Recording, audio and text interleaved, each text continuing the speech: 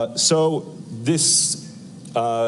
we'll have a number of panels that will take questions. We hope to do a better job than yesterday on taking your questions. For those in the audience, please line up behind the mics, or actually behind the, on the outside of the far side of the room. For those joining us online, you can do it on the website.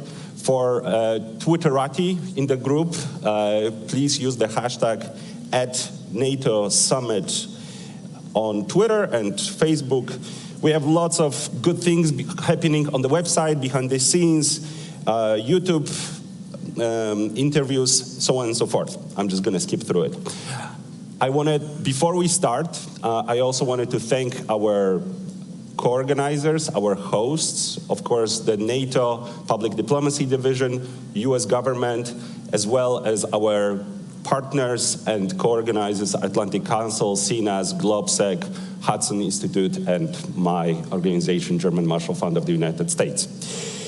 And with that, now let me turn to our scene-setting conversation run by Marie Doha-Besancenot, Assistant Secretary General for Public Diplomacy, conversation with Julie Smith, US Ambassador to NATO, a good old friend, and frankly, a former GMFer as well.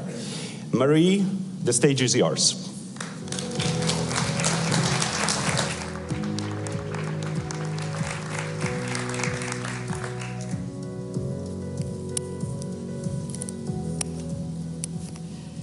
Good morning, dear guests, colleagues, and friends. I hope you have enjoyed last night's reception, and I would like to begin by thanking General Lavigne and his whole team at Allied Command Transformation for making this possible and offering a truly wonderful reception.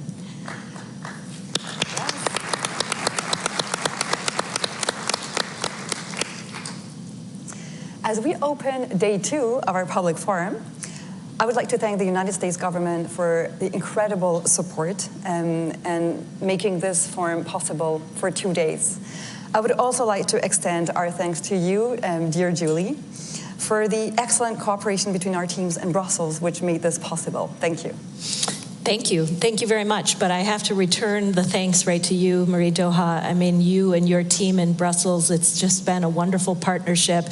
And forums like this are just so important to always have next to, almost attached to the summit itself, because everything that NATO does cannot be done in isolation. We need to hear from outside experts. We need to, first and foremost, celebrate the first 75 years of this alliance's history, but we also need everyone in this room to help us think about the next 75 years. Where should NATO go? What types of initiatives and policies should we look at? And help getting the message out about why NATO at 75 still matters and why we believe that it serves US interests and serves the interests of our allies. Thank you, and I have to confess, you've been one of the great inspirers of our outreach efforts this year, so thank you very much. We had a very great first day here at the forum, a full house throughout the day, with tremendous leaders who provided their reading of NATO's key priorities right now. What struck me personally is how strong their vision was, and how determined they were, and also how aligned they were, the profound convergence between all of their views. Is this also something that you felt, because you were in the Council for way longer than I was yesterday, is this also something that you felt yesterday? I did feel it in the Council yesterday. So we had a 3-hour, our first session. The North Atlantic Council met at the leaders level. And what was really interesting about that session was to, first and foremost, watch the unity around the table on maintaining our support for Ukraine, first and foremost, keeping an eye on Russia and fortifying ourselves to be prepared to deter, prevent, respond to a variety of hybrid attacks that the Russians are using on a regular basis, either just on the margins or in NATO territory. But above and beyond Ukraine and Russia, what was fascinating about that session yesterday was to hear multiple allies raise issues in their neighborhood. Obviously, those allies towards the south are focused on instability in that region. We had some of our Nordic friends talking about the Arctic and the North Atlantic. Obviously, it depends on where you sit, what your priority list looks like. But there were multiple times during the session yesterday where a Nordic ally would comment on the importance of focusing on the South, and a Southern ally would talk about the North Atlantic. And so, you know, you hear allies talking a lot about this 360-degree approach. Sometimes it might feel like a nice slogan, but it's not a slogan. It's actually the reality of how we operate across the alliance. Day in and day out, we are focused on, first and foremost, Russia's unprovoked war of aggression in Ukraine, but we are able to maintain focus 360 degrees around the alliance and tune in to the challenges that exist across the continent. I think this resonates very well with what we experienced yesterday. What struck me also was the geographical diversity and simply the broad ground that we cover because we are so many. So yesterday we heard from the Spanish Prime Minister about the importance of the southern neighborhoods. We heard from the Slovak Prime Minister who engaged us to be really firm with our eastern neighbors. And then we also heard from American voices, Senator Shaheen of New Hampshire, Senator Wicker of Mississippi.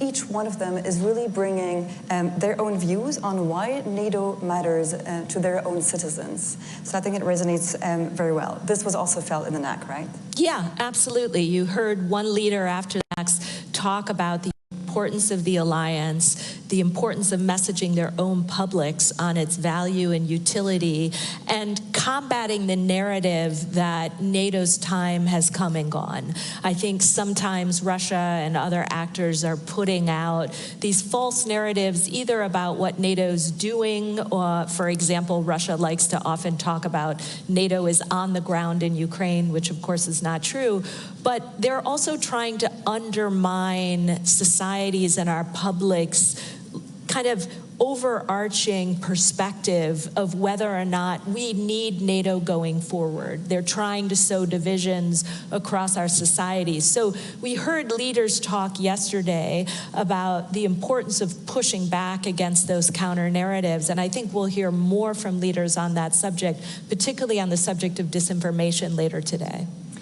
That is very dear to my heart. Thank you for mentioning this, and we will have a panel on hybrid this afternoon. So what's in store for us today? So maybe a few words about what we will have here on the public forum. We will be starting with Ukraine. We will continue with new threats and also new partnerships. So we will cover climate change, digital challenges, terrorism, hybrid, emerging tech, working with the industry, and resilience.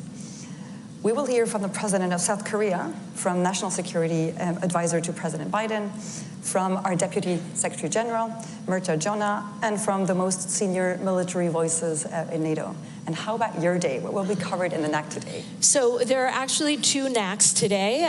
It's a doubleheader, and the first NAC will be focused on the Indo-Pacific, and we are excited for the third summit in a row to welcome the 4 Indo-Pacific partners of Australia, New Zealand, Japan, and South Korea. We'll also have the European Union join us for that session.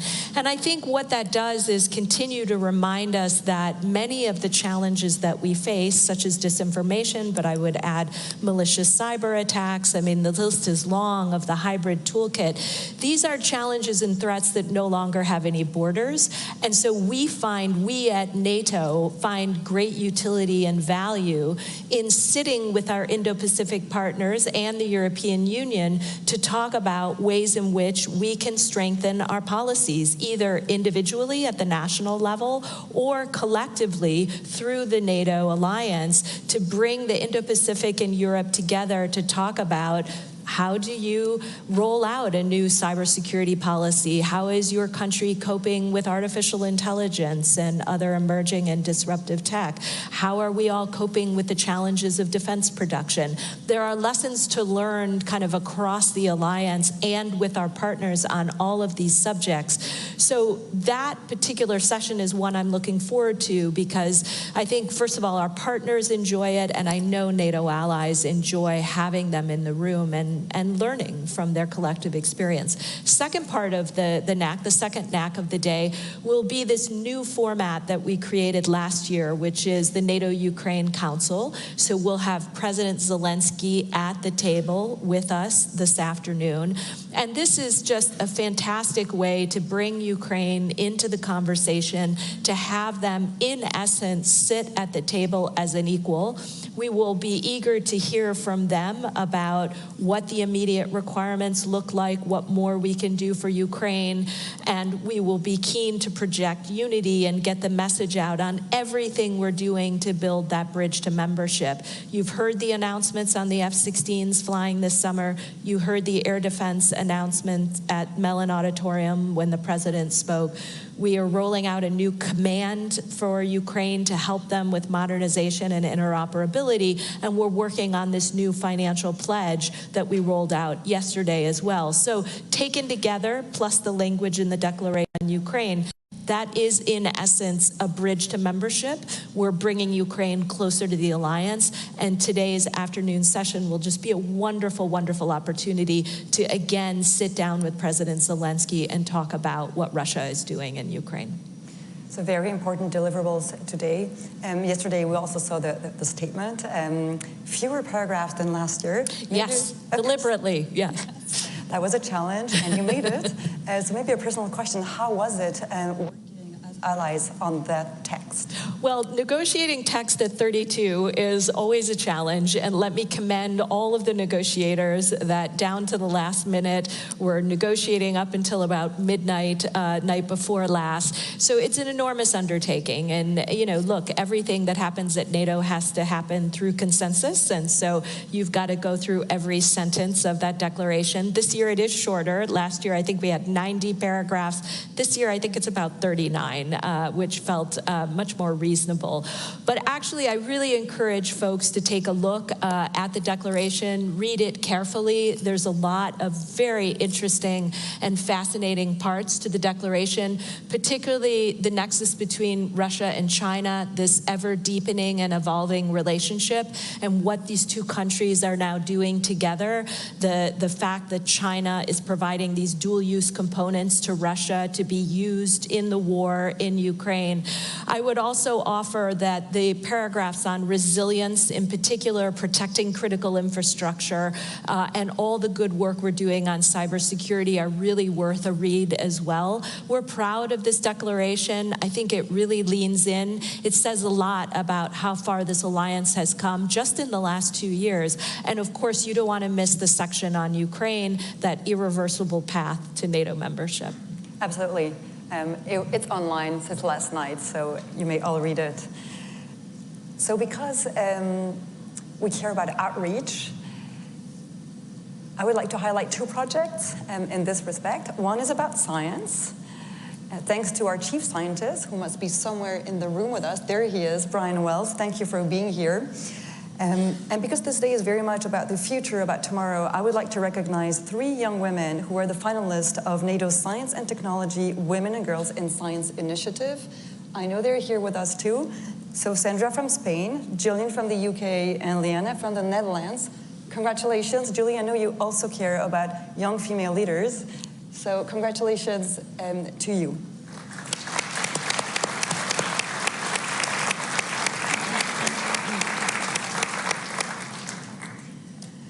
And finally, we believe in arts too. So there will be a physical legacy here in DC, as we did after the Vilnius summit, a big mural. There has been a competition that we have launched. Many artists have actually competed to share with us how they would design and draw peace, freedom, and security. So the artworks can be seen downstairs. Please check them out. And please vote for your favorite one today on the app. And with this, I know you have to head back to the NAC, but if you have a final word. Yes, no, but thanks to everybody who came out to the public forum. Again, many thanks to all of the think tanks that came together, working hand in glove with NATO PDD. This is going to be a great day. I wish I could stay all day, but I'll try to come in and out around the margins of the two NACs. But thanks to everybody for joining us so early this morning, and look forward to hearing how it goes today. Many, many thanks. Thank you. Have a great day. Thank you.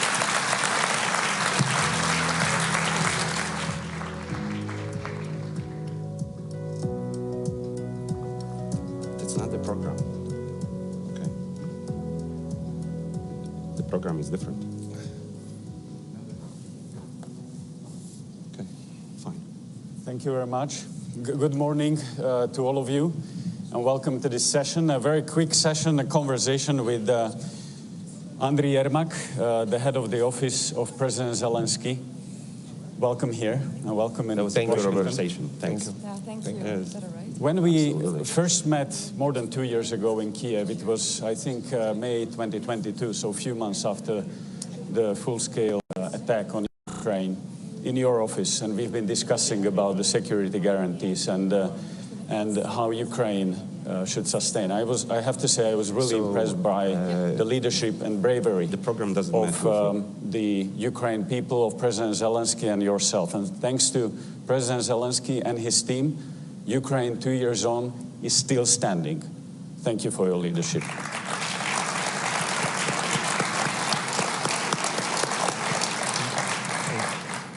Andriy, this is your second summit in person. You've been in Vilnius last year, you're here in Washington.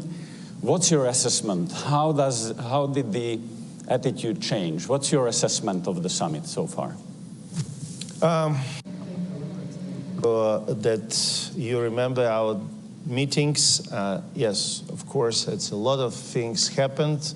Unfortunately, the terrible war, Russia against Ukraine, it's continue, and everybody, all the world, I'm sure, see the tragedy of the 2 days ago. Then the Russian rockets, it hit directly to the children's hospital. And this is the one more evidence that Russia, it's terrorist states, and continue this genocide against our people, against our nations. If you ask me, are I happy of the results? And I can answer that not just me. Ukrainians will be happy, then we win this war. And then we withdraw the last terrorist from Russia, from our lands. This will be real when I can say that we are happy. But I can say that we are satisfied for the results of the Washington summit, because the languages of the documents, it's really strong. We can see that the alliance made the real steps forward. I think that the next stop, it's Ukraine need to receive the invitation. And but it's good what now we can see the unity of the alliance for the irreversible path for the membership, full membership of Ukraine in the NATO.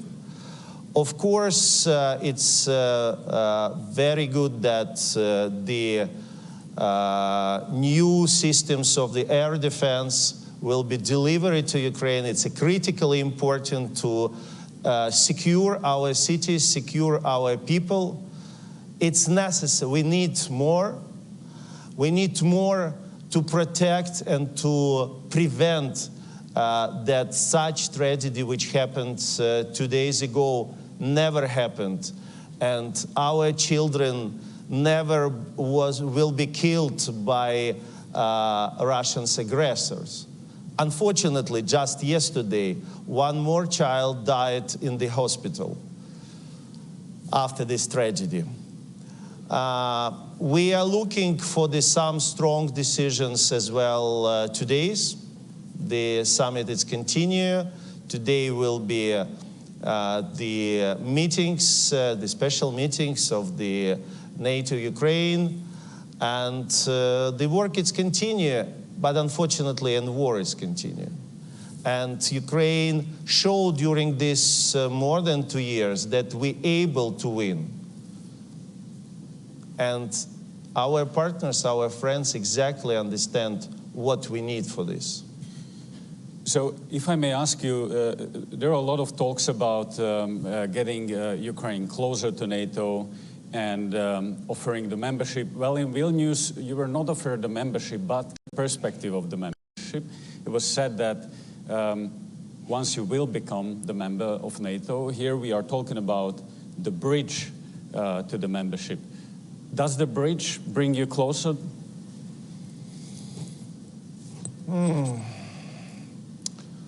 You know, Robert, when you living in the war, you have little bit different feelings. And we are looking for the, okay, it's a very good that we have so strong languages. It's a very good that NATO demonstrated strong unity. It's one of the very important things. But of course, it's for our people who is make the decisions. It's a very high support of the Ukrainian society of the future membership. And of course, it's as I said, is a step forward. It's a strong step forward, and the world is irreversible. It's demonstrated that it's not now the questions if, it's only questions when.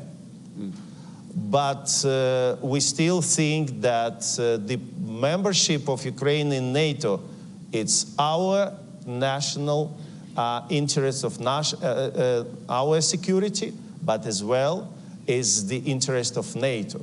Because Ukraine fighting is not just for Ukraine. Ukraine fighting for all Europe, Ukraine fighting for all free world. And I think this long period and heroic fightings of our people, it's demonstrated that with Ukraine, NATO will be more strong. Absolutely. I can't agree more, and I'm sure that there will be a time soon where you will train NATO troops about how to fight Russians. But when we talk about the period until you become the member of NATO and you have the highest guarantees of the NATO membership, the security guarantees, in the meantime, you have been leading the work of Yermak Rasmussen initiative on bilateral security guarantees, and you have signed a number of those. How can NATO countries and NATO as such help you in the meantime for the real security guarantees that you need? Yes, thank you very much. And practically 1 year ago, it was in the Vilnius was agreed historical Vilnius declarations of the security guarantees for Ukraine. And during this year, we have really very good results. We have a lot of very strong bilateral agreements. We have the agreements with all the G7 countries. And we will continue, and just yesterday, our president signed one more agreement with Luxembourg, and we will continue this work. And a lot of countries joined the Vilnius declarations, and thank you very much that you recall how it started. It really started from the documents of our group with Rasmussen, and from the Kyiv Security Compact. And during 1 year, once again, it's, I think, very good results. Of course, we always mentioned that these bilateral agreements, it's the security guarantee in the way of the membership of NATO. Because definitely the most strong security, it's a membership in NATO. But in the way, of course, we are working, and we very appreciated that we have these documents, and of course the circle of the countries who is committed to be with Ukraine, to help Ukraine to be prepared for the, not just to finish this war, but to be prepared for the any potential aggressions in the future. It's very important. And of course, and plus, it's help us to make a necessary step to be closer, because most of this country, it's members of NATO. And of course, I think it's logically works for the main goal, full membership. Andriy, the allies have announced a lot of pledges during these days. We've heard here on the stage ministers saying that F-16s, the first F-16s will arrive by summer this year, that you will receive very quickly new Patriots from US and anti-missile defense systems from European allies, that NATO has agreed that next year they will support Ukraine minimum with 40 billion US dollars, so the same level as this year, minimum. But my question is, this all helps you to sustain the country. But the question is, if you would wish one thing which would change the dynamics in the conflict, what would it be to change the dynamics and to help you to win this war? I'm sure that the partners have to take off any restrictions to use these weapons, not just by Ukrainian territory, but have the possibility to answer, including the territory of Russia. Because it's impossible to fight then enemies have any restrictions.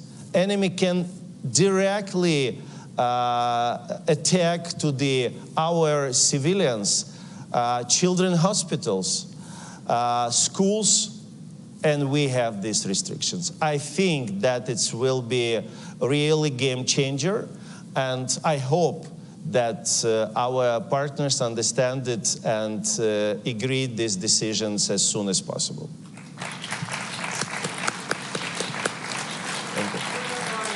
So there is a clear call to put down all the restrictions, because now the war is asymmetric. They are able to attack everything in Ukraine, but you are not able to protect yourself by preempting that. Andriy, we are running out of time, and I have plenty of questions, but let me ask you two questions now. June and July was very important for Ukraine, because you had the recovery conference, peace summit, you had the Normandy NATO summit, next week you have EPC in London. What's next? What's next in your strategy and in this international diplomacy? Robert, again, we are a little bit living in different understanding of reality, because we in the war. For us, it's not next something. We are 24 hours, 7 days, working, living, fighting, because we have war. Every day, our heroes in front line fightings. Every day, our people under attack of the Russian terrorists. Thank you that you have mentioned, yes, of course, the last couple of months, it was really, I think, successful for Ukraine, and the recovery conference, and then G7 with very strong decisions, bilateral agreement with United States, historical documents, and historical first inaugurated peace summit, in which we was able to have more than 100 countries and international organizations. And this is the first step. We don't stop to work to realize the peace formula of President Zelensky. We're looking just for the next weeks for the thematic conference, by each points of the formula. This is on the way of the preparation of the second summit, in which I hope we will be able to have the joint plan of responsible country in the world, how to stop this war, how to back just peace, which is very important. Ukraine needs just peace. How to settle all the crises which created this war. And I'm very optimistic that we will be able to do it. And for us, we're not stopping for any, just not day, just for minutes, because all of us, all Ukrainians, we living in the war. And this can stop when we win this war. Andriy, last question. There will be some very important elections in US and Europe. And there is a lot of conversation that if the elections how the elections in US can change the support to Ukraine. Are you in touch with Trump people? Are you talking to them? What's your assessment?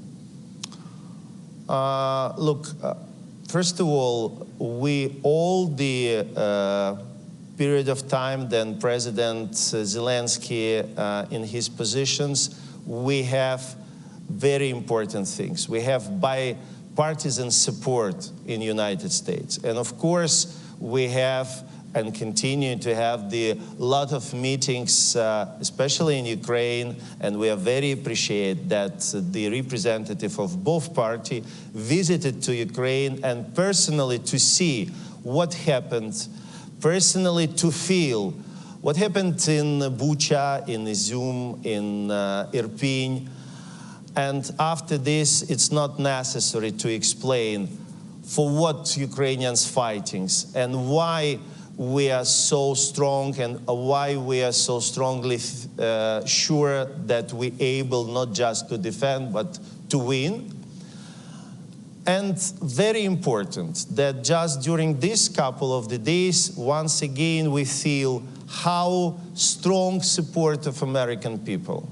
And we very much appreciate it because it's historical moment that our two nations very close and ordinary Americans very clearly understand for which values we are fighting. It's really very understandable here in the United States because we are fighting for democracy, we are fighting for freedom, we are fighting for our independence. It means that the election in the United States, it's choice of American people, and we very much respected it. But our goal to keep the support of American people, American society in high level, and to work with our friends, colleagues, and partners in the different levels. And I can say that we really have historical level of the cooperation between administration of President Biden, the presidents who is made for Ukraine. I can say that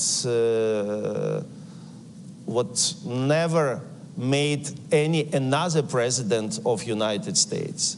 And Ukrainian people very much gratitude and of course it's cooperation between our military, it's cooperation between Congress and Parliament of Ukraine, and we will continue to this work. Election is the domestic case here, and Ukraine very respect any choice of American people.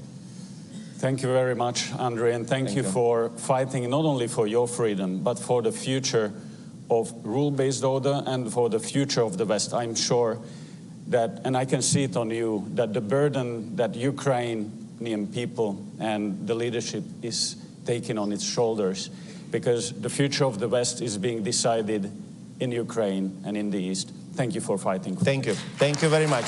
Thank you. Slava Ukraini. Slava Ukraini. Героям слава. Thank you. Glory to Ukraine. Glory to the heroes. Thank you very much. Thank you. Thank you. Thank you, Mr. Yermak. Thank you, Robert, for a fascinating conversation. So far, we talked a lot about Ukraine, so it was particularly important to hear directly from Ukraine, from Mr. Yermak. We heard very clearly what Ukraine needs. Among the key issues to go toward victory is ability to target Russia and not fight with hand behind their back. Now we're going to switch gears and we'll talk about NATO leadership on climate and energy security. The conversation will be led by Beth Senner, my colleague at the German Marshall Fund. Beth, the stage is yours.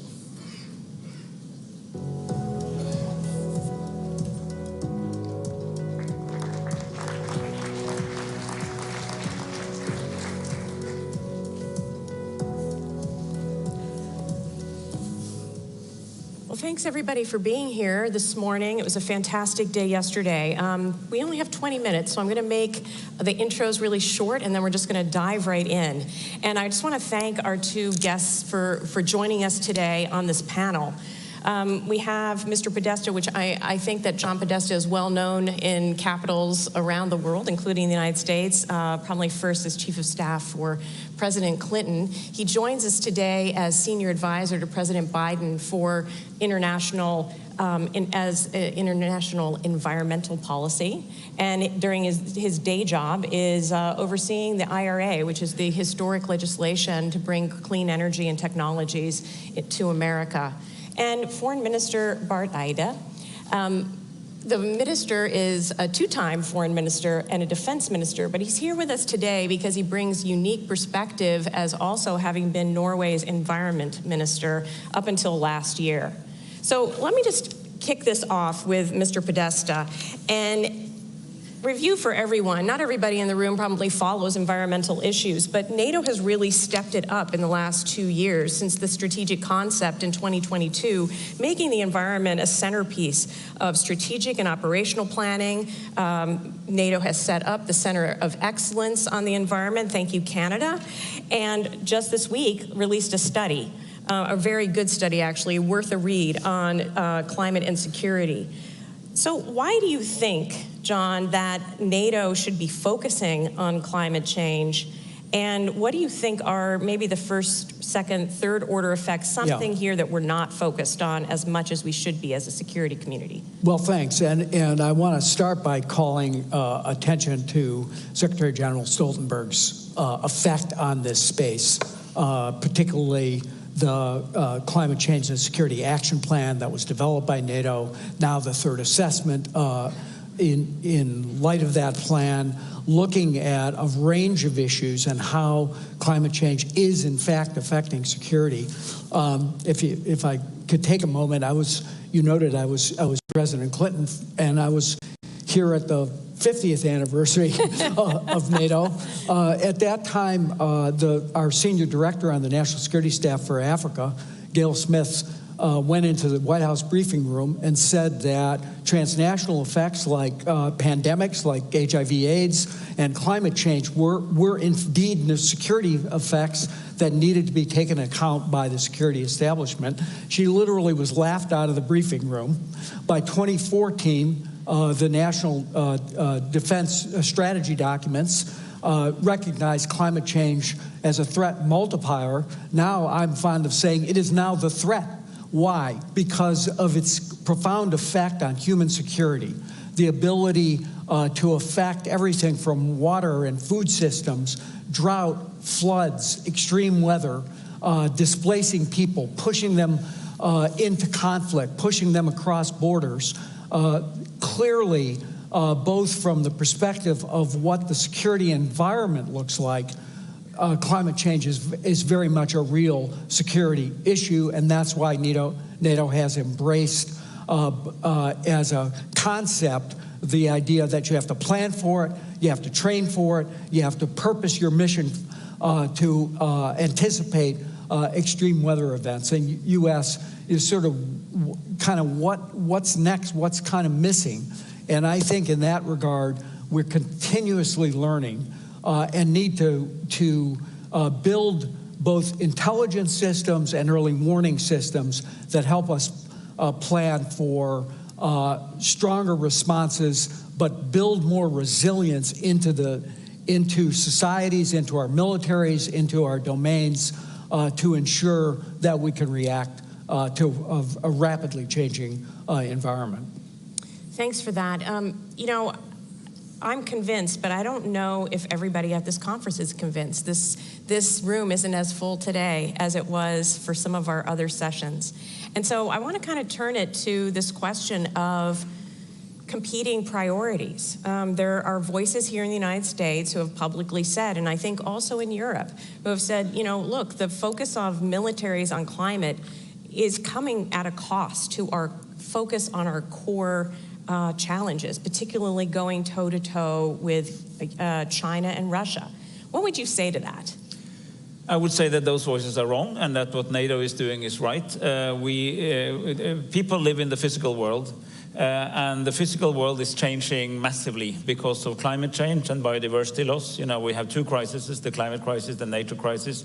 That undermines directly the ability to live in certain parts of the world. You know, it undermines the ability, as John said, to produce food, to have clean water. That can displace people. That will bring groups of people into more tension over increasingly scarce remaining resources. And we have many examples of how the peace dividend in post-conflict situation is also undermined by accelerating climate change. And the militaries of NATO and the intelligence services, for instance, in this country, the National Intelligence Estimate has for several years now said that the effects of climate change is one of the biggest security challenges in the long run, because it's on several levels. The first level is it changes the security landscape that we relate to as security policymakers or militaries or people trying to analyze the situation. But it also affects the ability to conduct military operations. So you know that naval bases are obviously located close to water. Now we have sea rise, and we also have much more frequent extreme weather, particularly affecting shores. There's already thinking about that you might have to move entire massive installations to other places. In my country, and I know it's true for, you can see it even in the war in Ukraine, that the period of the year where you can move heavy equipment, tanks and artillery, in my country, if it's sort of full winter, no problem, steady, good ground. If it is full summer, no problem. But these sort of muddy spring and autumns are getting much longer. So you have also these practical effects. And then, of course, you have the effect of the rest of the world gradually moving into new fuels and new technologies. Shouldn't the military also be part of that? Because who will produce the classical fuel that you need for your tanks if everything has been electrified elsewhere? So there is a lot of challenges on the security level. There are challenges to the military themselves, and there are opportunities for the military themselves in this. So I would say if NATO did not look into this, it would not be doing our job. Because, and I say that not only as a former climate minister, but also as a former defense minister, you always need to think about the current, but also the future. If you only focus on the current crisis, you may overlook the trends that will take us to the next crisis. Just as much as if you only look at the next crisis, you'll not be able to dealing with the current. So you need to do both, and that's why NATO officially launched a few days ago the center in Canada, which is a NATO Center of Excellence on the relationship between climate and security. It's already been running for some months, but it was officially launched at the great ceremony of the Canadian mission. It's placed in Montreal, which is also the home of the recent Kunming-Montreal Global Biodiversity Framework, by the way. And thanks for mentioning the National Intelligence Council. I oversaw the last two of those, and we have the new global trends will be coming out in the next couple months. Well done. So I'm going to switch gears and ask Mr. Podesta, in your role as overseeing the IRA, it is no news to you that some Europeans have chafed at this legislation and seen it as too protectionist, and that it was maybe a symbol. Maybe people on both sides of the Atlantic see both Europeans and the United States approaching climate issues in a way of competition rather than collaboration. What can you tell us practically, instead of just some of the talk, but practically, what are the things that we can do to really emphasize collaboration between allies to advance this goal? Well, I think, particularly when we're talking about our European allies, I think the biggest response to the Inflation Reduction Act and the other actions that President Biden, Vice President Harris took at the beginning of this administration, like rejoining Paris, was thank God. Thank God they're back in the game. They're actually made a commitment to reduce our emissions by 50%. They're making the investments that are necessary to do that. They're creating whole new industries. And I would say, and as I have said to others, and particularly our European colleagues, what we're doing here is also driving change, innovation, cost reductions. BCG estimates that the effect of the investments on Inflation Reduction Act, now $410 billion since the President came into office, in clean energy, will reduce particularly these newer technologies like green hydrogen and others by as much as 25%. That's good for the world. It's in a sense, it's a global public good. But we do that in the context of encouraging others to go along with us. If anything, we have to speed up this transition. We have to go faster. We have to go firmer into a zero carbon world, and we welcome our European partnership in doing that. That's why we're in discussions, for example, with Norway to do a memorandum of understanding on how we develop high standard critical mineral agreement between our two countries, doing the same thing with the EU, with the UK. We signed an agreement with Japan where we have free trade agreements with Australia, South Korea, that can take advantage of some of the provisions of the law. So I think we also have to recognize that we're in a dangerous security posture with respect to some of these clean technologies. Yeah. Very over-dependent on a single source of supply for critical minerals, for batteries, for upstream solar technologies, trying to control the entire supply chain in that space.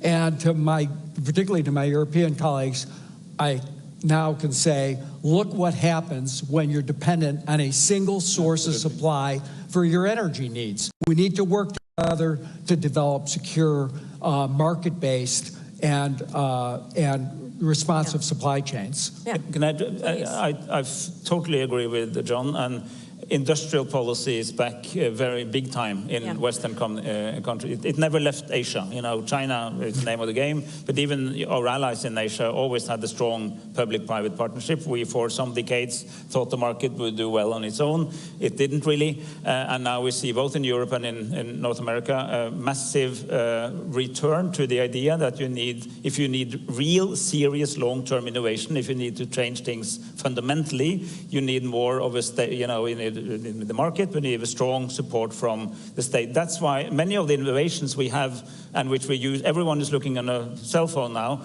are using the internet. The internet only exists because the United States government invested in DARPA, and the innovations that led to the internet is thanks to very solid state innovation. And there's so many examples of that. There are two drivers that make this particularly important right now, and they both begin with C. It's climate and China. And China is representing not only China, but the other non-democratic, non-Western countries. We need to be able to compete in the new technologies of the 21st century. We dominated many of those of the 20th, but the jury is out for the 21st century technologies.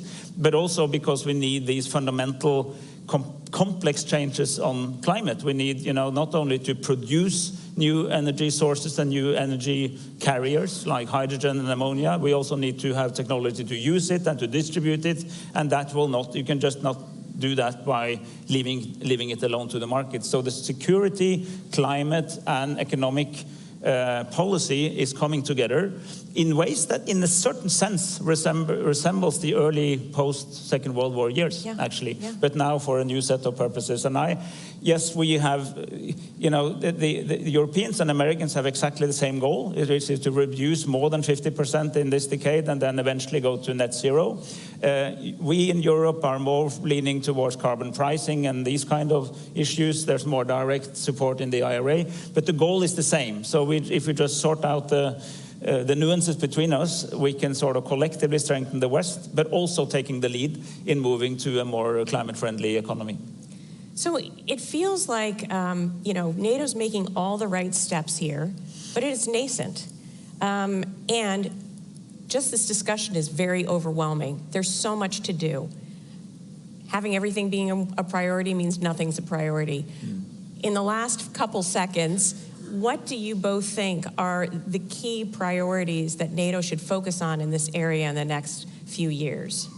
I'll start with you. Well, number one, we started, it's nascent, understand the depth of the influence of these trends on security landscape, both globally but also in specific context. Number two, find out what NATO itself can do to contribute to climate mitigation, sort of reducing impact of its own operations. I mean, here, for instance, new technologies like simulators means that you can learn more without spending, burning so much fuel as we're waiting for the new fuels. And thirdly, adapt to climate change for NATO's own operations, own missions. That, recognize that the world in 20, 30 years will look fundamentally different, the physical world, and we can start to predict what it will look like. So don't build stuff today that will be irrelevant in 20, 30 years, because all major military investments are supposed to be there for at least 30 years. Yeah. So make sure that you're adapted to the physical world that you will have in 30 years already now. John, last Yeah, I would say analysis, a threat assessment, planning, training, operating together in an environment that's rapidly changing, understanding those mission needs, using the transformation command to basically resource those. And then I would put a big emphasis on early warning, building the systems that will give people the ability, and both our own countries and countries across the globe, the ability to respond early enough that the most extensive damage can be mitigated at the front end, which is a lot cheaper than doing it after the fact. Thanks to both of you. I think we covered a lot of territory in 20 minutes, and thanks to the audience. Appreciate it.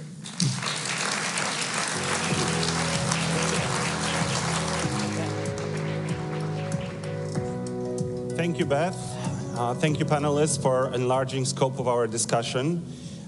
Climate is certainly impacting the way our militaries train, fight.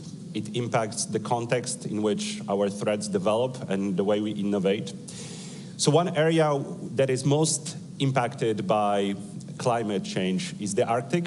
So I would now invite you to watch a short video with a view from the Arctic, featuring leaders of Finland, Northwest Territories in Canada, and North Slope of Alaska. Take a look.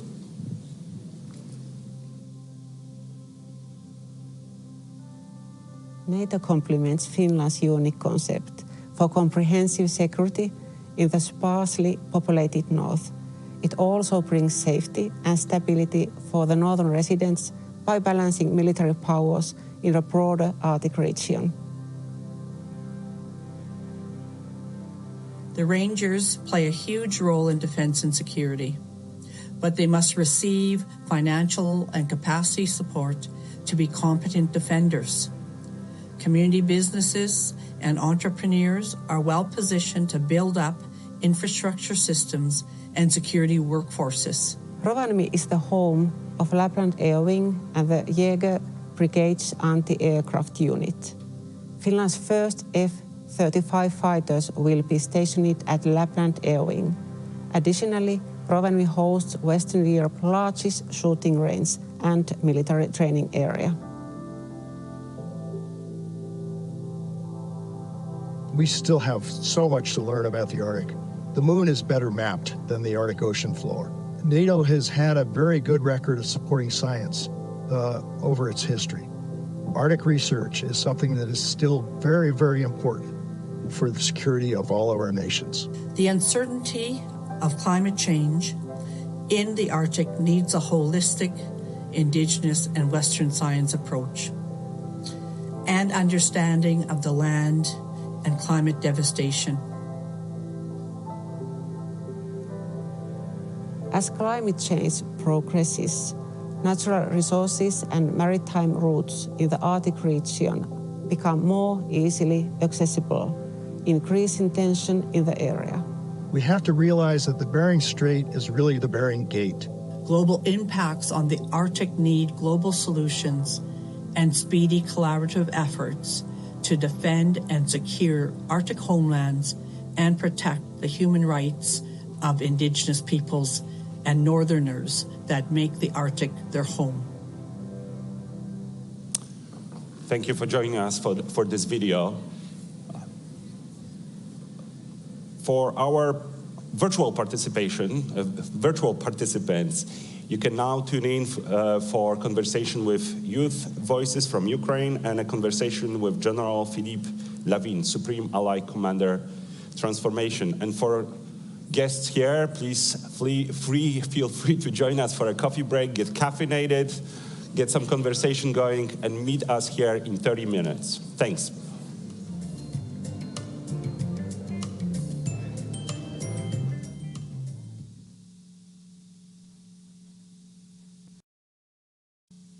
Good morning, everyone. My name is Jim Townsend, and I'm with the Center for a New American Security, or CNAS.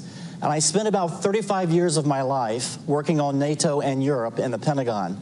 So it is a great pleasure for me personally to be here for the 75th anniversary of NATO, and a real personal feeling for me to be here with my good friend and the Supreme Allied Commander of Transformation, General Philippe Lavin. It's great to see you. Thank you so much for being here with us. Thank you very much to be here, and it's so important to have this 75th anniversary in Washington, where the treaty was signed.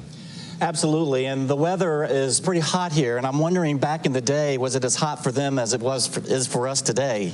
Oh, I don't know, but it's the same weather I've got in Norfolk, Virginia, where I'm living. So it's and I've got no jet lag. So I'm the local man of this summit. Well, that's a great position to be in. Yeah. And just based on what you said about being in Norfolk, you've been there for 3 years as the SAC-T, as the Supreme Allied Commander Transformation. And a lot of you probably know SAC-T, or ACT, Allied Command Transformation in Norfolk, is in charge of keeping the alliance looking forward and keeping the alliance in a state of transformation to make sure we don't get mired in the past, and that we're always alert for the threat coming in the future and how to handle it.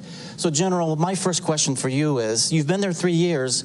What's your takeaway from that posting there in Norfolk? Besides eating fried food and Southern cuisine, what's your takeaway from your time as ACT? Yeah, thank you very much for this question, very important question. But back to what is ACT, what we are doing is, you know we love acronyms in NATO, it's Allied Command Transformation, but I pitch ACT with the A for anticipation. What is the new reality? What are the drivers of change for tomorrow? And of course, then we have to propose to the nations and to NATO how to keep the edge. Because the aim of transformation, the aim of all this is to keep the edge in order to protect our 1 billion people, in order to preserve peace and stability. So anticipation, and then concept to capabilities.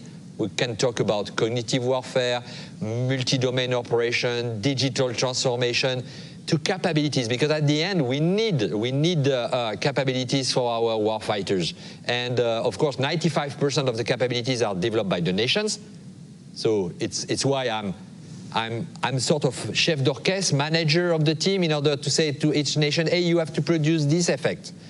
And so then they have to deliver the capabilities. I'm building 5% of the capabilities, which is the glue of it.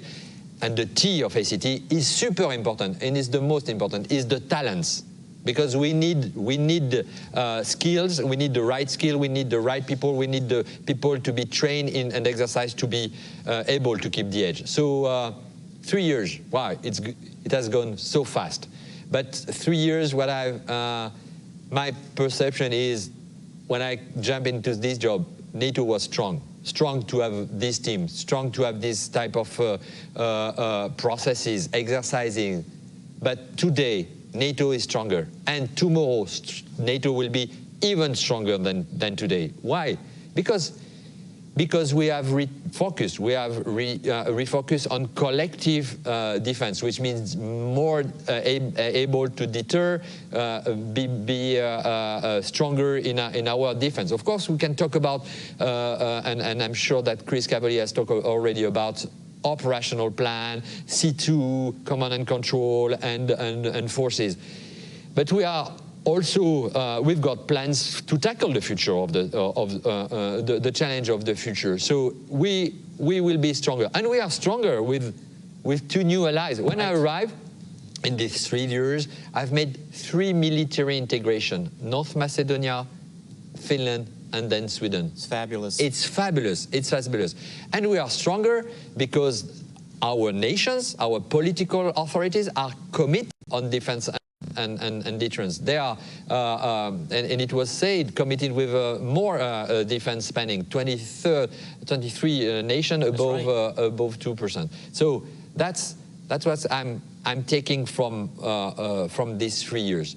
But the big thing is, it's good to have 75th anniversary, but we need to protect our future. We need to continue to keep the edge. And the new reality is, what I say, it's more faster everywhere, interconnected. So how to deter in this new world? How to keep the edge? We need to produce more, not only capabilities, but more training, more interoperability. And the way we are going to do that is through a multi-domain operation alliance enabled by this necessary digital transformation. Well, that's a lot. I think I have 1,000 questions, and I'm sure you all do out there in the audience as well. But let me ask you something about industry, because I know that's a very important part of what you do. It's something that a lot of people think about when they think about NATO, but it's become really important now for the U.S.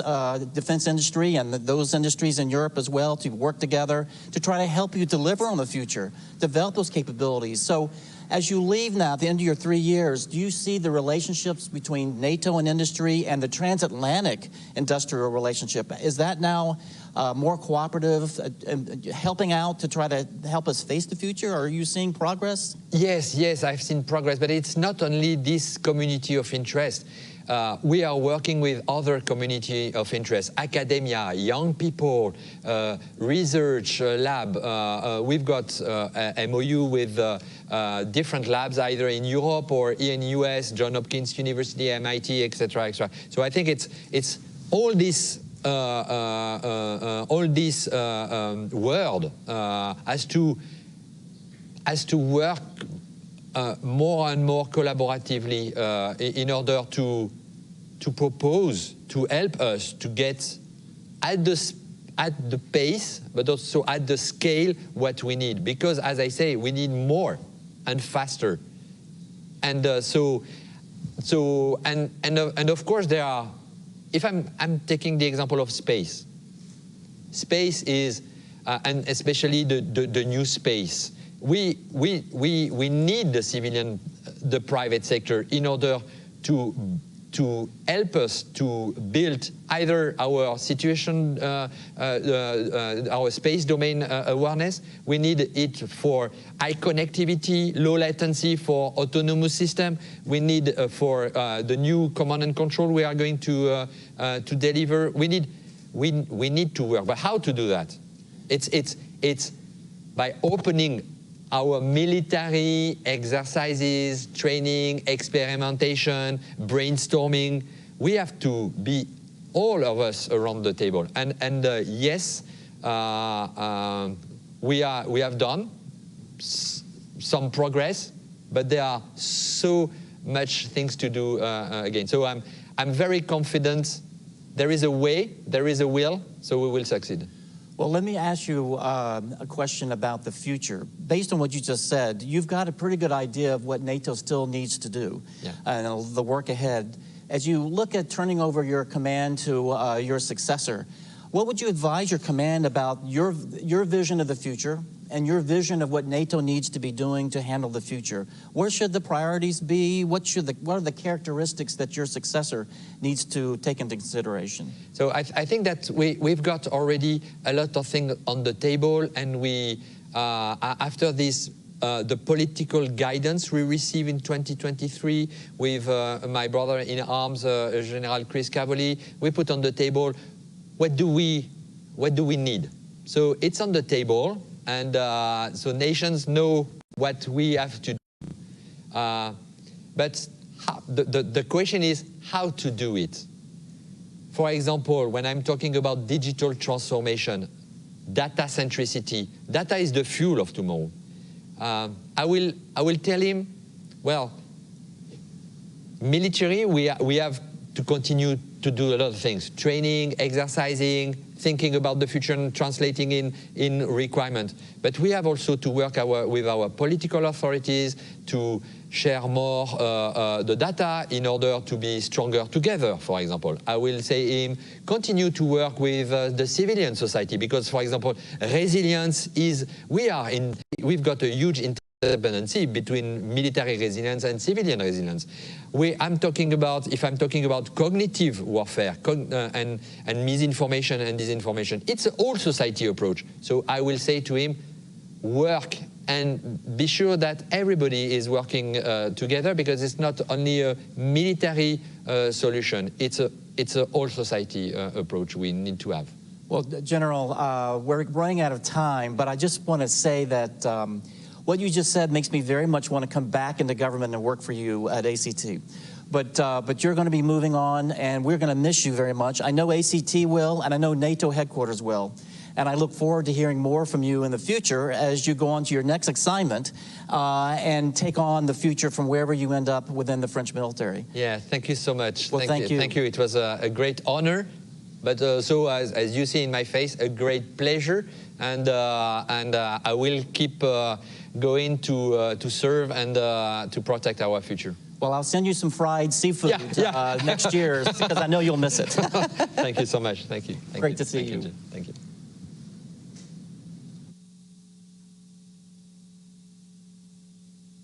Kept in brutal conditions for 2.5 years because they defended your family.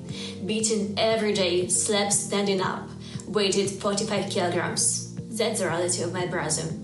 As a prisoner, as a war prisoner. To be heartbroken 4 times because Russians said that your son dead. To lose all your property 4 times because a missile hit your house. But to stay and continue to fight. That's the reality of my family. Everyone has their own reality in the world right now, everywhere, but fighting and staying true to ourselves. That's only what we have right now. Every day, millions of Ukrainians perform a heroic feat by defending Ukraine with arms in hands. Despite air raids and blackouts, we continue to work, study, and help others. Volunteer and raise funds for those who are on the battlefield and those who have been injured in the shelling, to protect our freedom and independence. It's a heroic feat of being brave, strong, and unbreakable. Today, each of you can perform the same feat, to save the lives of those who are saving yours in this very second. But there's only one way to save the life, one simple thing, to close the sky. The time has come for a common feat, for the common dreams to come true. It is time to make a final decision and not back down on it, because together we can change the course of history and ensure a future of peace and justice. Everyone, thank you very much for tuning in. I'm very excited for the discussion that will follow. We are the TV studio at the NATO Public Forum. My name is Max. I'm from Ukraine. I make educational videos online. Why don't you guys introduce yourselves to our audience? Yeah, sure. My name is Mariam Goblashvili. I'm a vice president of Youth Atlantic Treaty Association. Hi, my name is Josie Bloom. I'm the NATO research team lead at the Center for Warfare Analysis and Evaluation. Okay, amazing. Let's kick it off with the first question. Sure. It's going to be a hard one. How has the Russian invasion of Ukraine changed the lives of youth in Ukraine? Yeah, exactly. We are observing that it has happened. And actually, the Ukrainians, young Ukrainians, they should work and study in Ukraine, in a peaceful Ukraine, are facing this kind of war and try to survive. I can tell you a story. We as YATA have many chapters, like 40 chapters, and one of them are YATA Ukraine, or is YATA Ukraine. And after we got elected in 2022, we tried to contact YATA Ukraine.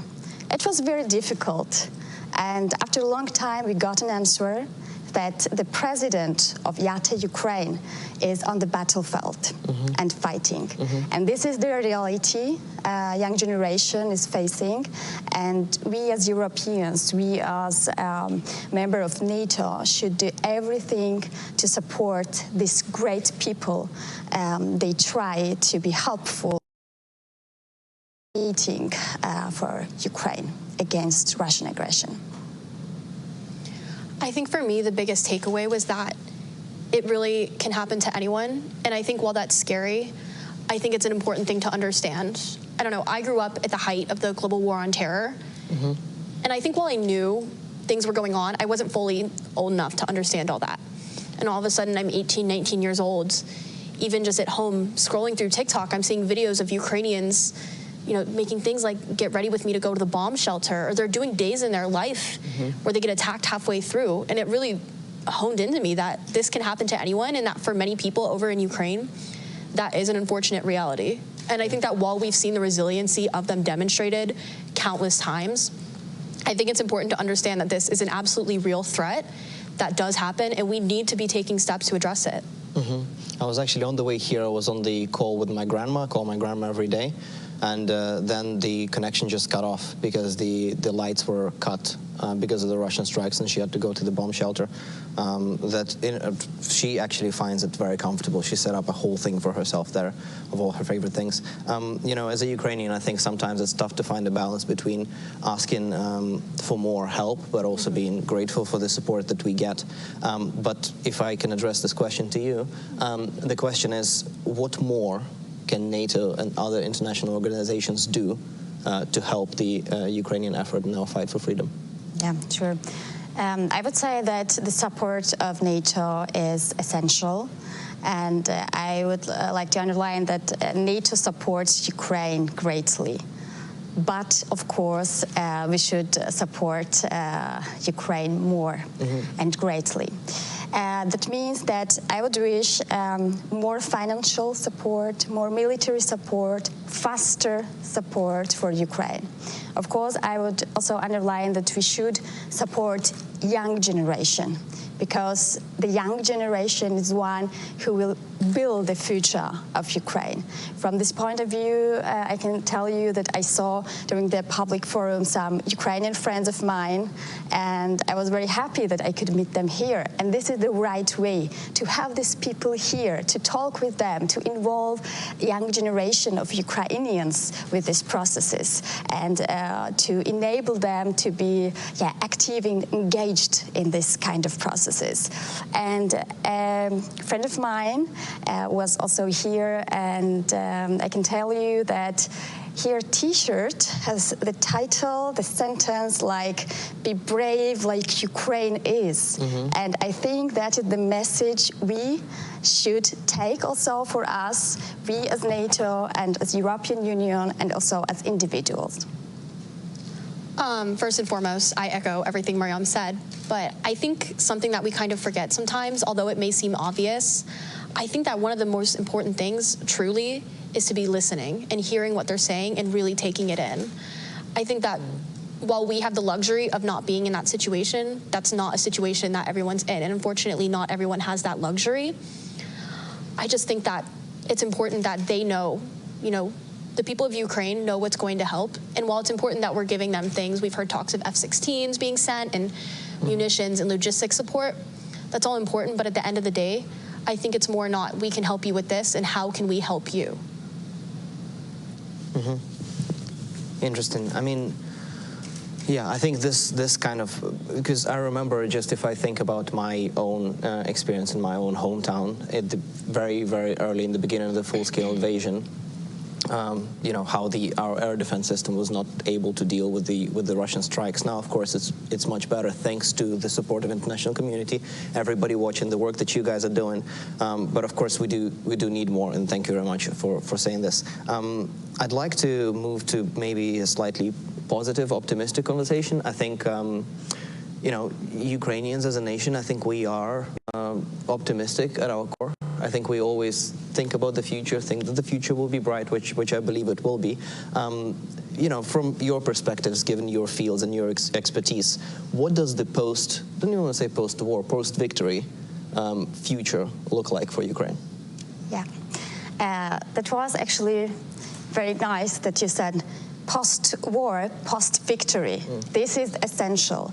So we should often mention this kind of words, not what will happen after the war, no, what will happen when Ukraine will win.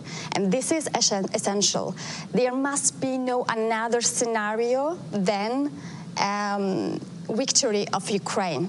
And this is essential for us, for young generation, for Europe, for freedom, liberty, and democracy of Europe and transatlantic, etc. Because Ukrainians are not fighting not only for their own country, but for all of us. So after Ukraine wins this war, I see the bright future of Ukraine.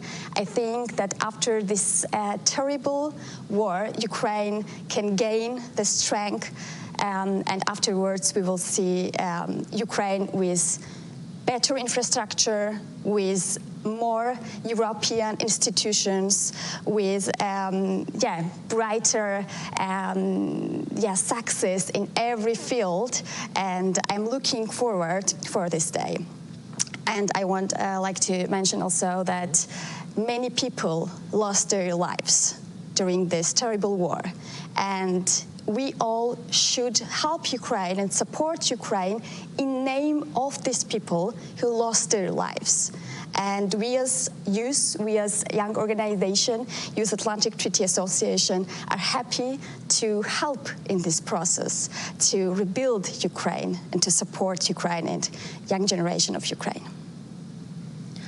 I think that post-victory, I see a Ukraine where the people don't have this looming threat of Russian aggression over their heads. And I think that without that looming threat, Ukraine can begin to work on meeting those benchmarks to join NATO. And joining NATO, as much as, you know, Ukraine needs NATO, we need Ukraine. I think it's important, Ukraine, we can help strengthen democracy and really help protect stability and political democracy within that region. And I think that's something that we often forget. I think it's super important to defend that. Yeah, I think, you know, you mentioned the sacrifices that people in Ukraine have made. You know, for the audience watching, I'm sure you guys are aware, there is, I don't know, a Ukrainian family that hasn't had a loss in the family or close to the family, including mine. And, you know, I think it's really great to see at this summit a lot of really positive, strong, bold support for Ukraine. But as you have mentioned, what we're looking for are also actions, but also not just today, on the day of the summit, but also most importantly on the other 364, right? 364 days in the year. I wonder maybe if we could finish with a slightly different question. So I'm from the south of Ukraine, the northern coast of Black Sea. I wonder if there is a part of Ukraine that you would like to visit post-victory. Yes, sure. That would be Odessa. Good choice. Yeah. Okay, great. I have a friend who just last week visited Kyiv, and it honestly looked amazing. I think seeing everything, even seeing it now with everything going on, it just seemed incredible. I think post-victory, I would love to visit it, not only for the history, but just to see, here's what a post-war Ukraine looks like, and here's what, you know, Ukraine should look like.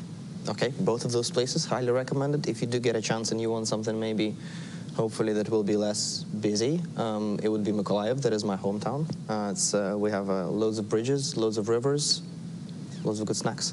I'm looking forward. Yes, I would like to maybe close, because we are at time. For the people watching, thank you very much for tuning in. Thank you very much for support, and your support means a lot to us in Ukraine and to the international community. And I, really appreciate the NATO Public Forum and everything that's happening here. And yes, I think for me, I've seen a lot of positive things, but I think to summarize what we've been saying here, we are looking for more bold action and bold steps by NATO and the international community. For also all the Ukrainians watching, дякую вам дуже, and Slava Ukraini. Slava Ukraini. Slava Ukraini.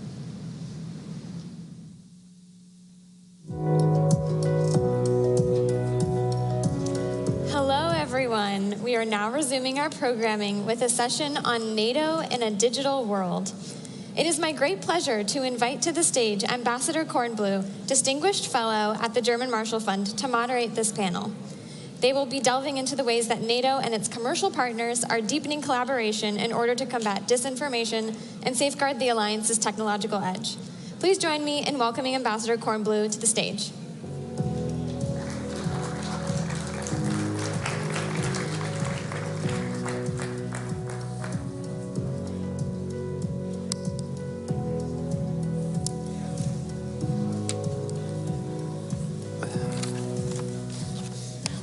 Welcome everyone to this panel on NATO in a digital world. We have the perfect panel to discuss this topic. Starting to my right, we have Karan Bacha, who's the Google Head of Public Policy and Government Relations, Robert Blair, Microsoft General Manager, National Security and Emerging Technology, and Ludwig de Camp, General Manager, NATO Communications and Information Agency. This topic is underscored by the fact that in the declaration yesterday, hybrid threats were mentioned. We know that NATO's adversaries are intent on using disinformation, cyber attacks, ransomware to not only supplement military activities, but to attempt to undermine our democratic societies as a whole. So we'll get into all of those topics. I wanted to start first, Karan, and ask you about the digital transformation of NATO, and then I'll ask our whole panel to start off and just give us some thoughts about that. What are your perspectives on that? Why do you feel that that's important at this time? Well, look, I think we're seeing digital transformation reshaping institutions, governments, companies around the world. So it stands to reason, I think, that NATO, both as an institution and in terms of member countries, is focused on it rightfully as well. I think four things really jump to mind in terms of why it's so important, Karen. I think the first is just simply the operational efficiencies that are being derived from digital transformation, from moving into a cloud operating environment, from the application of artificial intelligence to solutions. These are palpable gains in terms of efficiencies, in terms of cost savings, in terms of being able to provide better services. So I'd first of all point to operational efficiency. Secondly, very close to NATO's missions itself, digital transformation enables greater interoperability and enables sharing of information, of intelligence, of threat information. Look, third, closely related is cybersecurity. I mean, it's been a recurring theme over the last day, how critical that entire threat vector is, and digital transformation, what we see going on, is going to be absolutely key to addressing that. And then lastly, maybe most excitingly, optimistically, is the innovation that is being released by what we're seeing globally. The ecosystems of innovation that are happening, often in partnership with entities like NATO, that are creating these test beds of new technologies that are going to be really the differentiator, we think, for NATO and for the NATO member countries going forward. So altogether, we think there's a broad set of reasons, but I all counsel in favor of leaning into the digital transformation process that's underway.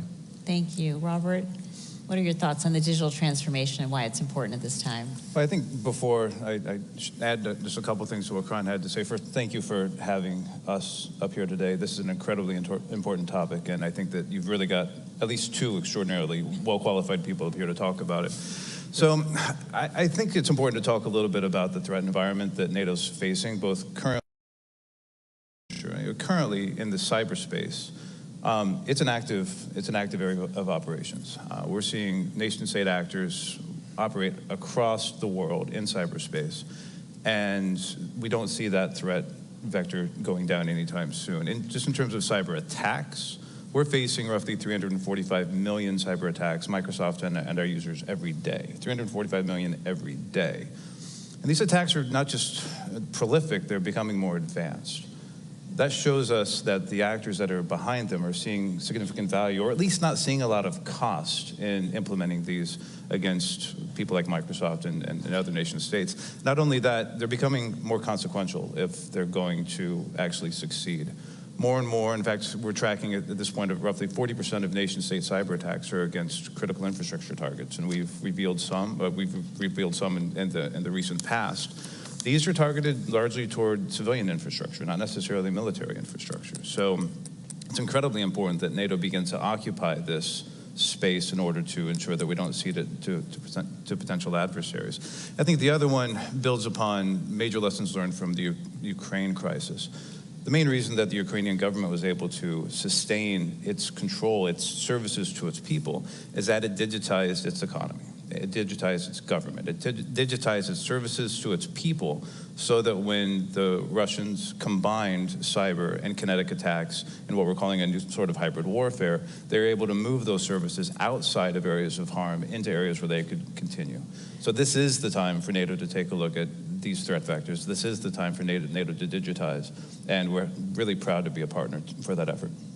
And Ludwig, you're living it every day, so tell us how it's going, but also why you think it's important to be doing this at this time. Thank you, Karen. I believe the composition of this panel is already part of the message, because digital transformation is very much about NATO partnering with industry and making concrete advances in digital transformation. But the centerpiece really is for NATO to be able to work across multi-domain and conduct multi-domain operations. What does that mean? Everybody's familiar with land, maritime, air. We added to that as domains of operation cyber, which is not just cybersecurity, it's the cyberspace domain, so the information domain, if you wish, and in addition to that also space. And so digital transformation is really an enabler. It's not just about technology, it's also the human dimension, it's also how we adapt as an organization. So that bottom line is these new technologies and emerging and disruptive technologies pose a lot of risk and challenges upon NATO, but they also offer a lot of opportunities. And so it would be a significant handicap if we just were focusing on dealing with the challenges of new technology and not reaping the benefits of that new technology. So that's why digital transformation is so important for NATO. Terrific. Let's get a little more specific. And maybe I'll start with Robert, because you bring up some of the cybersecurity challenges. Can you dig in a little bit deeper? As you said, Microsoft is often on the front lines, as is Google, of these attacks. Tell us a little bit about the specific challenges in terms of deterrence and attribution especially. I'm glad you're bringing up deterrence, because I've been having a lot of conversations along these lines in the last several weeks. We seem to be entering into a new narrative, a new time of policy formation between industry and governments around how to really wrestle with cyber deterrence. It's a really hard problem. And it starts with attribution. Historically, it's been difficult to always provide solid attribution for nation-state and non-nation-state actors. There still is tremendous challenge in that, but as their TTPs have changed, our ability to actually figure out who's doing what and from where have also evolved.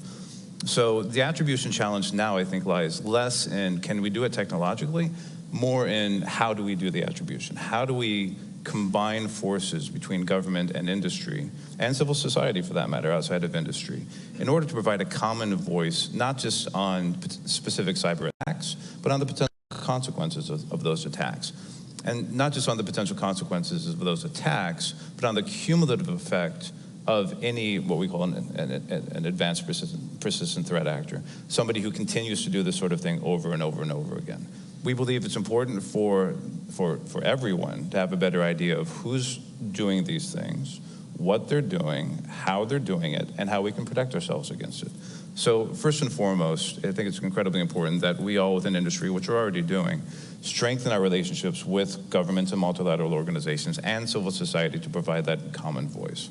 I think once that attribution challenge has been addressed, it's important for governments to begin to lean very hard into a conversation on red lines, the sorts of cyber attacks that cross those red lines, and then the consequences that need to come about. And those consequences need to be applied, and they need to be applied across all government actors. There are certain things that industry can't do. We are limited to defensive actions. And the quote that I said earlier, 345 million attacks a day, I mean, if you look at it, we talk about 5 nines, right? 5 nines as being the epitome of reliability in any critical system. So that's 1 in every 100,000 events. We can stop everything besides 1 in 100,000 events. If there's 345 million attacks, that's still 3,450, if I did my math right, 3,450 attacks that make it through every day. That is an unacceptable level of penetration. And we think it's much lower than that based upon our stats. But still, as the number of attacks go up, it's important that we move away from an attempted deterrence by denial, which is where we are today, to deterrence by consequences. And that's something that only governments and multilateral organizations can step into and achieve in cooperation with industry and civil society.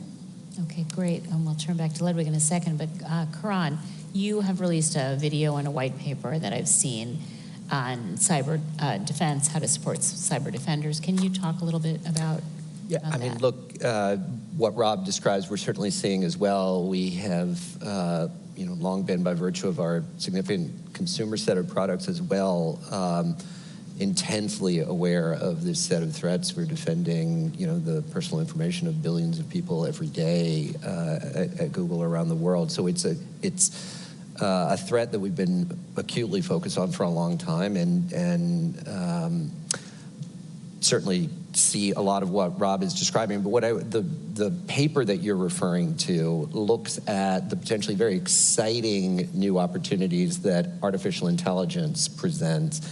And it certainly can be AI. I think we've discussed previously in forums like these, presents threats, but it can also be an incredible enabler for the defender in this scenario, and really for a number of reasons. I think the first is in detecting, identifying the threat, the challenges that is faced through the sheer volume of information that people on the front lines are forced to deal with is a task that AI is perfectly made for. And we are already seeing, as Google's deploying its technology, that being one of the biggest advantages that AI presents. So taking that massive volume of data and turning it into really actionable insights for the defender. I think the second thing, not just in the threat detection category, but in the response category, AI has got this extraordinary capability of helping people writing code, doing it better, doing it more securely, doing it faster. And that has allowed the systems to become more robust in a way that's really a bit of a game changer. And then lastly, it's simply a question of the time savings, the focus that AI allows, the alleviation of repetitive, tedious tasks to allow for the defender to really be at the forefront of, strategically acting against what the biggest challenges are. And so the combination of those things are one of the reasons why at Google we've been, investing in AI for cybersecurity in a way that we think is going to be, in partnership with entities like NATO, a game changer. Terrific. Ludwig, I want to also put on the table disinformation, because I know that's part of, as you've said, part of cyberspace and the challenges of cyberspace. In the U.S., just in the last days, the Department of Justice deterred or dismantled a bot network that Russia was using, powered by AI, to try to sow discord forward in the U.S. So this challenge of disinformation is not going away, and China, Iran, others are learning all too quickly how to sow discord in our democratic societies. How does NATO think about this topic, and tell us what you're doing about it? Yeah, okay. AI was mentioned, and of course it poses threats, as was mentioned, also in terms of coding and cybersecurity and so on. But we also want to see how it can help us with our situational awareness in cyberspace, and that includes misinformation, disinformation campaigns. And so NATO has adopted a strategy with regard to AI. First, as part of that strategy, and we're working very closely together with industry on this, is responsible use of AI. So we have agreed on a number of principles for responsible use. But also we said we want to do AI in a step-by-step approach on concrete use cases. And one use case is exactly that, Karen, is created an analytical tool with industry so that we have a better insight into information domain, public media, and so on, social media, and so on. And also we can identify misinformation and disinformation campaigns, that then we pass on that information to our colleagues from public diplomacy so that they can take counteraction. And that is an AI-enabled platform that we have developed together with industry that provides that level of insight. That's just one example. We have several other examples where NATO is step-by-step implementing in real terms through these use cases, AI. Give us one more use case. Well, we have a... I just think it's important for people to really understand what's happening every day. Yeah. Well, part of the challenge is also because AI is very much a learning environment that learns from data, widespread and data available.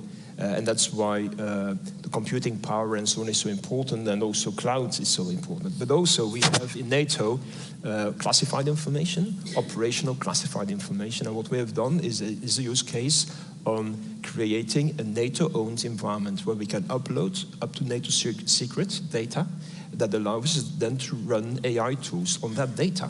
And there's a broad application of that. For instance, better understanding the situation in Ukraine is one case in point where we are sitting together with military commanders. You can do trend analysis, you can visualize what's happening. That's another use case that I thought is quite interesting. So, as you said, one of the things that's unique about this space is that it is, unlike traditional military endeavors, it's not run by governments. The private sector is where all of this defense and offense is located. So maybe you could, not all of it, obviously, but a great deal of it. So maybe we can start with the private sector with Karan, and then Robert. Talk to us a little bit about some of the obstacles to government and the private sector working together, and what kinds of things can be done to overcome those challenges. How should the private sector and governments, and especially NATO, be working more closely together? I mean, a couple of thoughts, Karen, and you're exactly right. I mean, look, the days of 40, 50 years ago where much of the innovation resided in government or is not the world we live in anymore. This is an imperative that there be good coordination and collaboration between the public and private sectors. I mean, a couple of thoughts. One is cloud. The reality is that much of the innovation, particularly the AI-related innovation that we're talking about, needs to happen in a cloud environment. It's just simply implausible that it would happen in a sort of on-prem... Say one more sentence about that for those who don't understand why. I mean, historically, many entities, private sector companies have run their own computer systems. And the belief in the past had been that that is safer or more economical. We know today now that it is none of the above. It is, moving into a cloud with the redundancy, the resiliency, and the efficiencies and the security that it provides is better. But it is also core to enabling the AI applications to be to be designed and run. So I do think that as we're seeing part of this digital transformation, our government's moving in that journey to being a cloud hosted sort of organizations. And look, from Google's perspective, we're excited by that. We're a cloud native company. We, basically all of our services from the inception have been in the cloud, and we think that set of skills is something that would enable us to be able to serve NATO members, NATO institutions, and others. But it is going to require companies coming to the table with governments and getting that confidence and making that step forward. So I'd say cloud is a big area. The other area that I'd flag that I think there does need to be good collaboration, coordination, is regulation. I mean, a lot of the entities that you're talking about here are private sector companies that may or may not be familiar with working in a governmental environment. We want to see those companies succeed. We want to see those companies grow. We want to see the ecosystem get built. That's going to require thinking about sort of the broader regulatory and policy environment in which those companies are coming up. Is there the right set of policies around a whole host of things? How data is dealt with, privacy, a tax law, I mean, you name it, and there needs to be thought provided, which is not a traditional space, I think, that the national security community necessarily goes to. But when you start thinking about the private sector as really being a new form of partner, and particularly, look, it's one thing for the big companies, the Microsofts, the Googles, we've got plenty of lawyers that can sort of work our way through these things. But some of the more innovative solutions are going to be found by smaller companies that are going to be determined by, well, does the regulation allow us to start innovating in this space or not? So I think that's another area that, look, at the end of the day, it's going to come down to discussion and dialogue and having public and private sector work more closely together. But those are two areas that I'd flag. And Robert, are you finding challenges that you can identify between private sector and the public sector working together, and what opportunities do you see for knitting those two together to just address these grave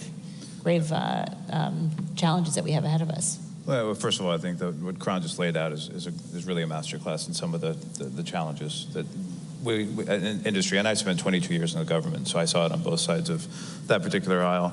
I think taking a second to look at the cloud conversation is very important. Sitting down and realizing there are multiple ways to get services through the cloud to the cloud for both classified and unclassified data. And to the extent that governments, especially the militaries, are more comfortable moving some of those workloads, keeping them on classified cloud, on commercial cloud, rather than hiving them off onto an on-premises solution, that allows them to get access to the best innovation. Industry innovates on the cloud. That's where we are. We put our best, because of the way AI works and the data training process works, the best AI models will always be native to the cloud. The best cybersecurity will always be on the cloud. When quantum becomes available, it will be mostly available through the cloud. I am a little worried that within NATO, there's been a bifurcation of investment across different NATO countries, and there are some countries that risk being left behind from this innovation cybersecurity revolution, and that needs to be taken a look at holistically, and that's something that we are more than happy to have a conversation with NATO about and with the partner states. But once you get past those larger macro issues, sometimes it's just a matter of trust. And the best way that we've found to get through some of these trust issues is to put everybody into the same room, give them a common mission, and then have them work through it. And I think the NATO Integrated Cyber Center is really a fantastic example of how that can and will work well. One of the things that we're doing with the US government is helping them set up sandboxes for AI. Folks, my family included, still have a lot of trepidation. I understand why around AI and its application, especially in the national security space. So one of the best things we can do is sit down in a safe environment, learn about the needs from the military, put our best engineers toward it, and then play with those ideas in a secure environment where nothing's going to get hurt. That builds up trust in the defense side of that house, that builds up trust in the industrial side of the house, and we begin to think through longer-term investment processes that incorporate both your need for longer-term planning and our need to make sure that we take care of our shareholders. Ludwig, you tell your side of the story. Where do you see obstacles with working with the private sector, and what do you think are the opportunities for both sides improving to do more innovation together, more defense together? Yeah, perhaps highlighting one point. A few weeks before the wholesale invasion by Russia of Ukraine, so that was in January 22, I signed a memorandum of agreement with Ukraine on technical cooperation between the agency that I lead and Ukraine. And initially the focus was very much helping Ukraine in terms of interoperability, what does it mean, and so on. But this has really been a two-way street, because we learn a lot of how Ukraine collaborates with industry, and clouds is one example, clear example of that. So, and when it comes to collaboration with industry, clearly there is always the contractual part of it, but we need to look really at how we can build longer-term partnerships, in the sense that we need to make sure that the contracts and the partnerships are also fit for Article 5, fit for collective defense. And I believe that is easier said than done, and that's more than just... Can you unpack that a little bit? Tell us about yeah, what that would mean and why it's difficult. What it means in concrete terms is actually in the digital space, we have gone extremely far in our reliance on industry for providing cloud-based solutions, for providing software, for helping us with cybersecurity. As we speak, my team is now defending the NATO networks. They don't do it alone, they do it together with industry. But that creates a dependency, a critical dependency that we need to solidify across the full spectrum of threats, including collective defense. And so there's no way back, and I think it's a good thing, that dependency, but it needs to be managed. And because there's a lot of innovation that comes from industry, a lot of capacity that comes from industry. For instance, just in this cybersecurity space, I'm aware of the number of people you have on a day-by-day basis monitoring the cyber threat landscape. NATO, as an intergovernmental organization, would never be able to do that. Have so many, that big capacity permanently monitored. So we want to reap the benefits from it, but we also want to make sure that in times of crisis and war, you will still be there to support us. And that, I believe, requires a new set of contracts, but also a new set of partnerships longer term with industry. Okay, that's terrific. This is such a short panel and there's so much to say, but we only have 3 minutes left. So what I'd like to ask you is, there is a discussion of hybrid threats in the declaration that came out yesterday. I'd like you to think going forward a year from now at the next summit. What would you like to see as an agreement among the countries of NATO, but also with industry partners a year hence? And should I start with you? Why don't I start with you, Ludwig, and we can finish up with Kron. Well, we started with digital transformation, and we have identified a number of beacon projects that will enable digital transformation, and one of them is cloud adoption at scale. And that is really what we're working on together with industry to reap the benefits from cloud computing across the full scope of the information domain that NATO is covering. So that is going to be definitely a main line of effort that we will take forward, and hopefully we'll be able to report some good progress on that. NATO wasn't among the first adopters of cloud computing, but now we are accelerating it, and we also are learning from perhaps the mistakes that others have made and not make those same mistakes. So, but that is definitely something on which I believe we will move forward, again with the help of nations, because a lot of nations have gone through that experience already, and they can inform us about the do's and don'ts. So, yeah. So, Robert, it sounds like NATO is taking your advice on the cloud. Same question, but I guess I didn't put enough urgency behind it. I mean, there's a lot happening. So a year from now does not mean, we're all going to be sitting around thinking big thoughts, and then a year from now we'll come out with a new statement. Russia's very busy in Europe. China's out there. What would you like to see NATO urgently work on over the next year, so that a year hence we're in a different spot? I'm going to have to repeat myself a little bit. I think cyber deterrence is urgent. It's an immediate threat. There are many much smarter than I who are looking at what's going on in cyberspace as really phase zero activity, so pre-kinetic activities. Whether those triggers are actually pulled tomorrow or in several years is somewhat irrelevant. If we, as a group of industry and nations, don't take steps to secure cyberspace now, we could find ourselves in a very bad place in a very bad day. So that common pact on cybersecurity, both on attribution and on cyber deterrence. Great. Karan, why don't you bring us home? You know, I'd certainly +1 to what both Ludwig and Rob said, but in the goal of trying to say something different, let me throw out two other things that I'd put as challenges. One is to work, and this may not be a 6-month or 1-year thing, but the reality is that human resources and skilling is a significant challenge to all of the economies here being effective, and also there is a political dynamic to this. You know, as the technology changes people's lives, if people are not part of that equation, they are going to feel more and more alienated from it and from the institutions that are adopting it. So I think one challenge is to think about how do we collectively, public and private sector, work on that. It's a space that Google's been working intensively on with a number of governments, including Ukraine, on trying to raise the skilling level of people, particularly in areas like cybersecurity, where there's a huge need.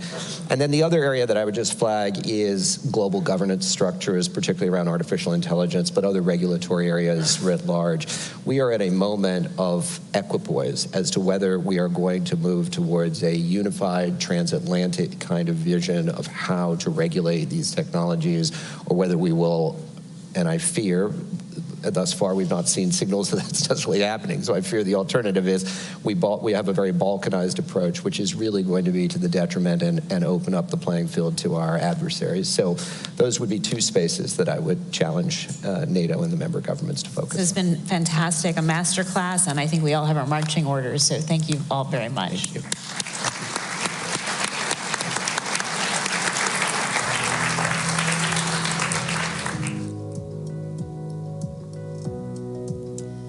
Ambassador, thank you for facilitating an interesting discussion, and panelists, thank you for bringing in both the private sector perspective and NATO's.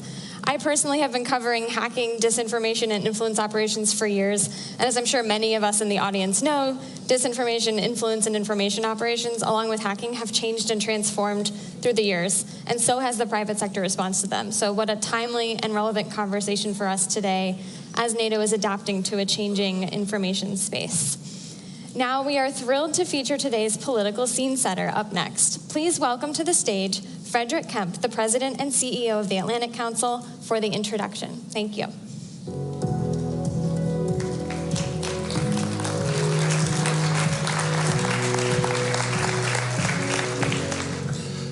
Good morning, everybody in the room. Good afternoon in Europe and all around the world joining us virtually.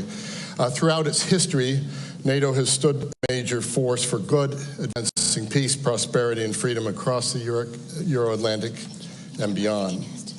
U.S. leadership has always been a central pillar in strengthening NATO's collective defense, maintaining stability and security, and promoting peace since the alliance's inception in 1949. What we've learned the last 2 days, and what we all know, is that the alliance faces new challenges, and we face a host of new challenges to the global order, maybe the biggest threat to the global system since the 1930s. President Biden has called this an inflection point. The Atlantic Council has been using that language for some years, seeing it as the fourth inflection point, the period after World War I, period after World War II, period after the Cold War, and the fourth now will be the period after Ukraine prevails in its war, in Putin's war of aggression against Ukraine. What all those inflection points have in common is they've been shaped by U.S. leadership alongside partners and allies in a less favorable way at the end of World War I, more favorable way at the end of World War II, and this is history in motion. The post-Cold War world is over, and we're entering a new era that our next speaker, National Security Advisor Jake Sullivan, has defined as an era of strategic competition in an age of interdependence. Navigating this new era will again require U.S. leadership, principled U.S. leadership alongside partners and allies. It's in that spirit that it's my distinct honor to introduce a U.S. strategic thinker and actor whose insights and vision are crucial as we navigate the complex challenges of this century.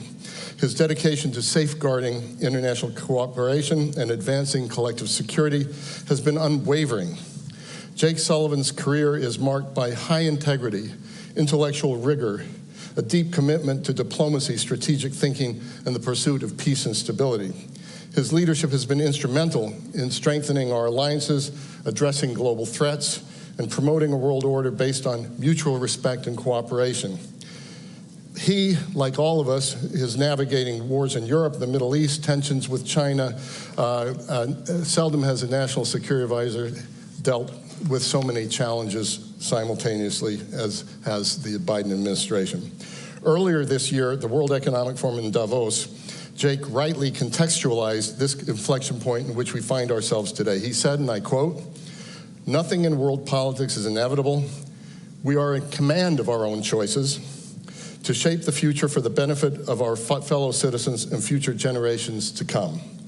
And that's why we're here today. That's why we're here all week, to make the right choices that shape that future. So with that, ladies and gentlemen, please join me in welcoming the 28th Assistant to the President for National Security Affairs, Jake Sullivan.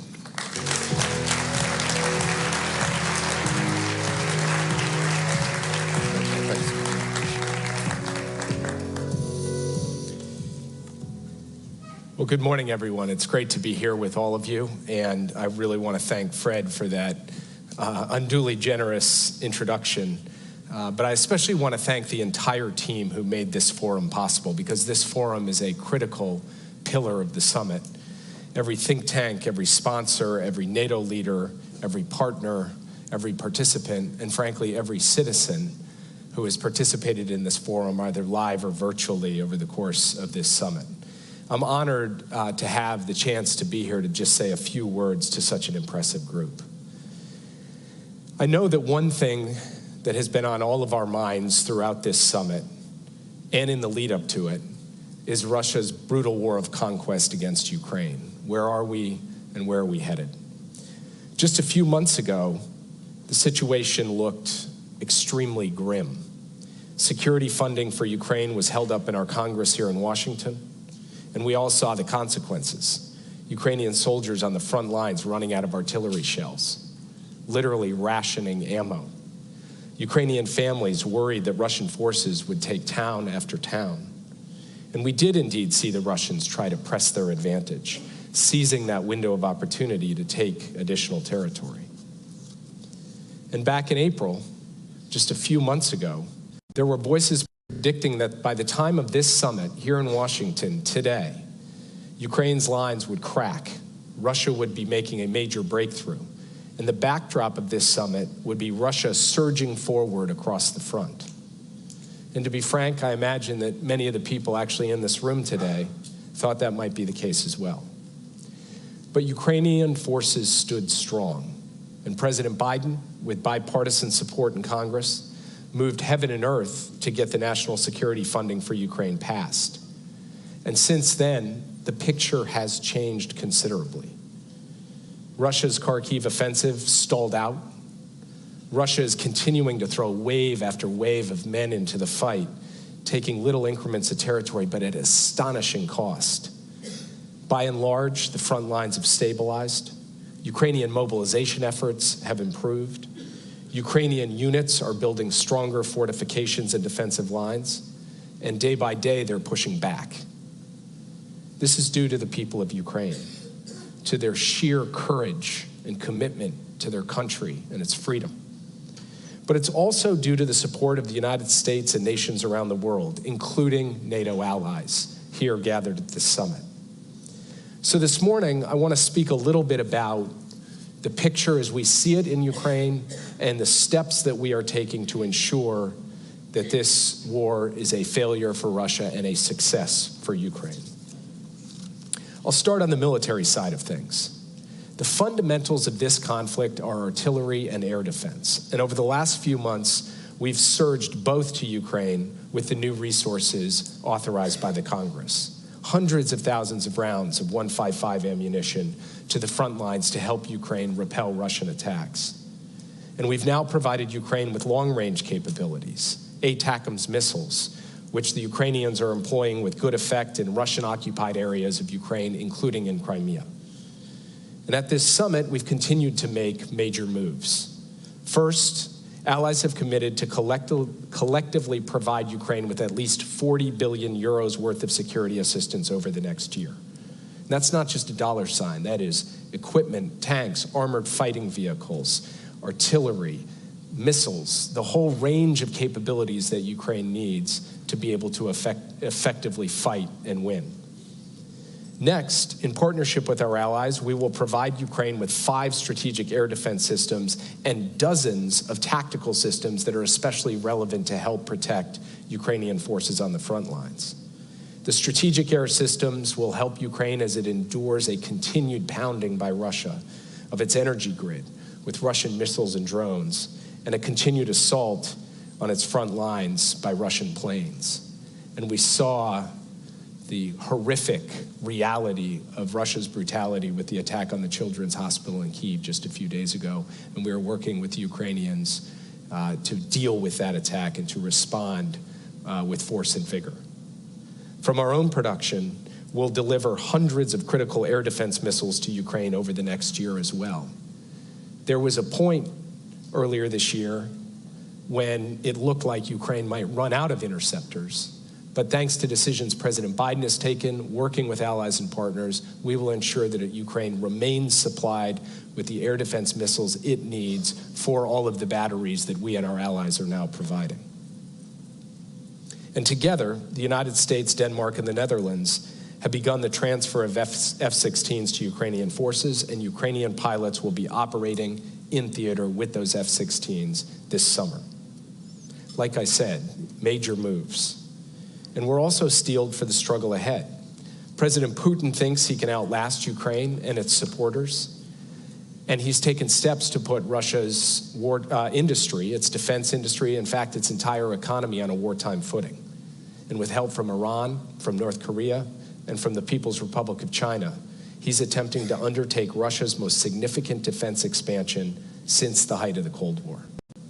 But make no mistake, this unsustainable war spending masks underlying weakness and fragility, and the economic costs for Russia are mounting and will compound over time.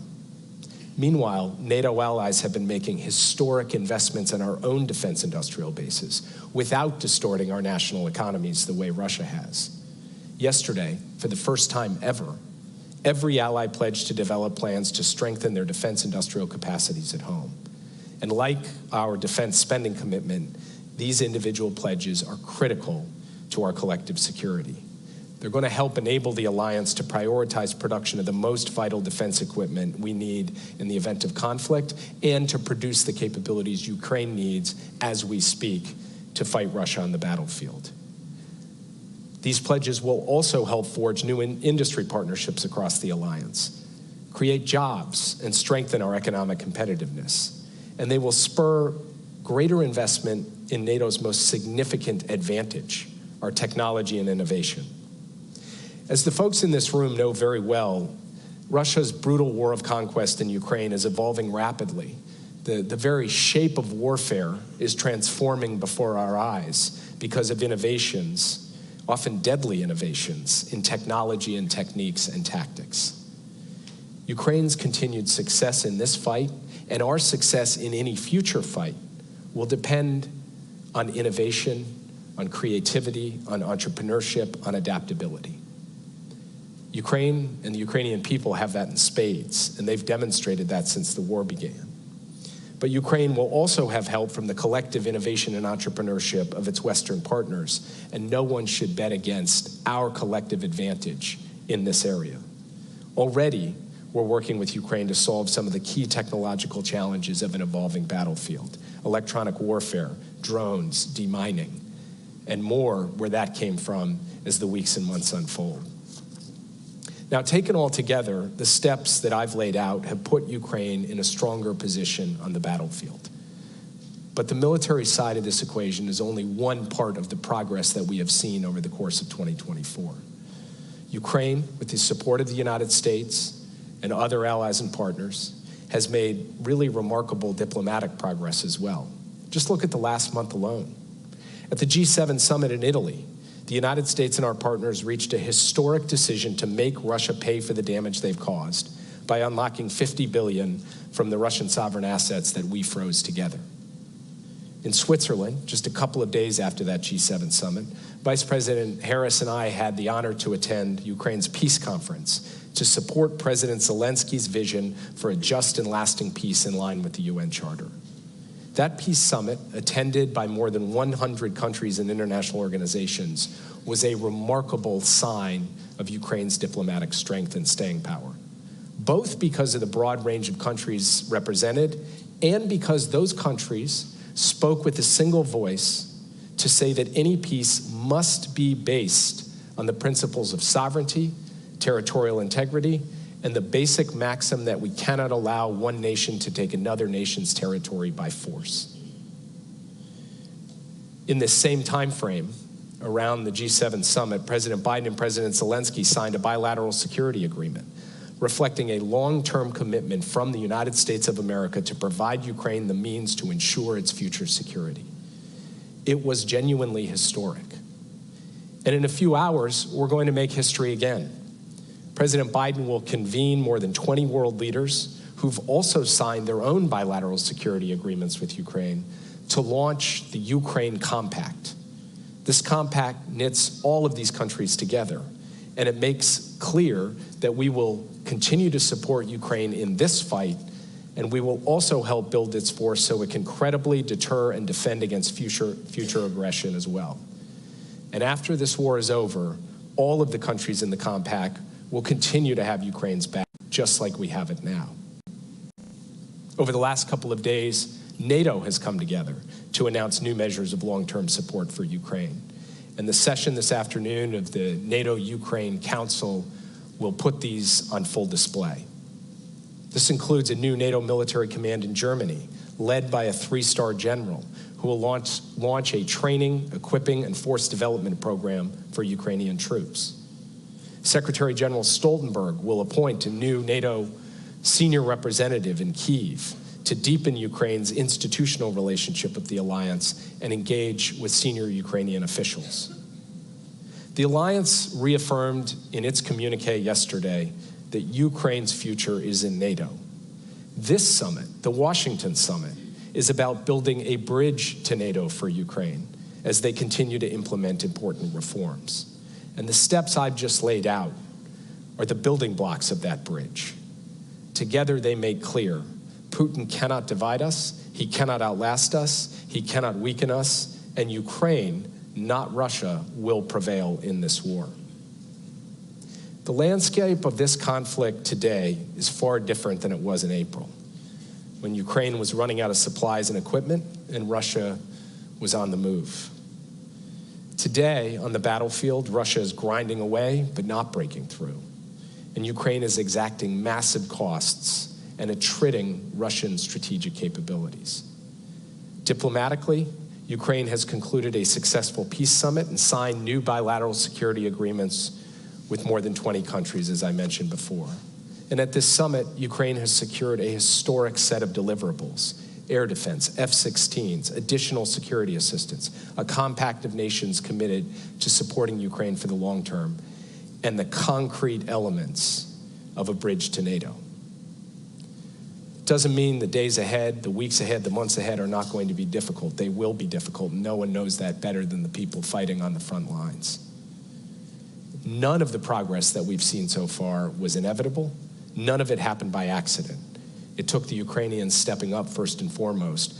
It also took NATO allies coming together to choose again and again to stand with them, to defend the values that have always united us as democracies: freedom, security, sovereignty, territorial integrity. This is what our predecessors did for 75 years. And this is what we all must do in the years ahead, even when it's tough, in fact, especially when it's tough.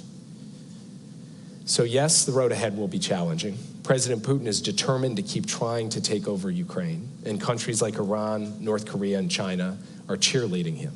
We're clear-eyed about all of that. But we are also clear-eyed about Ukraine's strengths and resilience and courage and commitment and effectiveness and capabilities. And we're clear-eyed about our own too. And we have confidence in Ukraine and confidence in ourselves. And with that, and with the actual work, the spade work that has gone into the results produced at the summit these last 2 days, we are demonstrating our commitment to stand with Ukraine in their current fight and into the future. And what I would ask in closing is that as we look at the picture before us, and as we think about what we need to do to succeed and to help Ukraine succeed, that we recognize this war has been unpredictable from the start. People thought Kyiv would fall in less than a week. Kyiv still stands today. People thought earlier this year we'd be looking at a much different picture than we're looking at today. The future, the history of Europe, of Ukraine, of the world order is not yet written. As Fred said in his opening comments, nothing is inevitable. It comes down to the choices that we make and the choices that we make together. I believe we've taken some bold steps in the last few days and weeks. We will take more bold steps in the days and weeks to come. President Biden will have the chance to sit down with President Zelensky in a couple of hours to review all of this, and not to rest on our laurels by any stretch, but to say, now that we've come this far, what more do we have to do to get the job done? And we will together get the job done. So thank you for giving me the opportunity to be here today.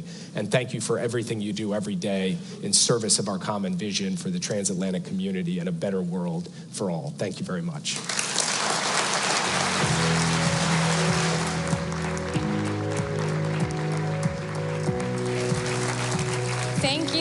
Thank you, Mr. Sullivan, for that lay of the land at this crucial time for Ukraine. Next, we will turn to a session on addressing the evolving threat of terrorism. Please join me in welcoming our next moderator to the stage, Elena Kuzko, the Vice President for Policy and Programming at GlobeSec. Elena Kuzko.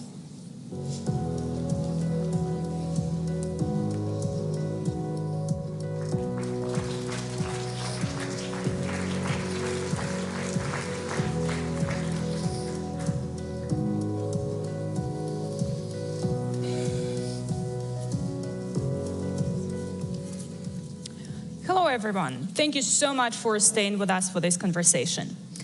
We all remember that the first and so far the only time when Article 5 of NATO was invoked was in response to 9/11 terrorist attacks against the United States.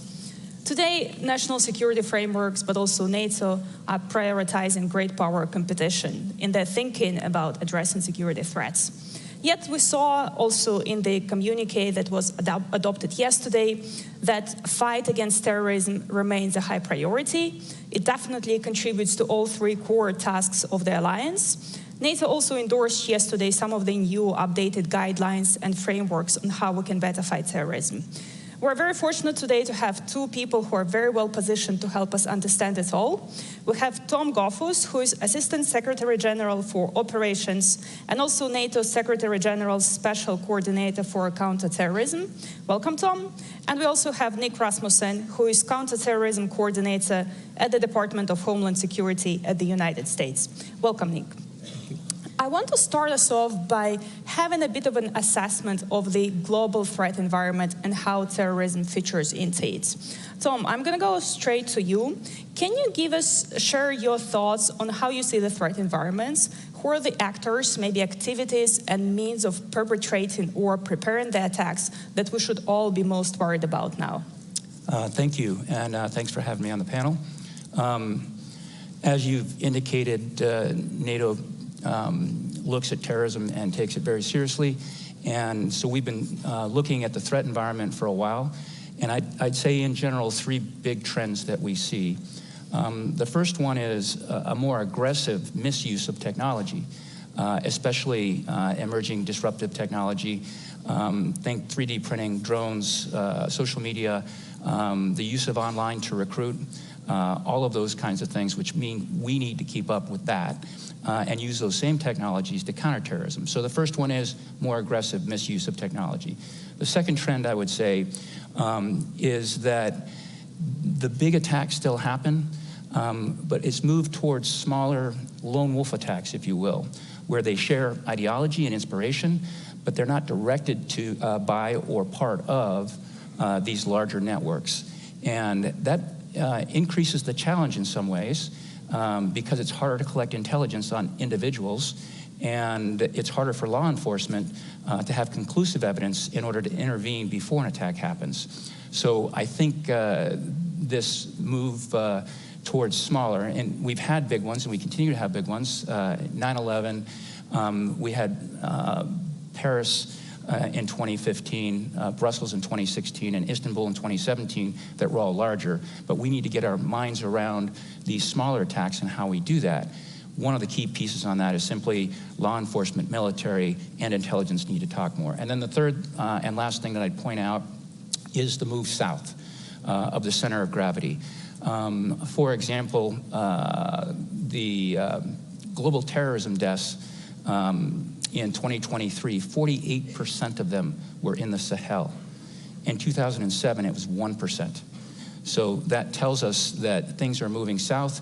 They follow chaos, they follow disruption, and we've had the most number of coups in North Africa in probably the 6 decades. So those are the 3 big trends that we're looking at and trying to get ahead of and get our arms around. So that's Thanks so much. Nick, do you share this assessment? Sure. If you were talking to an American counterterrorism official, one of my colleagues across our counterterrorism community at present, you'd hear words like heightened threat environment, elevated threat environment, a more acute threat environment, a more challenging threat environment. And it goes to all of the issues that Tom just highlighted, but it also goes to the diverse array of different extremist ideologies that we're confronting in the terrorism world at present. So not only do we continue to face challenges from our foreign terrorist organization adversaries, ISIS, Al-Qaeda, and the global enterprise that is represented by each of those organizations, but we also, in many of our nations, perhaps even most of our nations across the alliance, have a set of actors that we would probably describe, using our terminology, describe as being motivated by racially or ethnically motivated violent extremism, something aimed at targeting some community based on their race or ethnic origin. And so the terrorism landscape gets wider and wider.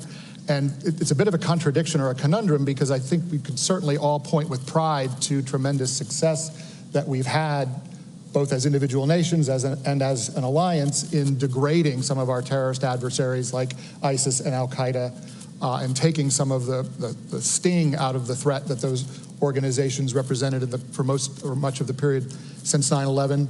And yet here we are still facing those same sets of challenges. And I'd particularly point to ISIS-K, the ISIS branch located in the Central Asia region, to include Afghanistan, as being a particularly acute and elevated threat concern at present. We've seen that group prove its ability to carry out lethal attacks in places like Russia and in Iran. And certainly there have been disrupted plots across Europe that have had an ISIS-K footprint or fingerprint attached to them.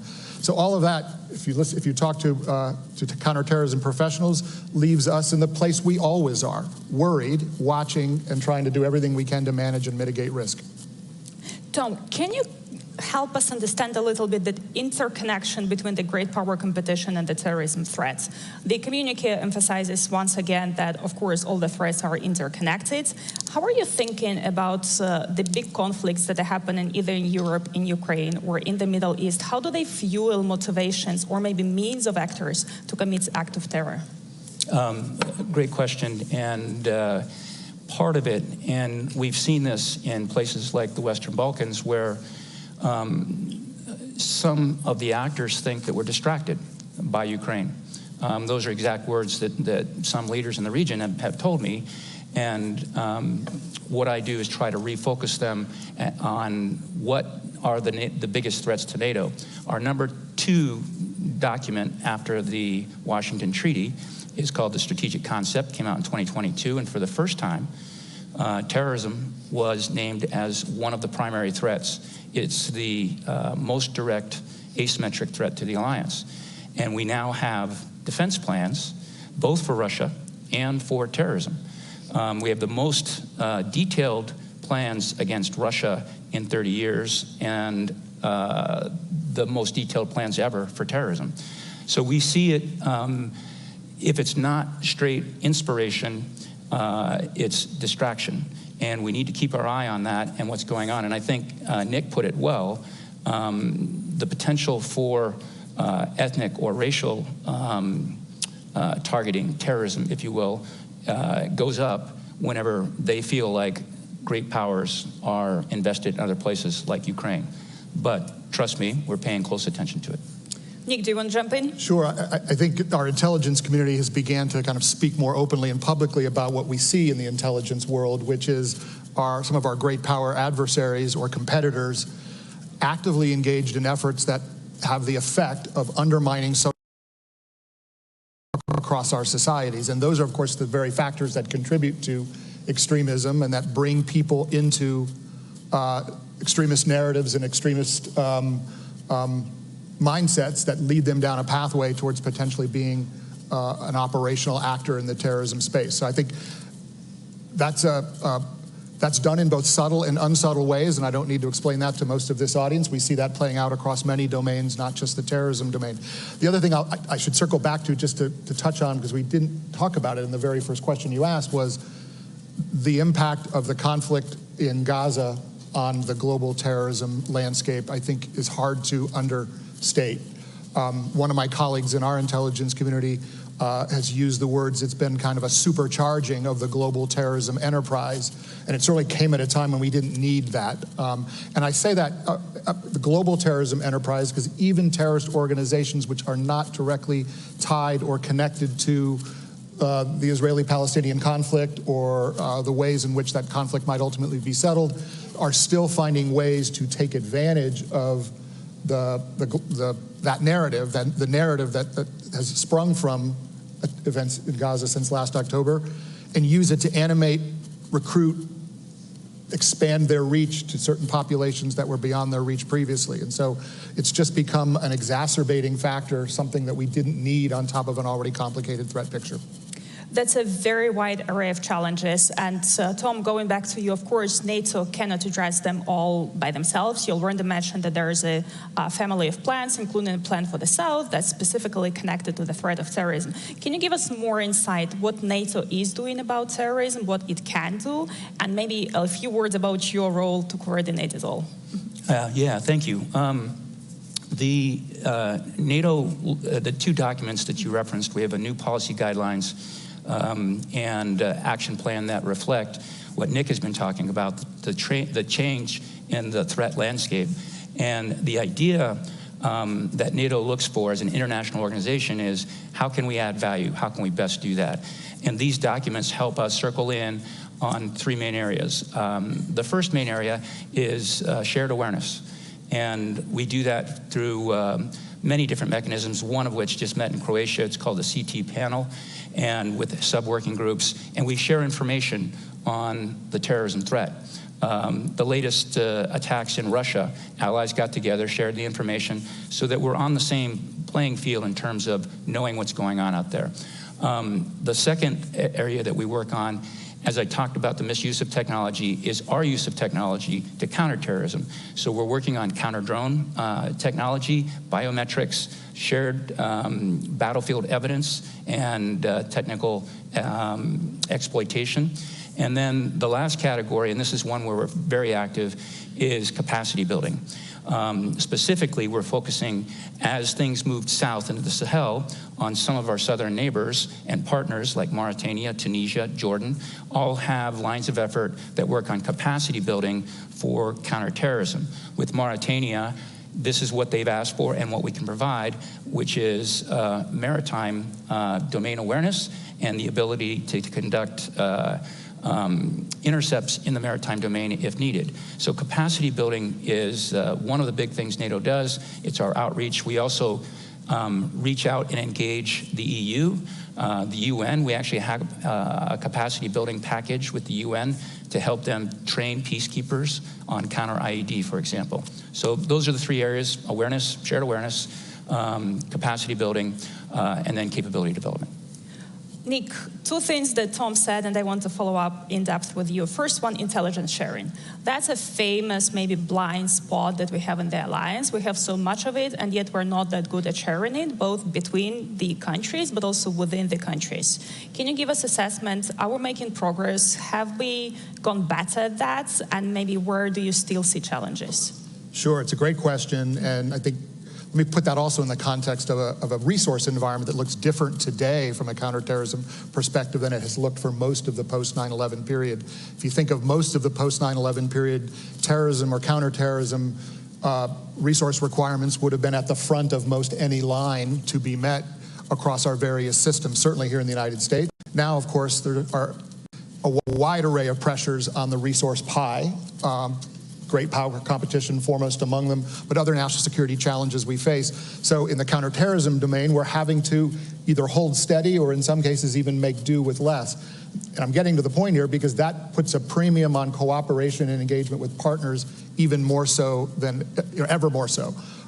We are not in a position globally in every place, in every country, at every time to gather the kind of intelligence we would need as Americans to carry out to meet our counterterrorism objectives. We need to be partnered with not only longtime friends and partners like we have in the alliance, but also sometimes non-traditional partners that we work with in specific regions around the world out of shared interest in preventing terrorist attacks. So I guess I would say a lot of the intelligence sharing that we do will still happen most effectively in slightly narrower bilateral channels than it will happen in large-scale multinational fora or settings like NATO. That said, establishing that common shared understanding, that shared intelligence picture that allows us all to resource appropriately, identify priorities appropriately the way Tom was describing, that's an essential pillar of cooperation in a context like NATO's. You're in a very tough spot. It seems like you have a broader set of challenges in front of you, very different ones, but fewer resources to address them. So thank you for the work you're doing. And I'll stick with you for another point that Tom was mentioning earlier, and you alluded to it as well. It's the impact of emerging technologies on the terrorism. We talked about that there's things like 3D printing, social media, that all affect the ability of terrorists to perpetrate attacks, plan for them, recruit people. What's your take on that? But also, can you tell us a little bit how we can be using technology to address the very same threats? Again, great set of questions, great set of, important set of challenges. I think one of the things that we as the United States and we as Western partners have long enjoyed is a technological advantage over our adversaries, to include terrorist organizations. I would argue that that gap is narrowing, not in our favor at present. And you just simply need to look at some of the modern technologies that are available to you on your cell phones as evidence of that. If you can communicate with your loved ones in an encrypted application that is outside of a government intelligence organization's reach, so can fellow or conspirators looking to carry out a potential terrorist act. And you've certainly heard our FBI Director, Chris Wray, and other members of our intelligence community speak to the challenge that encryption places on us in terms of getting ahead of terrorist plotting, being able to gather the kind of anticipatory warning and intelligence that would allow us to disrupt plots before they take shape. That's not to say or argue that we shouldn't be looking, or that we shouldn't be embracing these modern technologies to include encryption. They enable a wide array of very positive things as well. I'm just pointing out they come with challenge as well. And I guess the way I look at the technological challenge right now is a bit of cat and mouse, or a bit of a race to try to stay one step ahead of our terrorist adversaries, so that that technological edge that we've enjoyed for most of the last 20 years in the post-9/11 period does not get narrowed too significantly. And then lastly, some of these tools are also tools we can put to use in our own defense and to enhance our own counterterrorism capabilities. Artificial intelligence is now being put in service of efforts to look at large data sets that will help us assess patterns of terrorist movement and migration across the globe, for example. Help us understand what populations of concern might be worthy of greater intelligence focus. We can use these modern technologies to help us be more effective and more efficient in our intelligence work as well. Tom, back to you. We just actually had a great panel on digitalization of NATO and how the private sector can contribute to that, what role it plays. And of course, here we're talking about the tools that's primarily now being developed by the private companies. And as we have the challenge to stay ahead of our terrorist adversaries, we also need to work closer within ourselves to make sure that we have the capabilities to do that. In your work, how closely are you trying to bring in the private sector into your counterterrorism activities? Maybe what are some of the challenges that you see doing that, and where do you think you can do better? Another great question. And part of the operations division at NATO headquarters is something called a situational awareness center, and we are actually licensing some of the AI tools for data mining in order to keep track of the information space, what's going on in the media space. The challenge is it's not just one hat that does this, and I know Nick runs into this as well, is you find yourself continually crossing lines, bureaucratic lines, in order to get the information and take the appropriate action. So at NATO headquarters, we're working between the public diplomacy piece, because they're trying to track disinformation and counter narratives, with our situation center, and then with intelligence. And it's not always natural to cross those bureaucratic lines. And we see the same thing in national governments, as Nick said. Within a government can sometimes be harder than going between governments, frankly. And one of the big areas of emphasis on our CT capacity building work is how to get law enforcement and military/intelligence to share information in order to take the right actions, hopefully to prevent or foil plots. And that's kind of where we're going. Primarily right now, we license the tools that are AI driven and developed, especially in the information sphere. Nick, we mentioned several times the importance of cooperation between different states who are trying to fight terrorism. And we referred also that we went as far as trying to share the intelligence information with Russia ahead of the terrorist attacks that we saw are being planned. What is your way going forward? How much scope we can to cooperate with our adversaries like Russia or Iran on countering terrorism, and what form and shape this cooperation can take, if at all?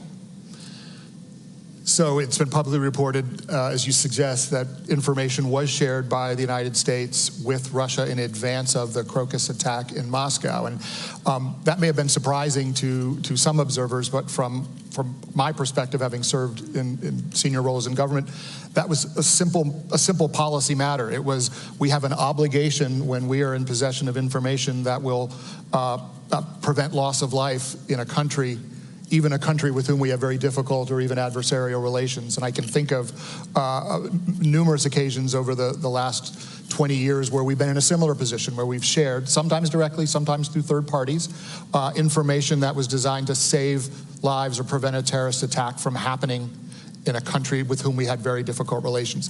That does not automatically translate into a cooperative relationship. Sometimes it can be just as bare bones and as simple as just sharing a de minimis amount of information as a duty to warn. And the duty to warn principle is something that's fundamental in our system here. Beyond that, though, there are countries around the world with whom we have shared interest in confronting certain terrorism challenges, even if we don't have a broad array of shared interest. And there, developing working partnerships is a challenge, because while there is that shared interest, we have to make sure that our cooperation remains within a framework that accords with our values and law as well. We cannot enable a partner to, for example, take certain steps to prevent terrorist attacks from happening if they would do so in a way that would cross our own lines in terms of the way individuals are treated, or that would result in violation of what we would consider fundamental human rights. So this is one of the challenges that we've dealt with through the entire post 9/11 period, how to develop a framework of partnerships where you can receive the positive output of those shared partnerships without necessarily contributing to conditions in those difficult countries or difficult partners that may actually make the situation on the ground even more challenging.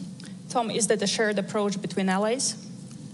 I'm sorry, say. Is that a shared approach that the entire NATO would endorse? I think the way that Nick put it was excellent. There's a duty to warn, and then there's also the left and right limits of making sure that we're not providing information that somebody's going to use to violate human rights, for example. So I think it's a tough road to plow, but I think Nick parameterized it very well. We're running out of time, so I'll sneak in one more question to both of you. There's a lot of ways how terrorism can be done today. Going forward and looking into the future, what do you think is the next big thing?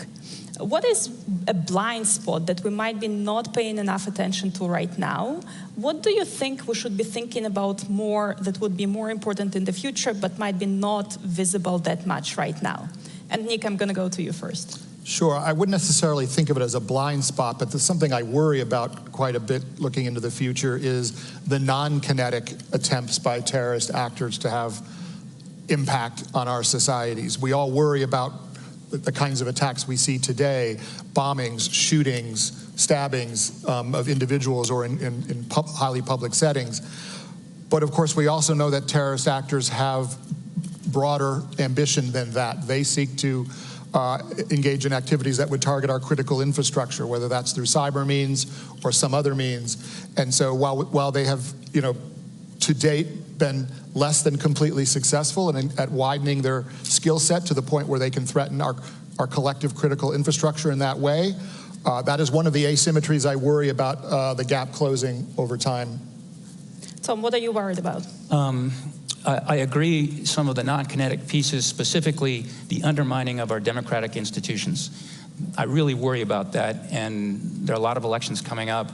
Safeguarding that process is critically important, and the credibility of that process. The second thing I would probably highlight is geographic.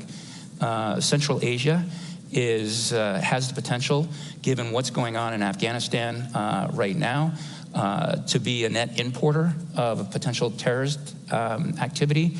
And so capacity building with Central Asia might be a spot that I'd look for in terms of what we should do. And then Nick highlighted this earlier, and the Houthis in the Red Sea really point at how disruptive they can be now that they've adopted and have technology that threatens air and missile defense really hardcore. I think that's the third area that we're becoming aware of, partly because of Ukraine, but these kind of weapons in those kinds of hands make it tough.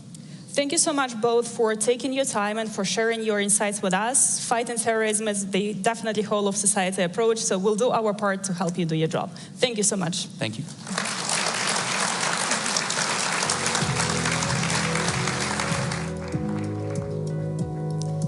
Thank you all for this ever-evolving discussion on addressing counterterrorism. We've seen the conversation about counterterrorism evolve from the post-9/11 era to a shifting conversation about great power competition. But as our esteemed panelists noted, we still know that terrorism is an ever-present threat, from the shooting attack in Moscow recently to a number of ISIS-K plots disrupted in Europe, to evolving goals and targets, as our panelists mentioned. So thank you to the panelists. Our next session will be moderated by Martin Sklenar, a distinguished fellow at GlobeSec. Please join me in welcoming Martin to the stage.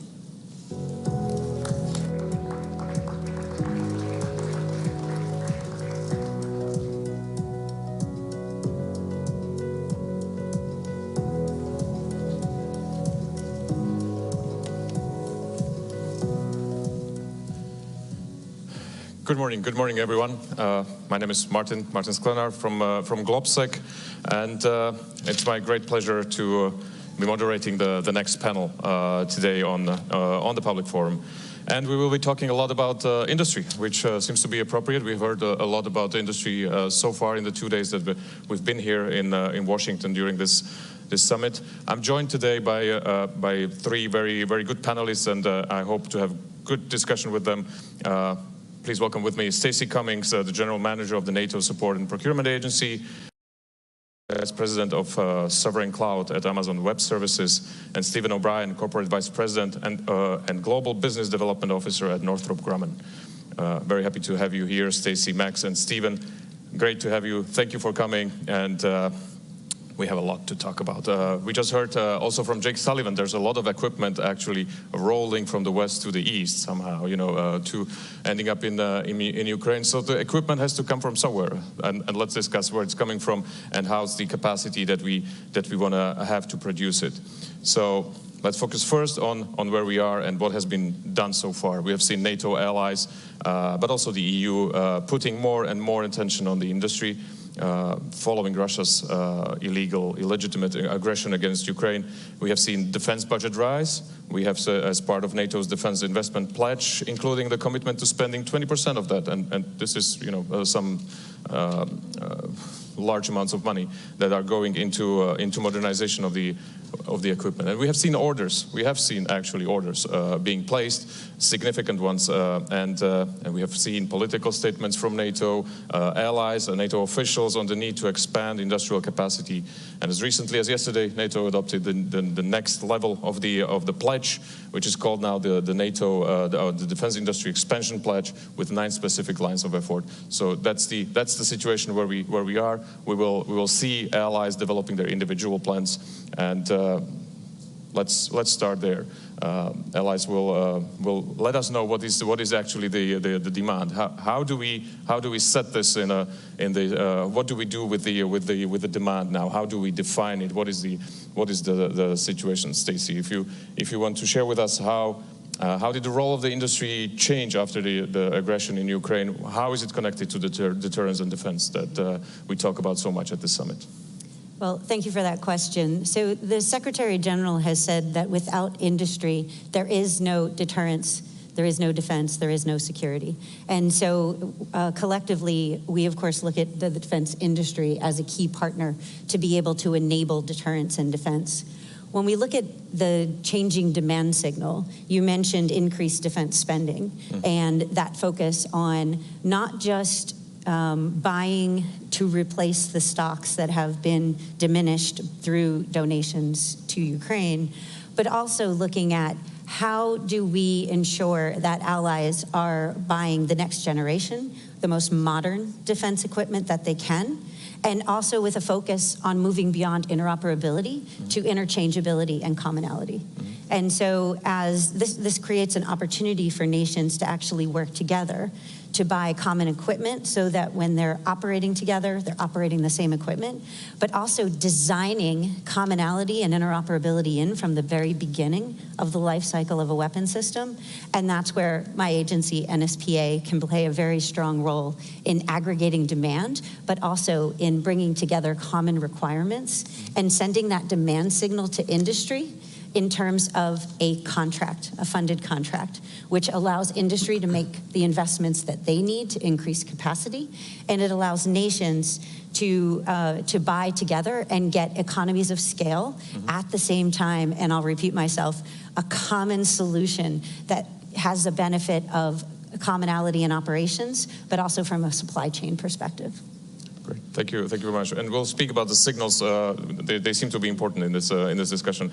But first, Stephen, we do need capacity. I mean, this is about how do we get to more capacity, and we need it quickly. How do we do that?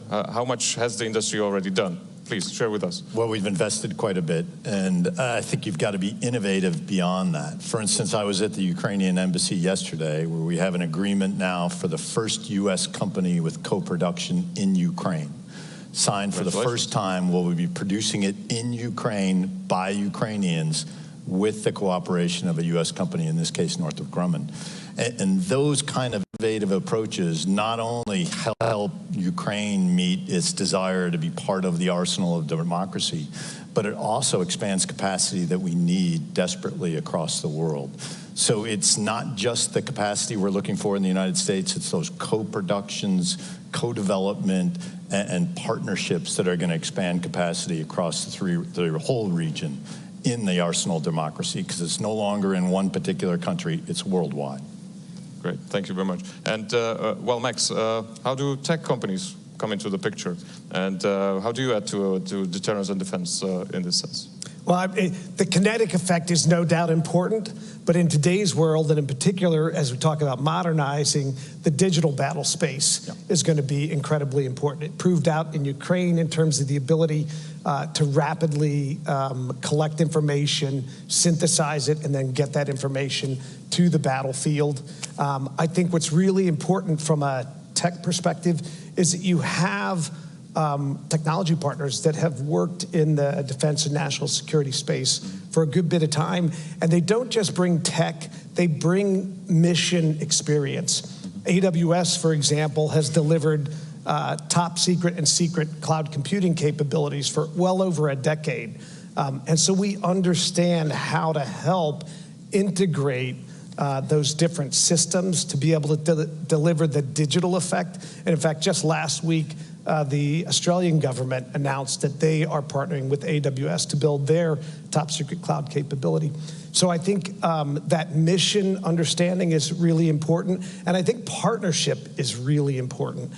It's got to be an enduring, a sustained, and a mission-driven sort of response. And I think in terms of capability, I mean, just take one quick example from space. The average satellite's dumping about 20,000, the equivalent of 20,000 high-def pictures a day.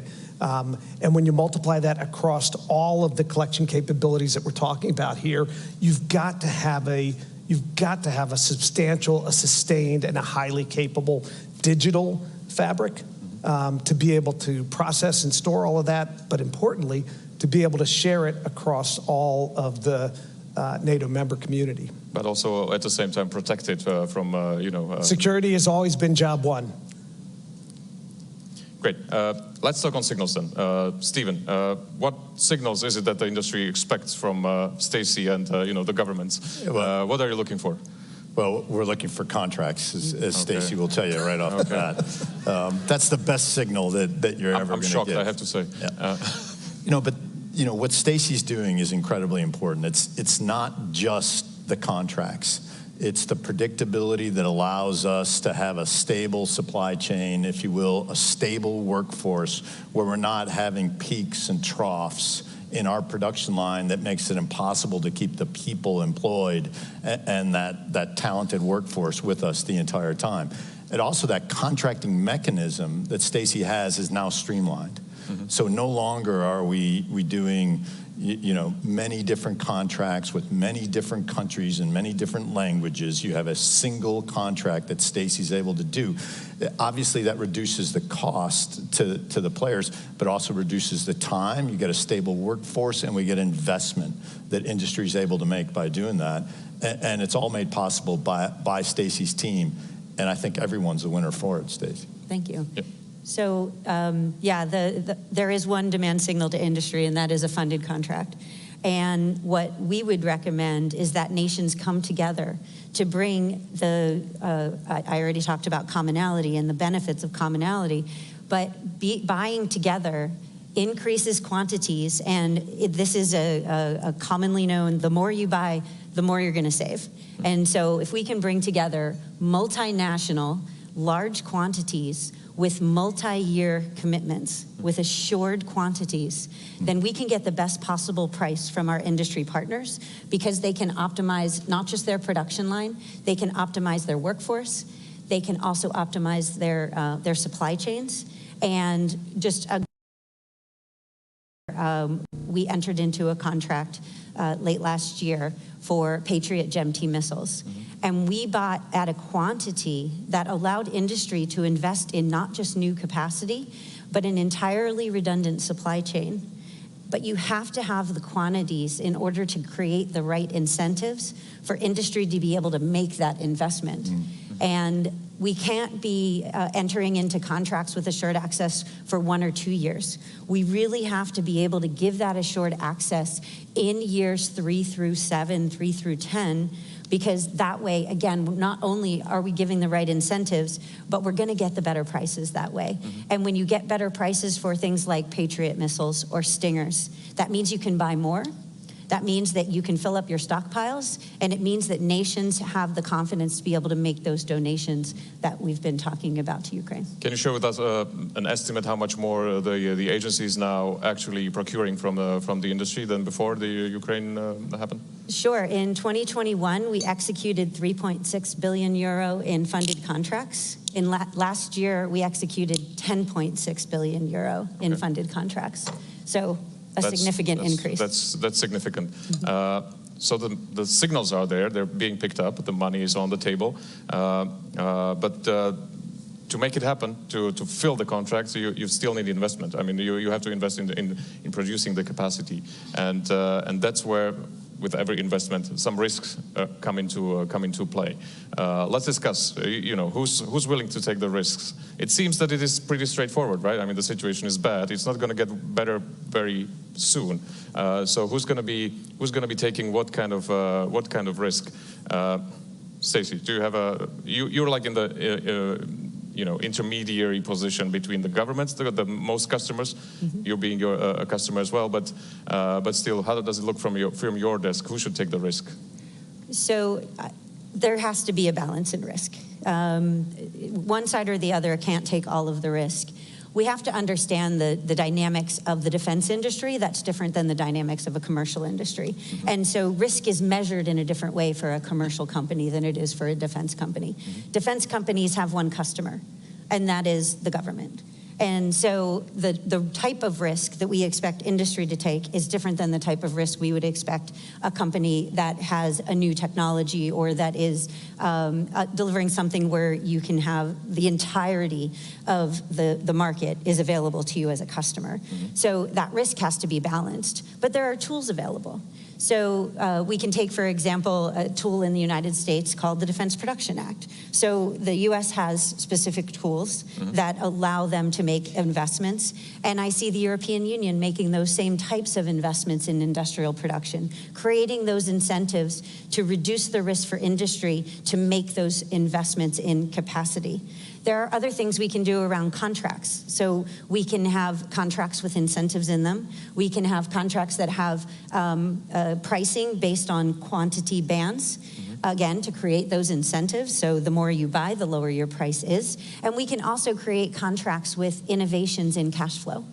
So that way we're sharing the risk, but we're also creating the environment where the defense industry has the confidence to make investments while the governments are making those purchases to get the products that they need at the right price. Okay. Yeah. Max, Stephen, what's the industry's take on this? How much risk are you willing to take on?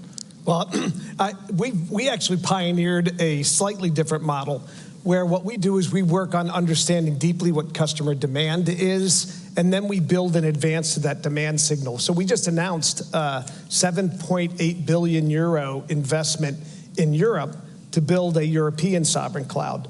And that's based upon our understanding of the work that we've done across highly regulated industries and defense and national security space in the EU, and an understanding that we believe we have to work, again, in partnership on things like standards, on things like compliance, on things like security, actually get the platform capability from a tech perspective that we're going to need for defense across NATO.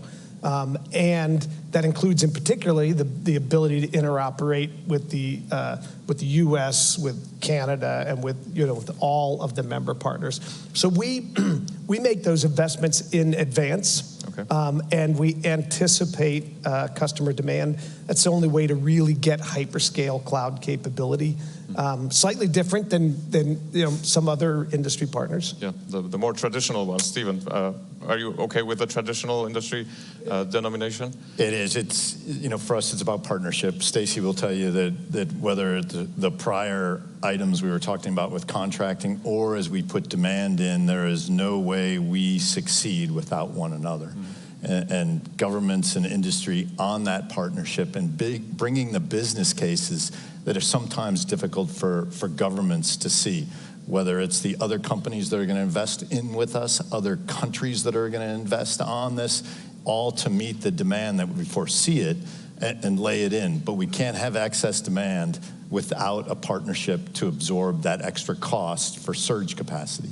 So the traditional commercial model of build it and they will come, we really have one customer, and the build it and will come is a partnership that we look forward to the demand signal together, and then we put innovative business cases and investments in there to build toward that demand.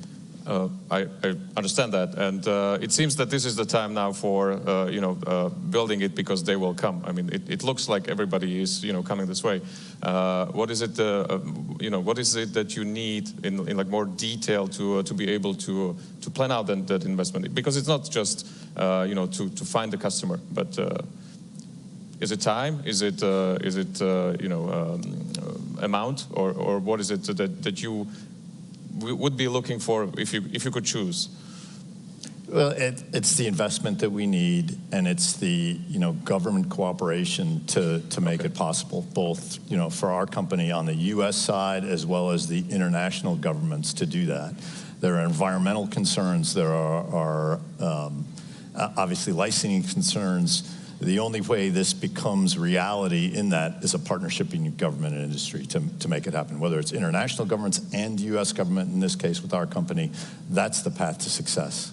I'd add on to what Stephen just said by saying I think we need aggressive tops-down leadership as well, because we are at a place where speed matters, and in fact speed matters disproportionately if we're going to continue to defend. And that goes to the kinetic effect, and it also goes to the digital effect. We've seen some great strides, in particularly, spurred by the conflict in Europe, by Russia's invasion in Ukraine. But I still think that we need to move faster and with a greater sense of urgency across that spectrum. So I think that's another key ingredient. I fully agree. Let me try to put in a little bit of a government perspective. I used to work for the Slovak government a little bit, and the phrase that is missing from this discussion is public procurement, I guess, because if we talk about time, that usually puts on the brakes just a little slight amount to the urgency and the top-down approach. But I get it. I mean, if this is if we have all the political signals, there needs to be strong decisions and steps to make that a leaner process, at least if not quicker. But let's try to address. So, how much capacity do we need? How big are the muscles that we are flexing here, and how much time do we have to get there? Stacey, you want to try? So I think the challenge that we have in defining from an industry perspective, how much do we need? You're looking across multiple nations that have sovereign decision making. Mm-hmm. Nations can come together when they choose to, and of course we have a ready-made platform to incentivize nations to come together and to consolidate their demand.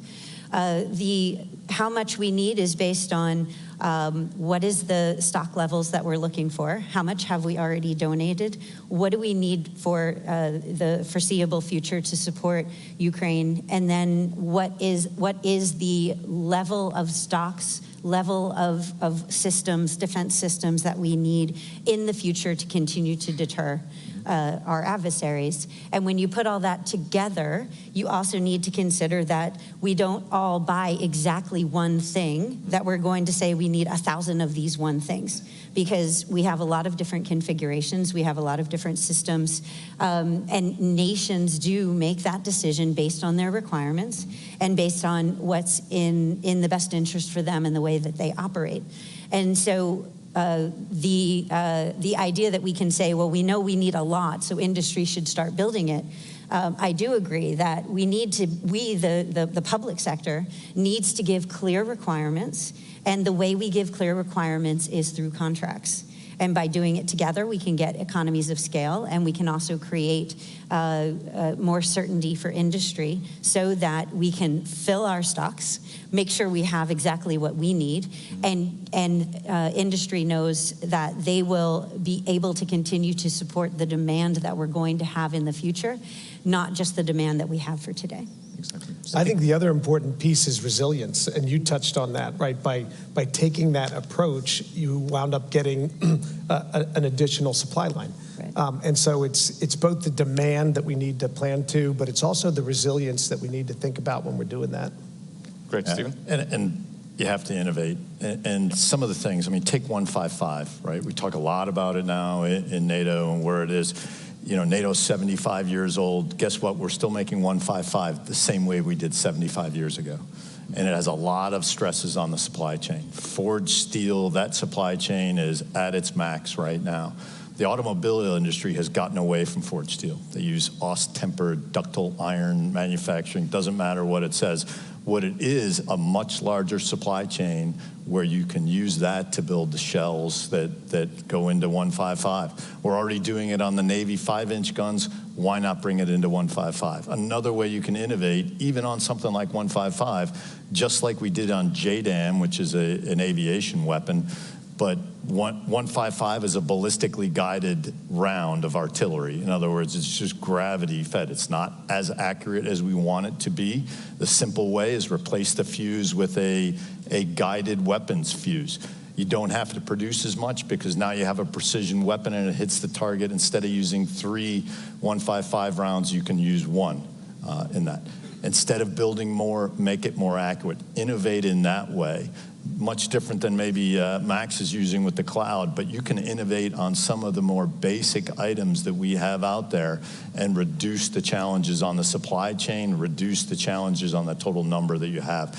That's the way that we've got to think about this from industry, and then we've got to bring it to government on what we can do. That's great. Let's dive into that. I would also encourage people in the audience and online to send in their questions. We'll have time. Let's talk about innovation a little bit, and I want to provoke just a little bit.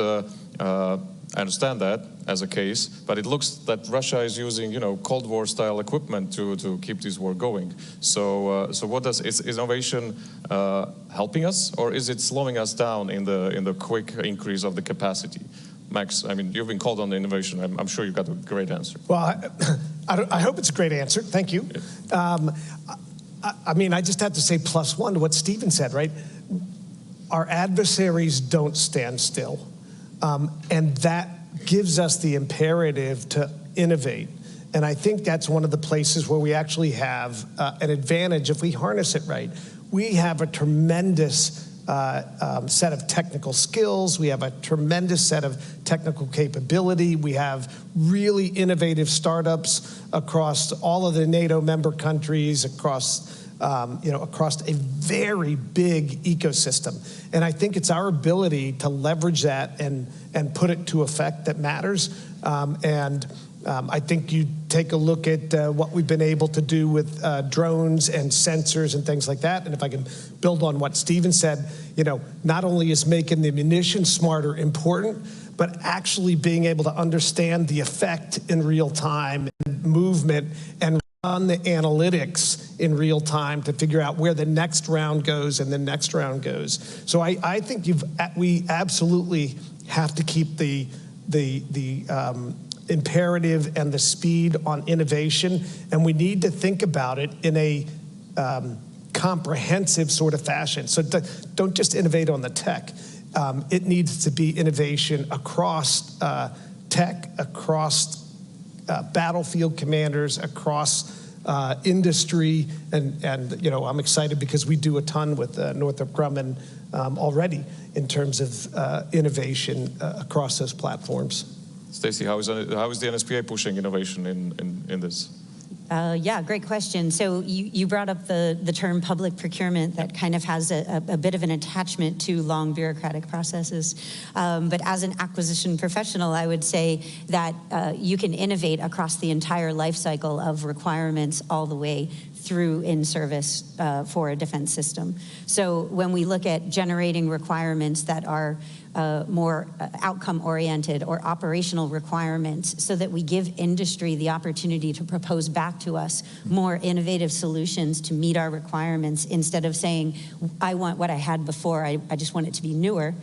We can actually create defense systems that are that are iterative in nature. So we can meet the requirements of today, but be prepared by designing in an iterative process like open system architecture, by bringing in small innovative companies to be able to do parts of the defense system, especially in the software enablement side. But we can also innovate in the procurement process, digital acquisition, digital engineering, which allows us to better understand the intellectual property and tech data that we're acquiring, and again, deliver capabilities that are meant to be upgradable, so that as the threat environment changes, you're continuously assessing whether or not your defense system is meeting your needs, and you're able to upgrade it annually, every 6 months, even down to when we're talking about software, every 2 weeks, where you actually design that in from the very beginning. And I think that is the way that we transition from this thought process of public procurement being something that's bureaucratic to really talking about acquisition from the beginning all the way through the life cycle with a digital thread that enables the operator, but also enables the maintainer and the supply chain to be reactive, and where just-in-time is a good thing, because just-in-time means that you have everything you need to either build the part or to iterate on the design on a real-time basis. And so technology is really, I think, going to, and is already, transforming the way we design, acquire, and support defense systems. Great, thanks.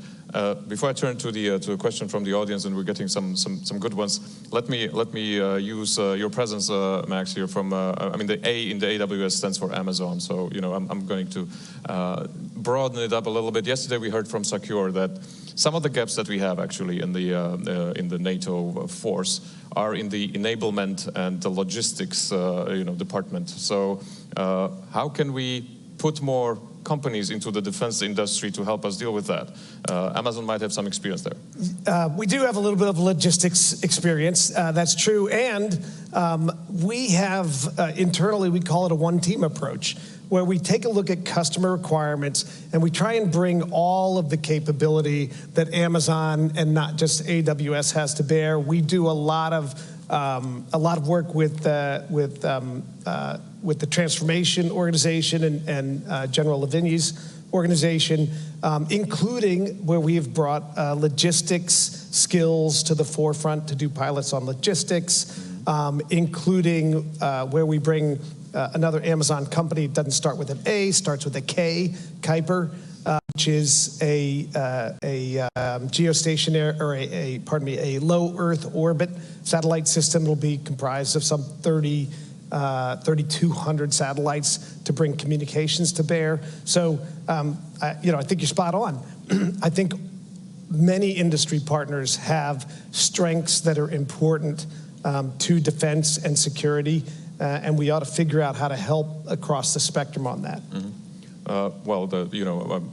Just for my interest, as AWS was created, did you think that it would be a defense industry company? I guess what we didn't say is that prior to running the sovereign cloud business at Amazon, I ran our worldwide public sector business for 12 years. Okay. So I started when there were only 4 people in the AWS government business. So yes, okay. I believed that there was a place for cloud computing and tech in government and in defense pretty much from day one. And even when you look at the recent experience in Ukraine, Amazon, the logistics company, set up supply capabilities inside of our distribution centers to get aid and other things into Ukraine, at the same time that the tech part, AWS, was helping to get the Ukrainians' core systems and core data backed up and out of the country and into the cloud. So it's not a new thing. Perhaps we don't talk about it enough. Okay, thank you very much. Let's get into the questions. We've got one from Stuart Atha. I hope I pronounced it correctly. And we've been talking about this, but how do we encourage nations to accept a common approach to certification and qualification? If they did interoperability through standardization, would improve. If they did interoperability, standardization would improve. How do we encourage them? How do we tell nations? How do you tell nations, Stacey? This is this is what the NSPA does. Join. It is what we do, and we have 38 support partnerships. So those are partnerships where 2 or more allies, and in some cases up to 29 allies have gotten together to say, we're going to buy things together. And I think the best way we can encourage allies to do that, to bring together their requirements, is by being able to deliver on the requirements that they've given us, getting them the best possible price, and also just making it as easy as possible to come and work with us. So we're a customer-funded agency, and so nations have to choose to come to NSPA. And although, of course, I'm the GM of NSPA, and I'm going to say that it's a great place to come and bring requirements together, I would encourage nations to work together even if it's not through the NSPA platform. I think there's a great benefit in looking at it regionally, but also looking at it from an operational perspective. If you're going to operate together, then you're going to want to operate common systems, because interoperability means that you can talk to each other, that you can work together. Interchangeability or commonality means that if you're in a tank or a truck and it's disabled, you can get out and hop into the tank or the truck of your partner without going to training before you can do that. You can share supply chains. So if you have a part shortage or a critical part that has downed your aircraft or has downed your system, then you can turn to your partner and you can borrow it, you can use it. One thing a lot of people don't know is that we can actually do multinational FMS cases, foreign military sales cases, with the US. The benefit of that is not only a streamlined process of being able to work together, not only that, and potential for significant savings through economies of scale, but also being able to exchange end items on the back end because you're part of a partnership is a benefit that you can't get in any other platform. And that's something that I think is a great incentive for nations to be able to have that flexibility that you don't have if you're not part of a partnership. Great, thanks. Stephen, how do you persuade your customers to buy, the stuff that you produce, not the one that they want? Just what Stacey's talking about. It's not just the lower cost, it's also the speed. So it is impossible to overestimate the amount of time the contracting timeline takes. If you're talking about individual contracts with each one of the NATO partners, sometimes, generally speaking, these contracts take about a year to negotiate, and it slows things down. People don't get their product, if you will, and it's wear and tear on both industry to put those contracts together, and it's wear and tear on the governments to write them. Using the platform Stacey has, that's all eliminated, and you get the lower price, and we're able to stabilize production, and with stabilized production, we're able to innovate and invest on those products for the future. Seems to be, NSPA seems to be at the center of this, which is very good. Let me explore one more thing, and we got 5 more minutes. How much do we'll come to you right away. And you mentioned this, Max. You're building your cloud in Europe.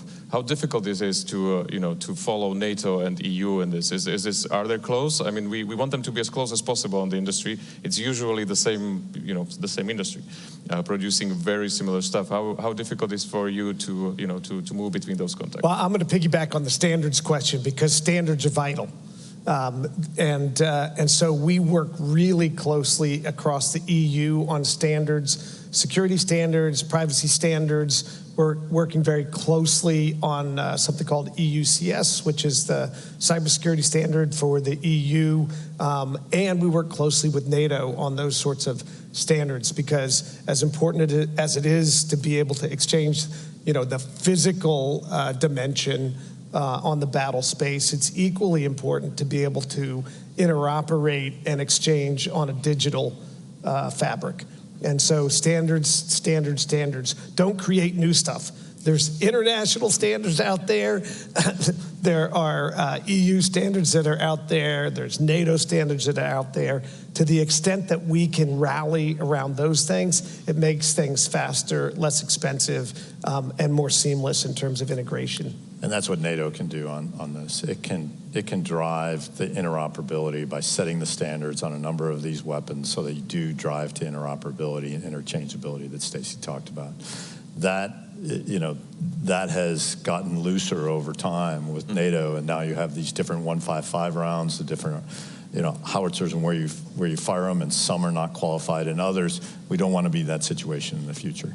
We want to get to interchangeability, interoperability in all these weapon systems, not just 155. And we're all looking forward into the information that we're going to get from the JTAG, the Joint Center in Poland, where Ukraine is actually doing this, right? I mean, they are trying to see how much interoperability there already is in the equipment, and they have to, and we're looking forward to seeing it. Let's go to the question from the audience. Thank you. My name is Peter Banyas. I'm an engineering student at Duke.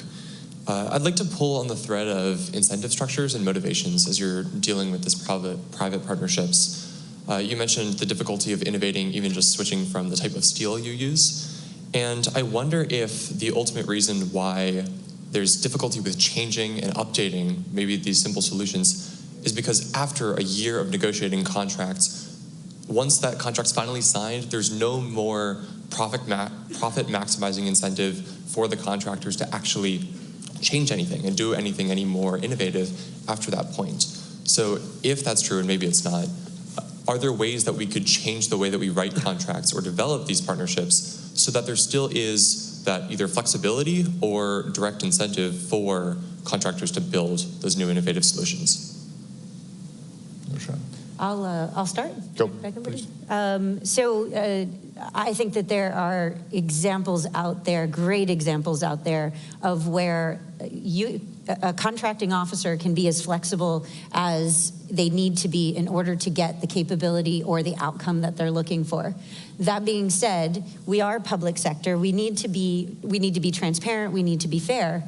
But we do have a lot of tools at our disposal. So we have tools to be able to go out and run competitions for prototypes, where those prototypes can then be seamlessly moved into a production contract. So that gives industry the opportunity to compete for those prototypes, but then demonstrate that they're able to deliver, and then use that demonstration as a stream way to get into production, which again goes back to those incentives of making sure that industry is bringing the best, most capable, most innovative solutions. There are other things that we can do from a contracting perspective around cost sharing, cost overruns, but also cost sharing, cost underruns, where both the government and industry benefit when they reduce costs. And we can build that structure into contracts. In order to do that, of course, you need to have the right acquisition strategy from the beginning, and then you need to have the right contracting strategy. And then when you have that right contracting strategy, you can execute really innovative ways to, it goes back to that word partnership. After you get through the competitive process, then it becomes a partnership, and you can work together to create those incentives for innovation. And I didn't leave you much time, but... No, I think what industry also can do is bring some disruptive technologies even to itself. So, just things that we haven't talked about, but we talk about integrated air and missile defense and where we are. I mean, PAC-3 standard missiles are fantastic, but the cost exchange ratio with some of these very inexpensive drones is just not sustainable.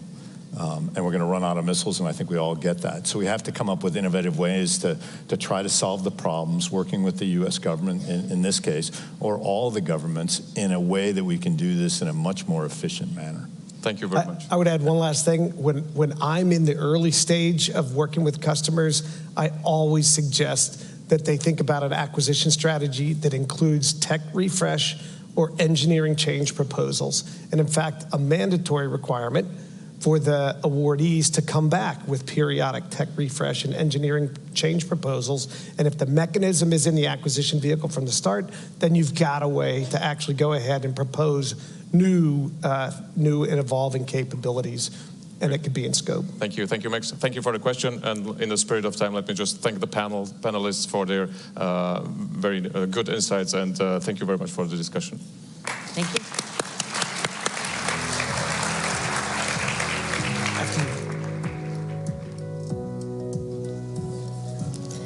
Thank you to our panelists. What an important conversation to wrap up the first half of today's programming, from looking at stocks and what Ukraine needs to fight Russia, to the ways that government and private sector can better collaborate to optimize supply chains, which in many ways can make or break what effective defense can look like. We will now break for lunch, and our online audience will hear a studio interview featuring Deputy Secretary of Commerce Don Graves. We'll reconvene at 1:30, and in the meantime, bon appétit.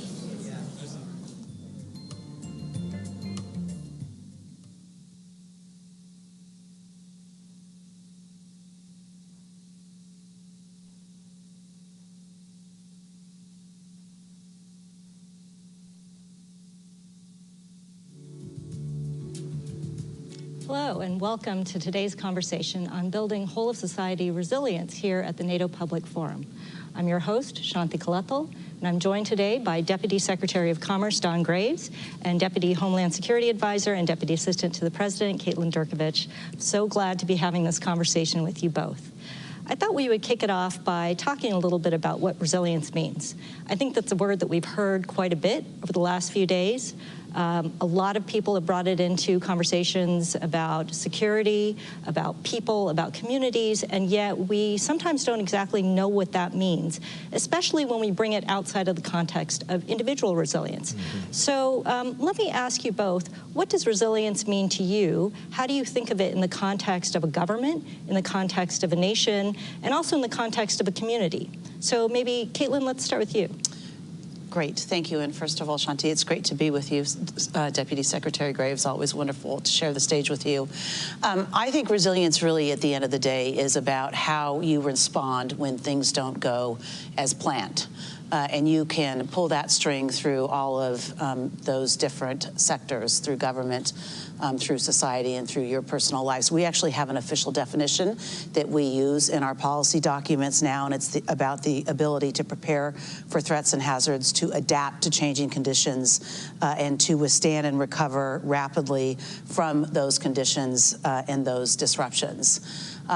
Essential to all of that is how society responds to unplanned events and the need to work at the individual level to make sure that our citizens are equally prepared for those unanticipated events. I think a big part of this, again, is what you're going to do when something occurs that you hadn't planned for. And so we are working across the federal community to make sure that our citizens think about what they need to do to help in the overall effort to be resilient, what you can do as individuals to make sure at home you have the necessary supplies on hand if you have to be on your own without assistance for a while, but also how you as an individual can contribute to that in terms of what you might bring to a fight. Oh, that sounds great.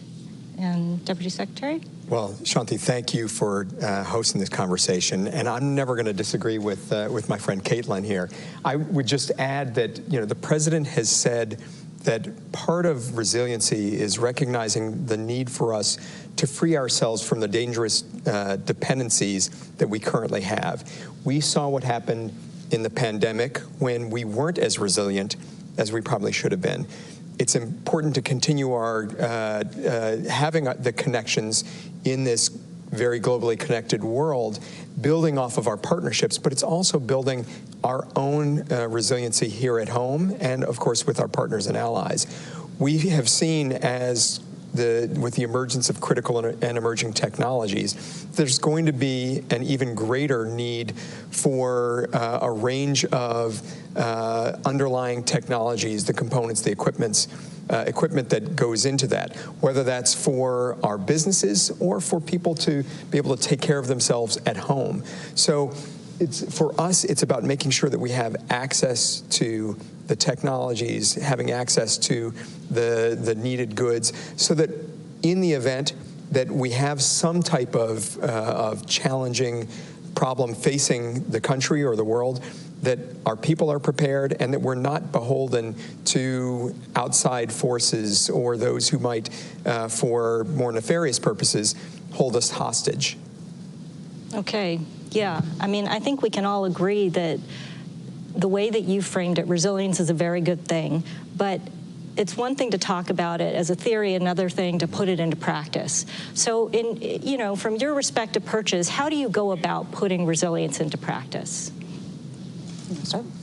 So for us, I mean, we are a very large department at the Department of Commerce. And so we think about things like climate change and dealing with weather and the types of hazards and events that can affect communities, can affect regions, can affect parts of the globe. So we're certainly spending a lot of time thinking about how we build more resiliency, more access to information, predictive capabilities, and the like. It's why the President was, we were so excited when the President was able to pass the Inflation Reduction Act. It gave us more of the tools that we need to disseminate information, because information is one of those critical tools that you need to be more resilient. But it's also about having the infrastructure, the foundation, and foundational access to some of these tools, things like semiconductors. So we passed this thing called the CHIPS and Science Act, which gave us the ability to invest tens of billions of dollars in onshoring and friendshoring more of these needed critical technologies around semiconductors. So building a more resilient ecosystem is also part of what I think is vital to our overall resilience. When you have an ecosystem that is healthy, when you have multiple communities across the country that have businesses and universities that are innovating, that are driving the development of those fundamental technologies, it allows us to be able to prepare for any sort of eventuality and ensure that we and our partners and allies around the world aren't, again, stuck in a place where we don't have access to things like chips, which means that whole industries have to shut down at times because they have enough of them. Sure.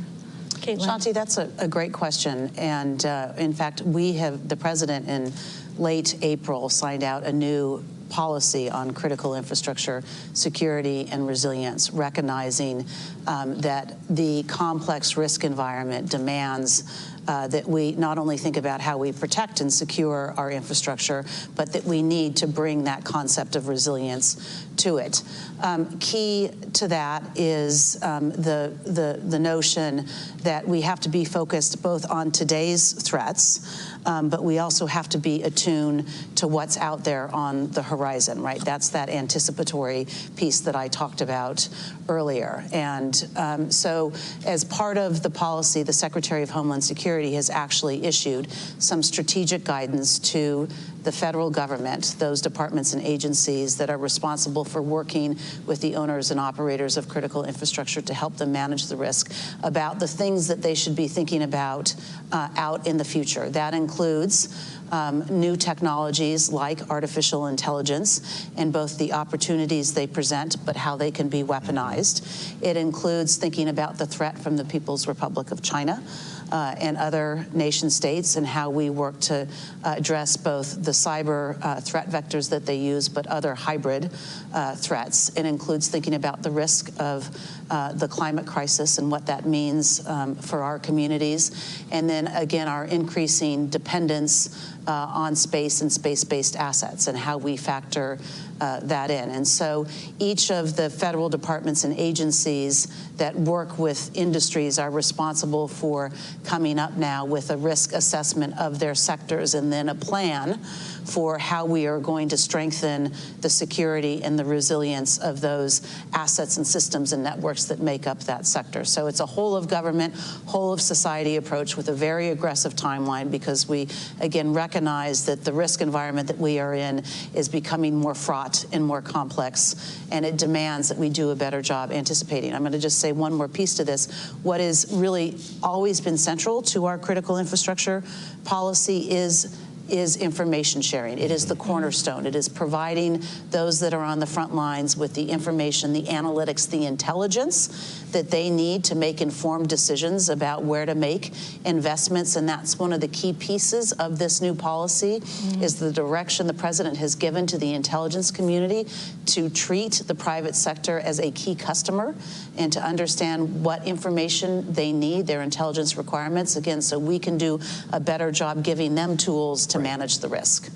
And, you know, this new policy, National Security Memorandum 22, how are the departments and agencies implementing this? How is the Department of Commerce going about implementing this new policy? Well, the great thing for us is that the policy is very explicit, giving us a number of tasks as it relates to fulfilling the mission.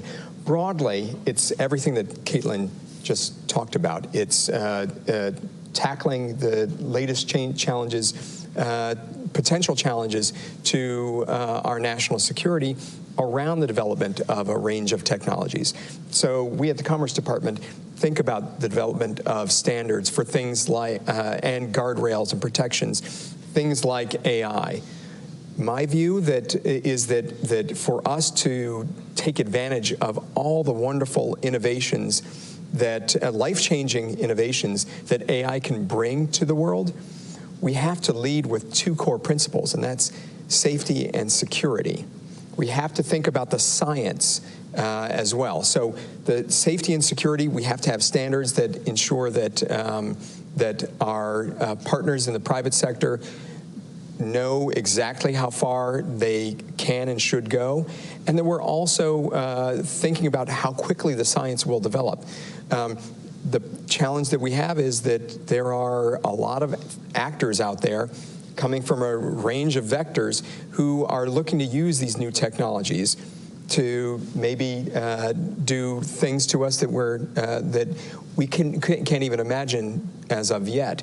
So for us, it's about working with our partners in the private sector, working with the universities, and developing these standards, these protocols.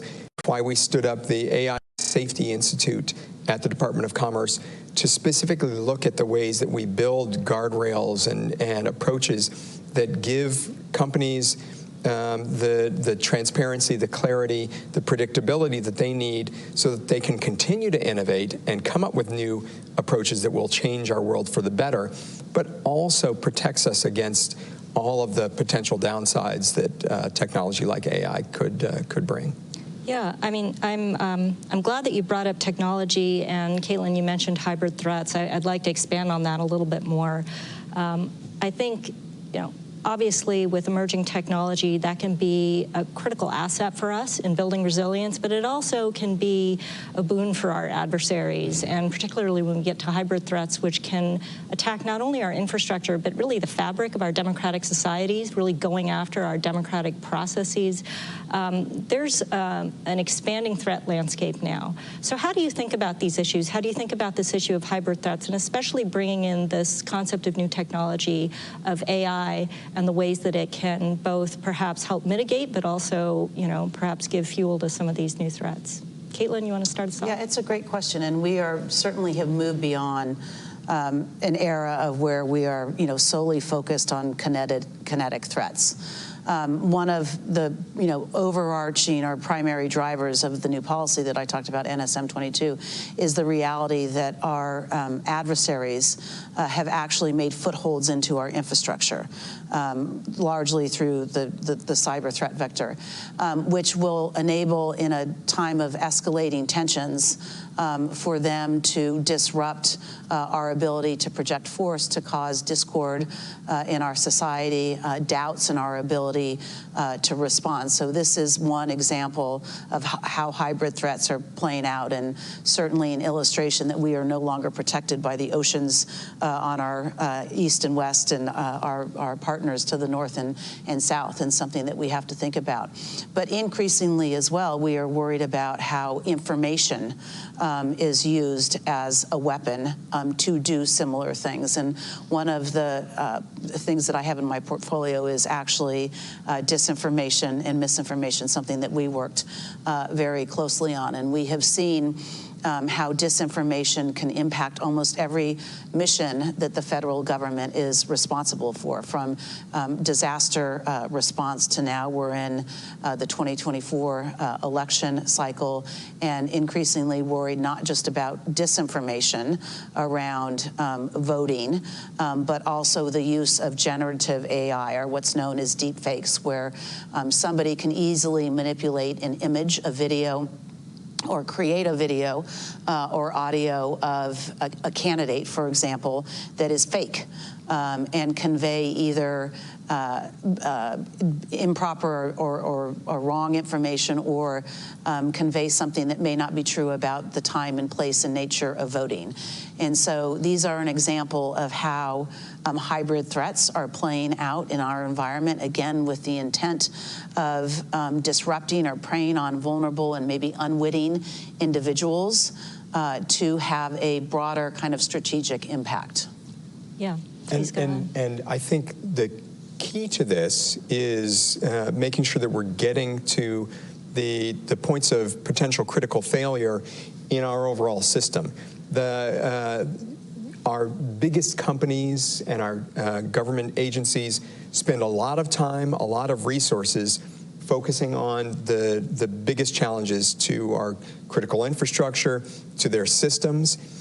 The problem that we have as a society, and I think this is across not just the United States, but all across the globe, is that the vulnerabilities exist within our supply chains. They exist within our key nodes across local communities, our small and mid-sized businesses, individuals who don't have the wherewithal, don't have the resources, don't have the full understanding of the nature of the challenge that we're facing.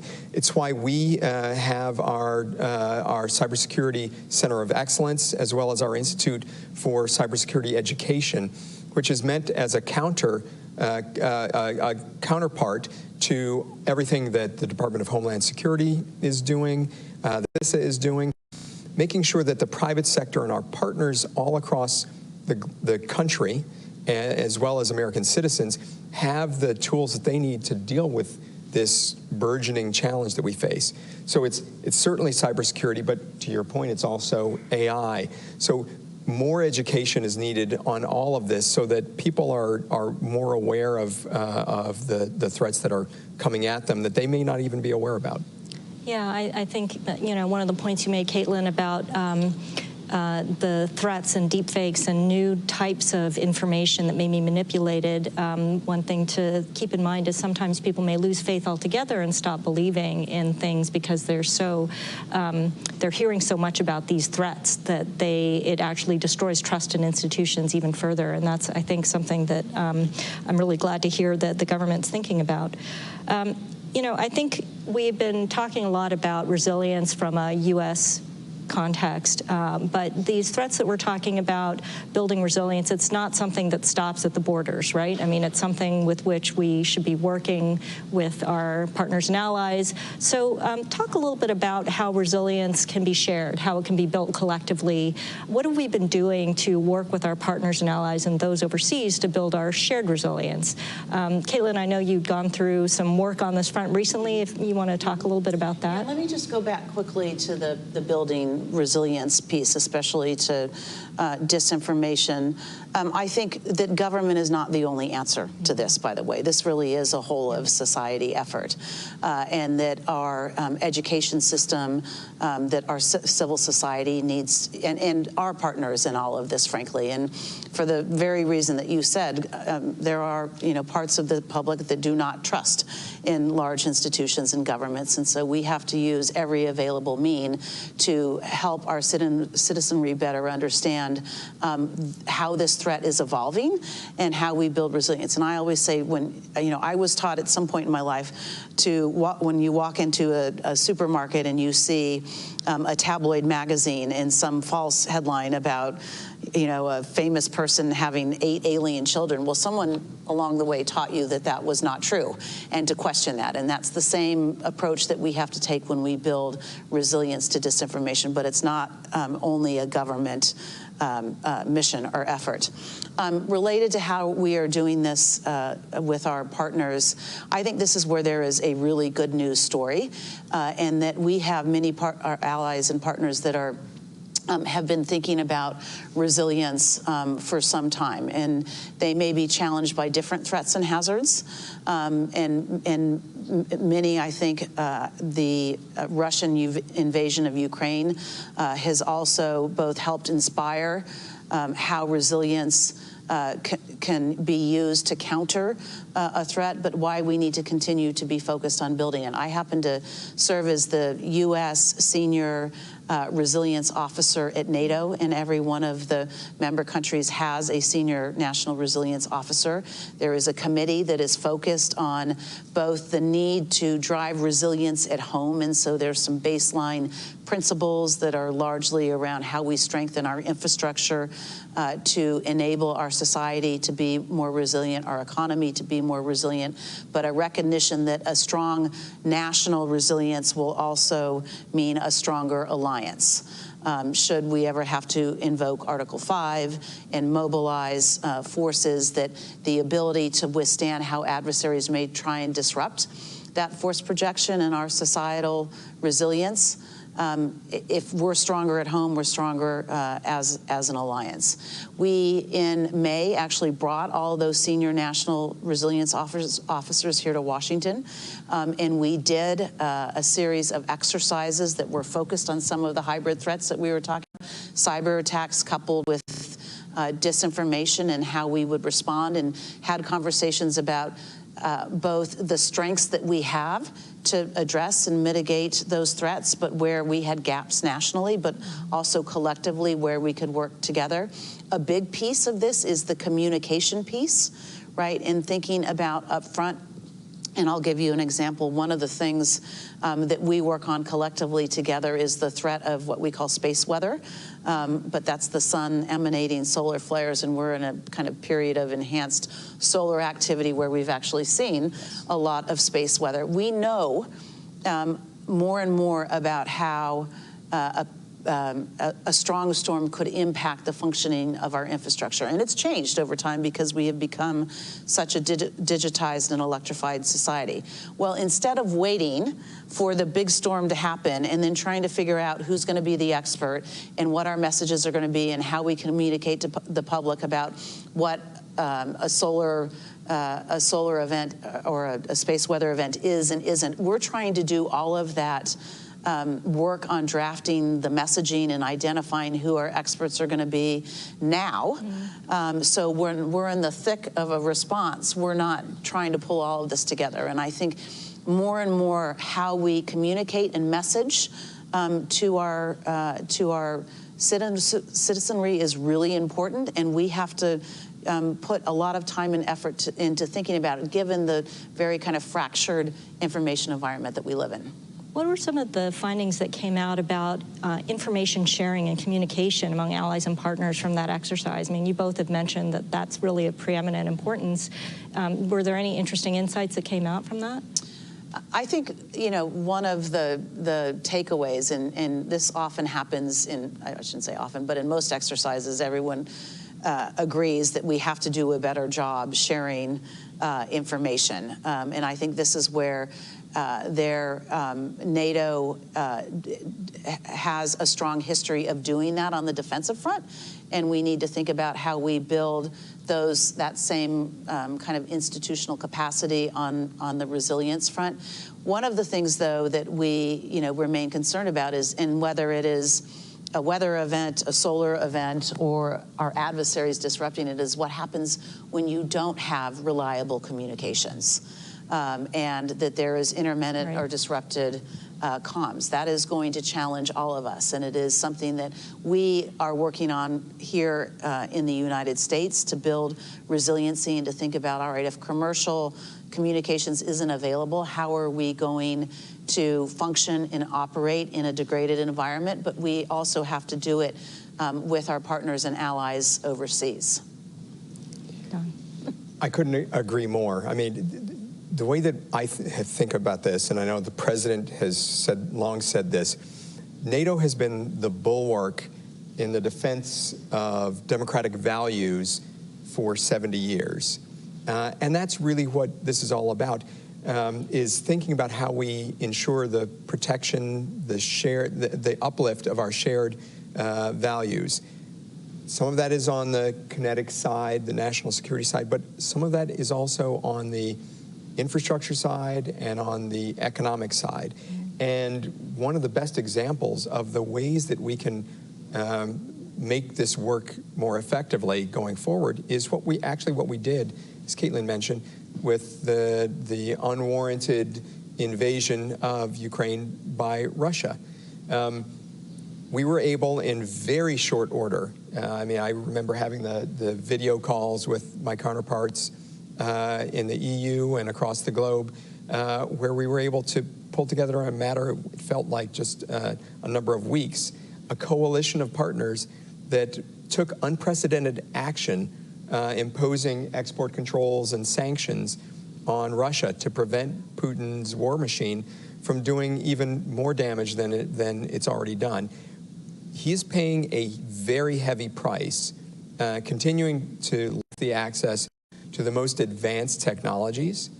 And so it's that type of concerted, coordinated action that partners and allies do together that I think can be most effective in the type of environment that we're in today. So I think that going forward, the more that we can share what we're seeing, we can coordinate on the development of standards and approaches so that we can protect the type of world economic order and that is, I think, of value to all of the NATO partners, to all of our allies and partners.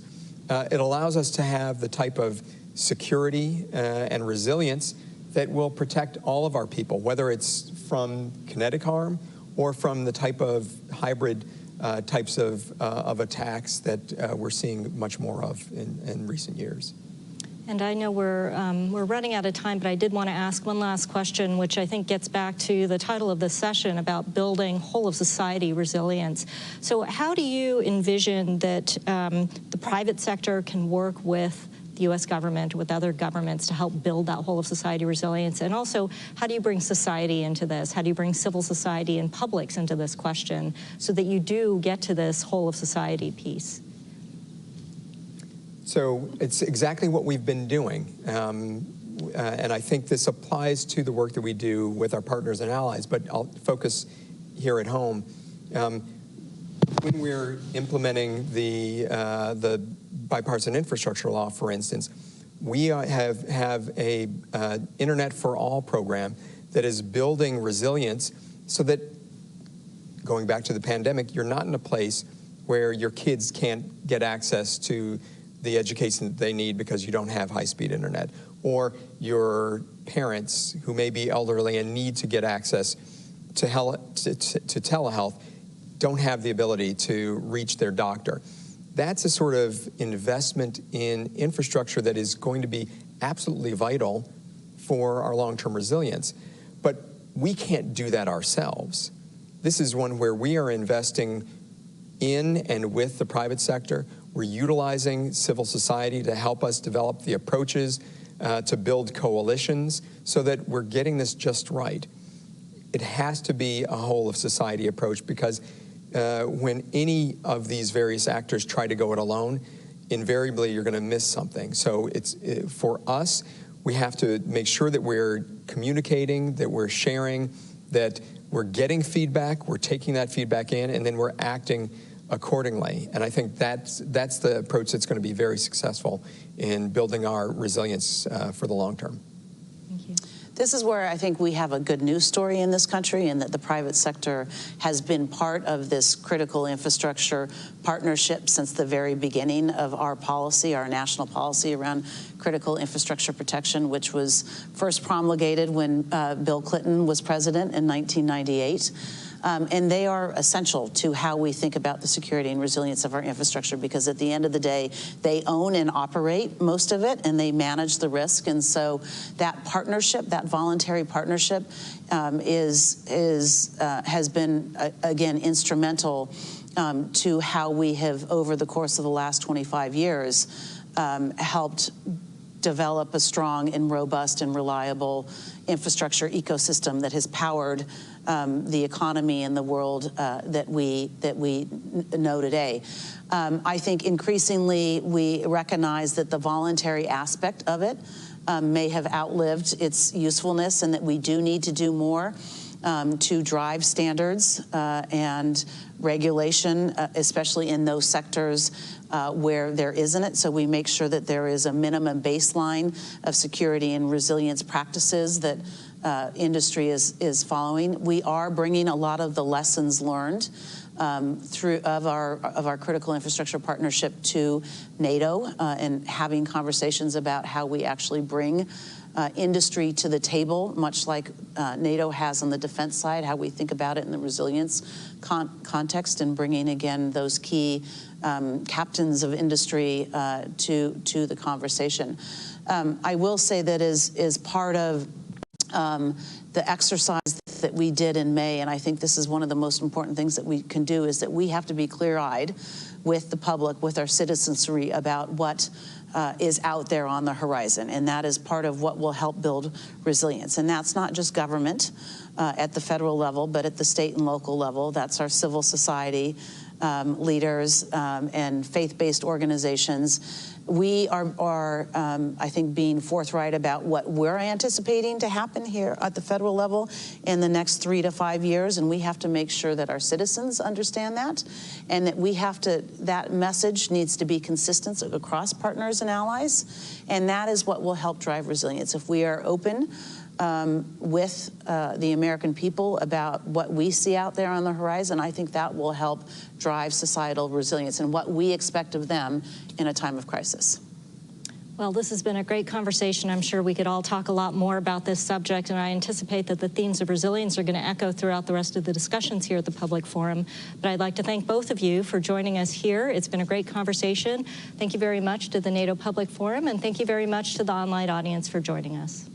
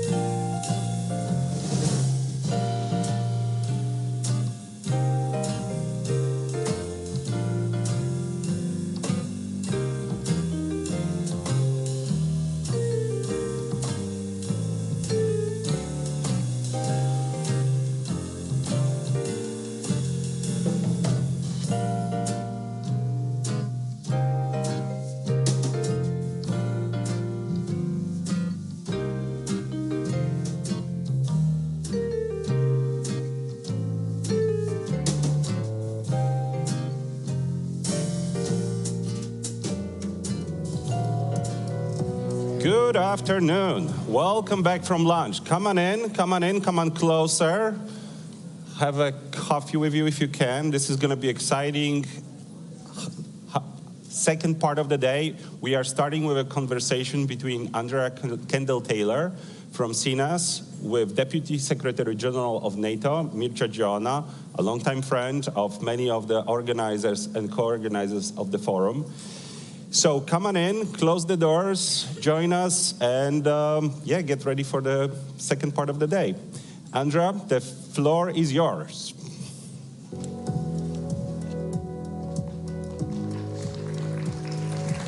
Hey guys.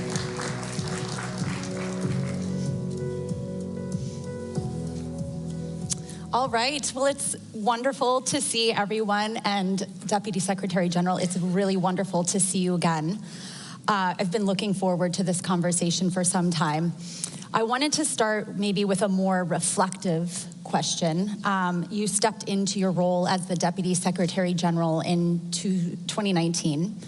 What have you seen change within NATO over that time period? Thank you, Andrew. Good to see you. She briefed us in NATO, and we're still recovering from her. Good to be back at the Public Forum. Listen, I've been privileged to serve this alliance for the last 5 years, together with our Secretary General. And I think this relatively short period of history is indicative of the world that we are living and will be living through. So consider this. I just arrived, we have a pandemic. And this has put to test the way in which we work. And we work with lots of classified things, so teleworking is not always the easiest solution for us. And then we had the withdrawal from Afghanistan, which was a very complicated issue. And then, to be honest, we also had a number of cyber incidents, and the Secretary General asked me to look into cyber resilience of the organization. And then we entered the era of hyper-acceleration of technology. AI, biotech, synthetic biology. We have our chief scientist here, Dr. Wells, that is also looking into the future with, let's say, a lot of professionalism. So I would say that in this nutshell, and of course the war in Ukraine and the summit now in Washington. Yeah. So I would say that NATO we have in our genes, in a way, in our genetical code, a gene of adaptation to transformation of geopolitical and strategic environments. And I gave you a variety of shocks and transformative evolutions that are indicating that NATO is an organization that has this capacity to adjust, transform, and be relevant to our citizens. Yeah, we'll dive into some of that throughout this conversation. But you talked about the shocks and the challenges, but you and with Secretary General Stoltenberg have accomplished so much during your time at NATO. You in particular have been focused on fostering NATO's partnerships, championing innovation across the alliance, and also finding ways to increase our resilience and adaptability. So a lot has been done in each of those ways, but what would you say is some of the unfinished business? Where do you think on some of those issues you've been so instrumental in pushing forward, where do you think the alliance needs to go? You know, we've made a lot of progress. I think where we all have to do much better is one, to harness the talent of our innovation ecosystem all across the alliance and our partnerships. We just came from a second session of our summit with our Indo-Pacific partners with the EU. They're, in a way, organically linked to us in terms of democracy, the way in which you see the world and their economic models. So the first thing we should do, and that's what I'm doing as chair of innovation in NATO, is making sure that not only the big universities and the big tech companies and the big countries in NATO that are so advanced, and that's good, are contributing to this innovation ecosystem, which is the big differentiator, if you want, in global affairs historically. But also Albania, Estonia, Romania, my country, everyone has talent. Everyone has a smart, young woman or man here that could really want to start from a smaller country, a business, a startup. And if there's something I'm very proud of, together with my colleagues, that we are able to have in the last few years, Diana, which is the Defense Innovation Accelerator for North Atlantic, test centers, accelerators, and if you have bright ideas, come to us and test your ideas for free for you to basically mature. And I hope from this hall, or the ones watching us, will have the future unicorns. Also, we were the first ones in the world to create a NATO Innovation Fund, which is the first multinational sovereign venture capital fund in the world. Sounds counterintuitive and even explosive in what I say. Yes, we managed to do it, to convince allies to put some money, and that's the way in which we try to adjust. If there is one challenge to all of us, is that the fact that we should adapt better to the speed of transformation. We are still too slow in procurements. We are still sometimes sluggish in terms of diffusion of technology. We should be much more early adapters, and I think NATO is moving in that direction. But if I would say something, especially governments, institutions like us, we have a relative slowness which is inside. To give you an example of the way in which we are adapting, we have an AI strategy back in 2021. Every piece of technology policy in NATO has an ethical use part to that. Compulsory. We want to be the gold standard on technology in national security, but also on ethical use. And we have, this system of committees and boards in NATO. For the AI and big data board in NATO, for the first time, we have private sector sitting around the NATO table, because the dialogue between us, private sector, civil society, and academia, the triple helix of innovation is something we do. We are still too slow. We have to move much faster, to be more innovative, and also take risks in a way, because if not, the speed of transformation could really create trouble for us down the road. Yeah. Another area that I understand that you've spent a lot of time in and focus on is on defense spending and reaching out to different member states to make the case why we all need to spend more on security and defense. And when you're making the case to elected officials, it's obviously not always an easy case to make, because they have competing priorities, domestic expenditures, and other things that they need to do at home. And so when you go out and you're having these discussions with other elected officials about why they need to spend more, what's the case that you make? Listen, I'm a political person myself, so I know how difficult it is for a political leader. Then you have so much conflicting and overlapping priorities. There's so much need for education and for infrastructure and for healthcare and for climate change. They are massive priorities. But I think what the war in Ukraine and the aggressiveness of Russia and if you want, this collection of China, Russia, North Korea, and Iran, at least in Europe, I think, it triggered a sort of a strategic awakening to a tough world. Yeah. So in a way, when you see war in Europe back after many decades, after the Second World War, in fact, our public opinions, our young ones, the taxpayers, in a way, they see, oh, this is dangerous, so there is a little bit easier for us to make the case to spend more on defense. And that's why from 3 allies meeting the 2% threshold in 2014 in Wales, now we have 23, and every ally has a plan to reach 2%, at least. But the problem is not only how much money you put in, but how you spend it. Yeah. And that's another place where NATO is giving exceptional guidance and advice to all allies. Because there's always, especially when you're lagging behind, many allies have underinvested in defense for decades. And now you have a little bit more money, and how do you spend that money? On which let's say, catching up with more classical equipment that we miss, or high-tech, high-end. And that's why NATO, through our NATO defense planning processes, we are in fact advising and guiding allies to making sure that they don't choose. It's a forced dilemma, let's say, more traditional, conventional, or high-tech. It should be both together. And in a way, you're also saving taxpayers' money. That's why I'm so happy to see also here in Washington at the Chamber of Commerce so many signings of contracts among many allies, purchasing together, best return on investment, more agility. So this is something that I believe we are moving in the right direction.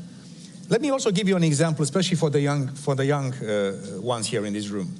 So back in the 60s and the 70s, 90% of all technology used and innovation used for national security and defense was produced by governments. Department of Energy, labs, NASA, DARPA, all these kind of things. Today, 90%, the same 90% of everything we use in national defense and security is produced by the private sector. So that's why we need to work in sync and organically consult.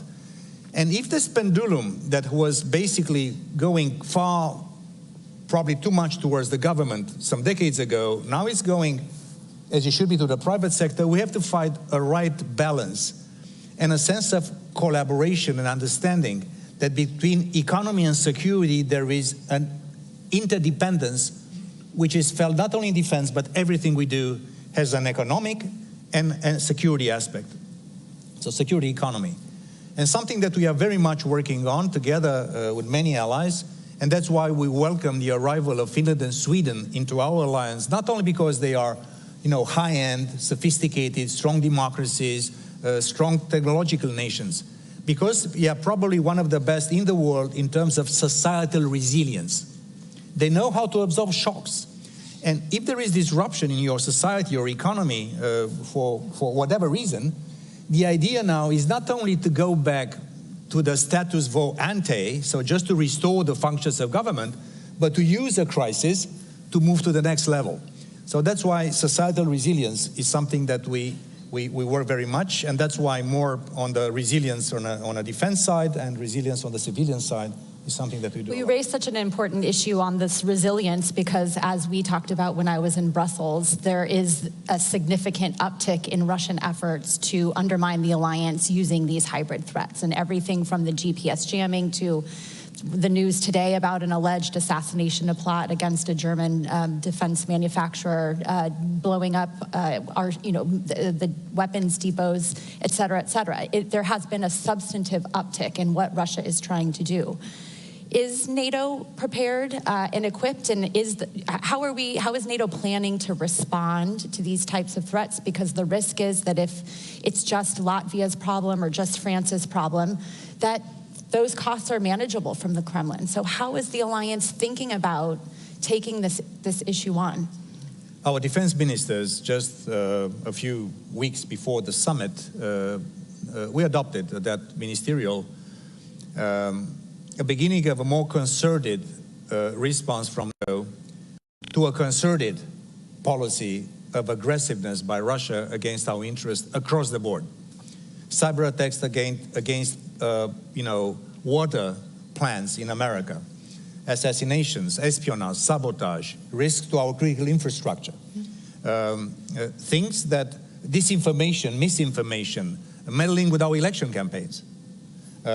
So if you treat, you're right, Andrea, if you treat this individually, this is Lithuania's problem or Germany's problem, or America's problem, and we don't inform each other through intelligence sharing and learning from each other, then our response would be basically segmented and less effective. So that's why we also, our leaders will approve later today, I think, also a special strategy of countering Russian malign influence in the Western Balkans. And across the alliance, we are working to really push back and basically be far more effective. To make a very clear point here, we don't see Russia having, at least today, the capacity or the intent to attack NATO because we are a much bigger player and we are also investing much more, deterrence and defense, new plans. But in terms of everything under the Article 5 threshold, they're using everything against our interest. And sometimes we see Russia and China, sometimes and Iran, even North Korea, affecting our interests. So you're right. On the hybrid side, on this kind of concerted efforts, we are taking collective efforts. And by the next summit in The Hague, we'll be adopting an overarching Russia policy, NATO, that will be taking into account basically as you mentioned when you visited with us, a pattern of aggressiveness by Russia against our interests, and the fact that Russia as a nation, as official ideology, as economy, as defense or foreign policy. They are basically organizing themselves for the long haul to be aggressive against the West. And also, as a political guy, when you have domestic problems, you have to invent a foreign adversary, a foe from the outside. That's propaganda manual 1.0. And they're doing just this. NATO has no aggressive intentions against Russia, a defensive alliance. They're trying to portray NATO, America, EU, whatever, as the big existential threat to Russia, which is total nonsense, just to justify a grip, a power inside, and together with other countries like China and the others just to unravel the world order that we represent and embody through NATO. Well, I want to pick up on that theme exactly, which is, strategic competition has been a big focus of this. We've had panels on the axis of upheaval, the growing cooperation between Russia, China, Iran, and North Korea. How do you think that competition and this alignment and increasing coordination among revisionist actors will shape the alliance moving forward? How is the alliance thinking about dealing with this shifting geopolitical landscape? We just came from the session of our summit with our Indo-Pacific partners and European Union. And the first natural answer is to really reach out and work much closer with our natural partners, which are democratic nations from all over the world. Of course, respecting Washington Treaty indicates that we are a transatlantic organization. We are not a global organization, but security is global. That's one thing. We should do much more together. We should really bring NATO and the EU even closer strategically in using the respective toolbox of the two organizations. We have to work with many of our partners. But there is something that our leaders, and I myself, as a person with some experience in international affairs and politics in general, I think we have to do a much better job in reaching out to the other nations that are neither, let's say, explicitly with us nor with the other group of countries. And this is where we have to do a much better job together. That's why I was so happy with Secretary Blinken yesterday to host our partners from Mongolia, from Indo-Pacific, from Armenia, from the Republic of Moldova, which is under immense Russian hybrid pressure, from Bosnia, from Colombia, from all over the place. So I think not only NATO, but NATO and the EU and our nations, we should do a much better job in reaching out to these countries. To be honest, sometimes to be a little more humble when talking to them. And there are players in the world that in the end will be also determining in you the balance of power and the shape of world order. Number one condition, let's make sure that we stay united in NATO. Let's make sure we reach out to our natural partners as democracies around the world, and let's together offer a better deal to the others. Better deal, also economically, not only in strategic terms. The India, Middle East, Europe economic corridor, which was launched at the G20 New Delhi summit. That's a big thing, which was in a way says not only the Belt and Road, there are other ways to connect India to the Middle East and to Europe. So I think there is a lot of work we need to do inside NATO with our partners, but also to do a much better job and offer these nations that will be basically the ones that will be, in a way, creating, a new reality in world affairs, a deal and the respect that they deserve, because I think they also want, in fact, the same thing like we do. They do not want a world which is the rule of the jungle is dominating that thing. They want predictability. They want to grow. They want business. They want maritime, freedom of navigation. They want rules for cyber, for AI, for biotech. We all want the same. But if we don't offer them a genuine, fresh, respectful, and also money-supported deal, they might be tempted to go elsewhere, and this would be really an issue that we should avoid by all means. We have a teeny bit of time left, and I thought I would take then the opportunity to ask, this is a historic summit, the 75th. What are you most proud of coming out of this summit? Listen, perhaps I'm subjective all my life, my young life as a young ambassador of Romania. I tried to bring my country into NATO. And here I am after a number of years at the top of this great alliance of ours. So on a personal level, this is a matter of immense pride. On a more political and strategic nature, I would like to say that I'm so proud to see that 32 allied nations, 1 billion people, 53% of global GDP, adjusting to this difficult period of transition. The world is in flux. And if I see how quickly we're adjusting to this new reality, how we can sometimes avoid natural differences amongst allied nations, because it's not easy to keep consensus in this alliance. And I think that NATO is today, against very difficult headwinds, more united, stronger, more relevant. And if I can use a word, because please wrap up, says I would say, I can really say, like Benin Albright a few decades back, that NATO is today the indispensable alliance, not only for our peace and security, but also for global stability and predictability. NATO is as essential to our nations and to the world as 75 years ago, and nothing gives you more pride. And also for the young ones, this is your alliance too. This is not for Jens Stoltenberg or Mircea Joana or our leaders, you see them on the podium. This is your alliance. We are really the foundation of peace and everything you do with your lives. So if there's something I would like to have a legacy of pride and the generations to come, take the lead from us, move it forward, because this is a foundation of peace and security, democracy and our way of life. I couldn't have been prouder to serve this great alliance than for the last 5 years. I always love a conversation that ends on a positive note, so that was perfect. Thank you so much. Thank you, everyone. Thank you. That was good. Come on. Thank you so much, Andrea. Thank you very much, Ambassador Georgiana. You're such a great speaker. Fascinating conversation, wide-ranging.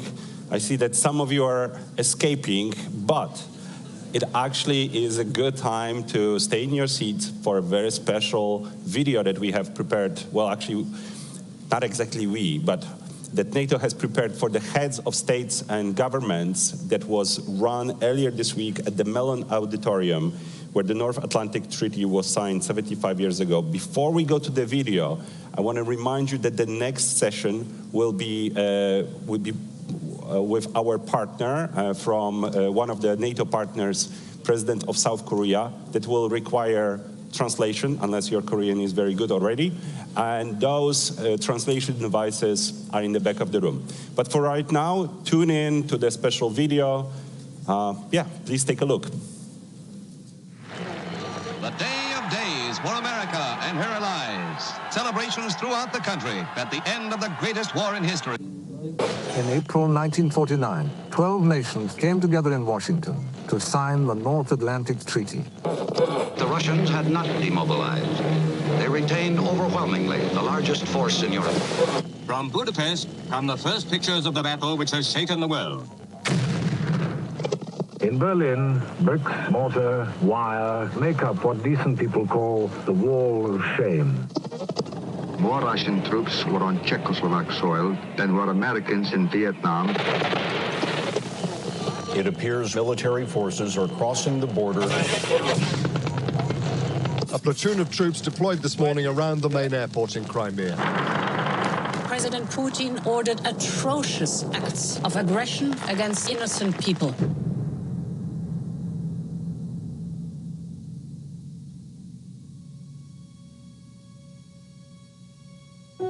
What does it really mean to be a good friend? To be there for somebody else? To know that they will be there for you? To have each other's backs? But we all know that true friendship is not that simple. There's more to it than that. There's more demanded of you than that. In this treaty, we seek to establish freedom from aggression. To protect this area against war will be a long step toward permanent peace in the whole world. Friendship starts out as a promise we make to each other and to ourselves. Let every nation know, whether it wishes us well or ill, that we shall support any friend, oppose any foe, to assure the survival and the success of liberty. It's a pledge to take the other's interests as seriously as you take your own. We are determined to resist aggression, whatever its force, and whatever kind of force is needed to resist it. Over time, it creates an unbreakable bond, an alliance, partnerships. That alliance becomes an identity, an expression of who we are as people. Those partnerships make us all stronger. There's a moral compass at work that not only guides us, it's on display for all the world to see. Mr. Gorbachev, tear down this wall. The dangers of acting are far outweighed by the dangers of not acting. Dangers to defenseless people and to our national interests. NATO is a defense alliance. NATO has no intention of attacking anybody. Capabilities for defense. In an uncertain and chaotic world, it removes a measure of doubt and offers us the chance to help shape our own destiny. NATO soldiers trying to rescue trapped residents carried children to safety. Like a stone that skips across the water, a good friendship creates a ripple through space and time. It touches everyone we know and everyone who will ever know us. Take the story of one boy in Bosnia who was 5 years old when the war came to his doorstep. I remember the tanks coming into our city. Sitting outside on my steps of where we lived, suddenly I heard a whistling sound, had no clue what it was. And then a rocket hit my kindergarten right in front of me.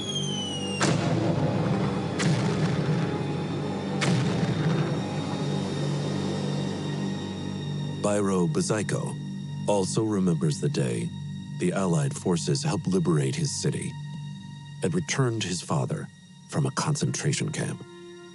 I'll never forget the night that my dad finally came home. I remember waking up and not recognizing the man in front of me. I could see every bone in his body. Without the presence of NATO, I don't know if I would be here today, yet alone my entire family. The memories of his childhood would be a defining moment of his life. I felt like I always had a calling for service. I remember getting to go to Afghanistan and Iraq. And every time that I would see a child living in that danger, I couldn't help but see myself. There's a lot of bad people out there that are willing to do evil and unimaginable things, and the world needs good people to be able to step up and stop that. This alliance is not just about military action under the terms of a decades-old treaty. This is a constantly evolving dialogue about the dangers in the world today. The defense of freedom is not the work of a day or a year. It's the calling of our lifetime. When others do better, we do better as well. Friendship takes work. The job today is defending a better, safer future together. With unity and strength, NATO will continue to rise to any challenge, to preserve peace, prevent conflict, and protect our people. To be a good friend means that you want the same for your friends' kids as you want for your own.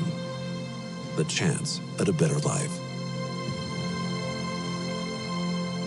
And when the darkest hour arrives, you know that you will not face it alone.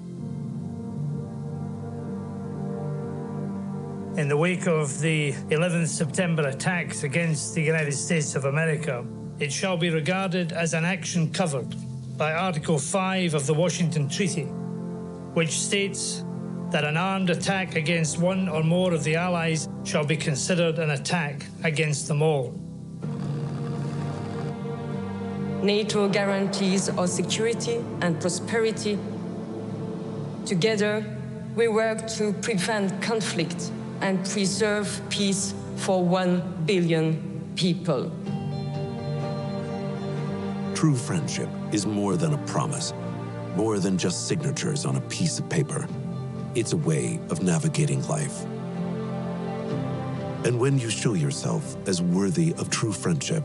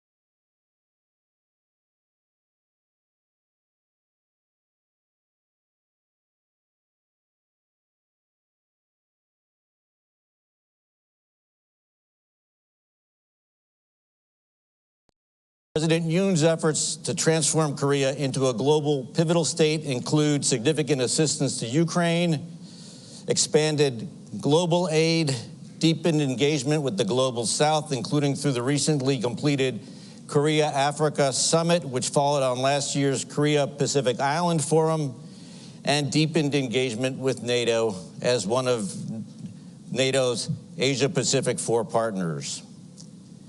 Showing immense courage, President Yoon worked tirelessly to repair and rebuild Korea-Japan relations in partnership with Prime Minister Kishida. Thanks to President Yoon's vision and commitment, a reinvigorated trilateral partnership between Korea, Japan, and the United States was inaugurated last August at the Camp David summit hosted by President Biden. Ladies and gentlemen, please welcome President Yoon to the NATO Public Forum podium.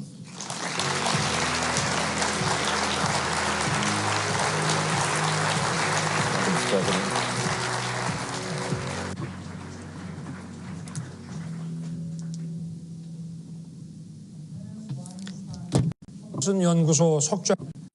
Dr. Kenneth Weinstein, President Emeritus of Hudson Institute, and distinguished guests, good afternoon.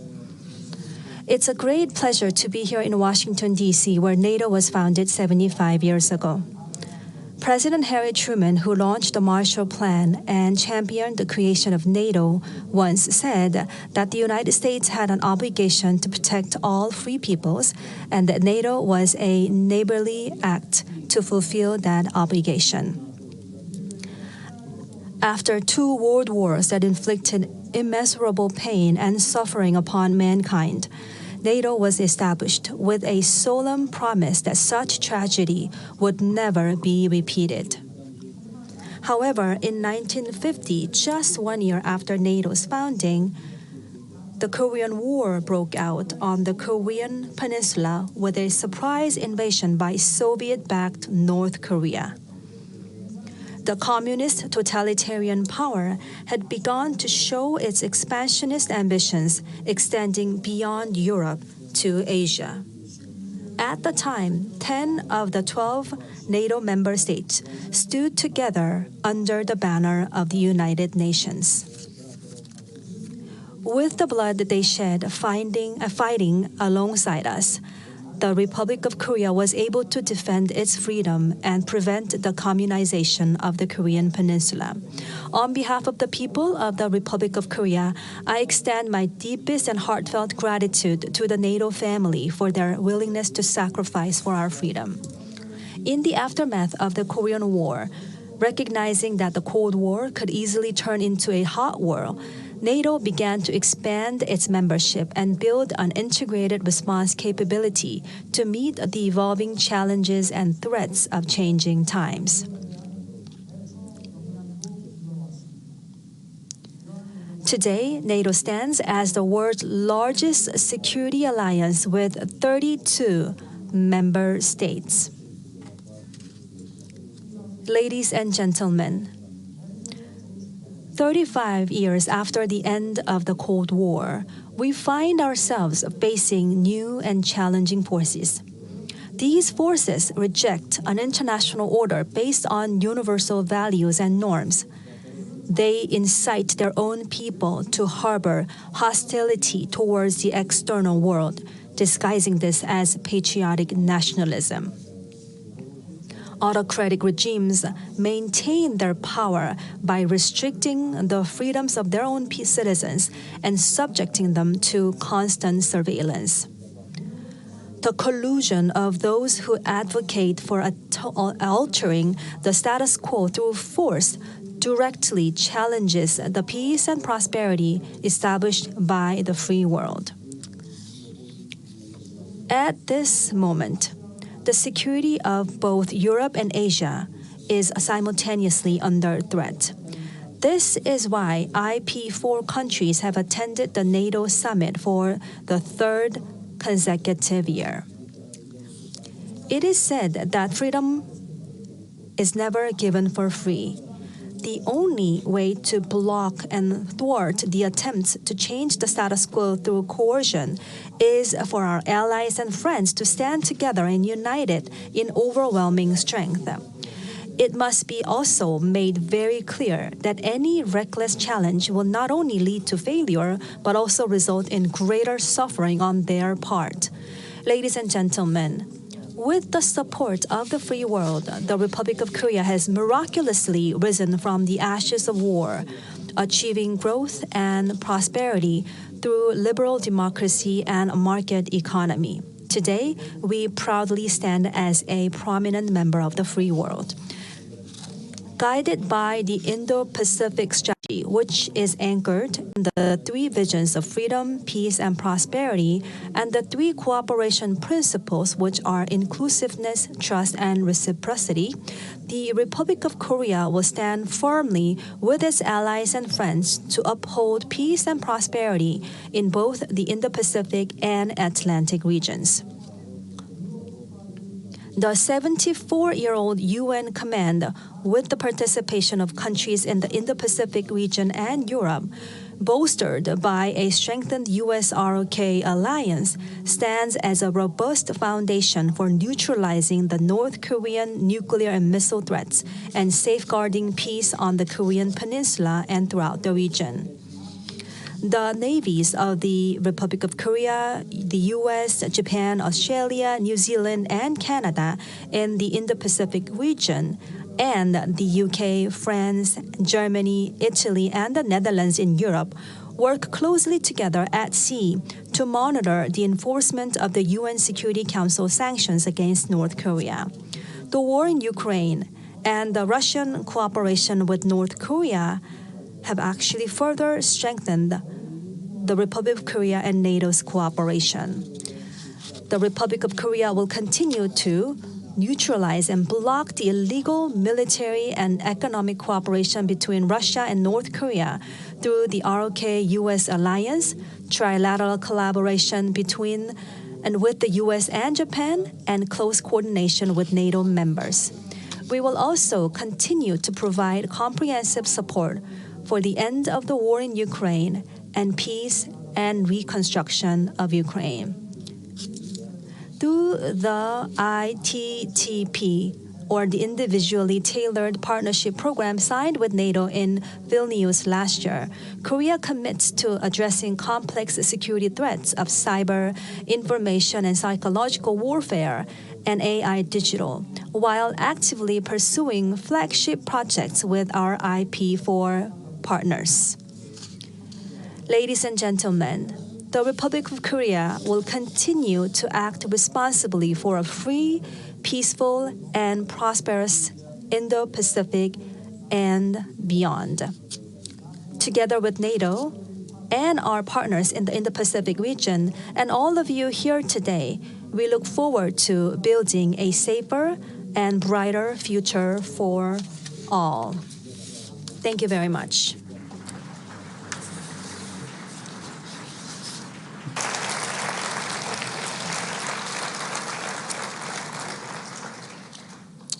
Well, thank you, Mr. President, for those characteristically frank, insightful, and stirring remarks.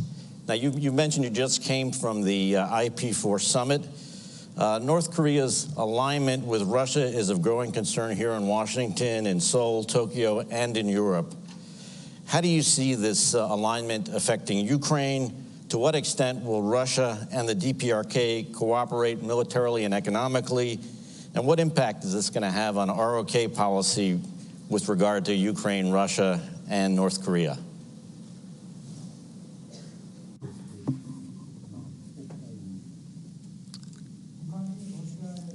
Thank you for that question. The missiles and the artillery shells that North Korea is supplying to Russia will prolong the war in Ukraine. And Russia's potential military technology and economic assistance to North Korea in return threatens peace on the Korean Peninsula and in the Northeast Asian region as well. Yesterday and today, NATO allies and our partners together expressed their strong concerns over the growing Russian-North Korean alignment. Russia's cooperation with North Korea over the war in Ukraine appears to be a collusion of convenience driven by their own pressing needs. Russia wants North Korea to actively engage in anti-American, anti-Western rhetoric while serving as its arsenal. North Korea hopes that Russia will provide it with advanced military technology and energy resources, and also help them weaken the monitoring of the UN Security Council sanctions. The South Korean government will continue to strengthen the US-ROK alliance and also U.S.-Japan cooperation, U.S.-Japan-Korea cooperation and partnership with NATO to thwart and neutralize illicit Russian, North Korean military and economic cooperation.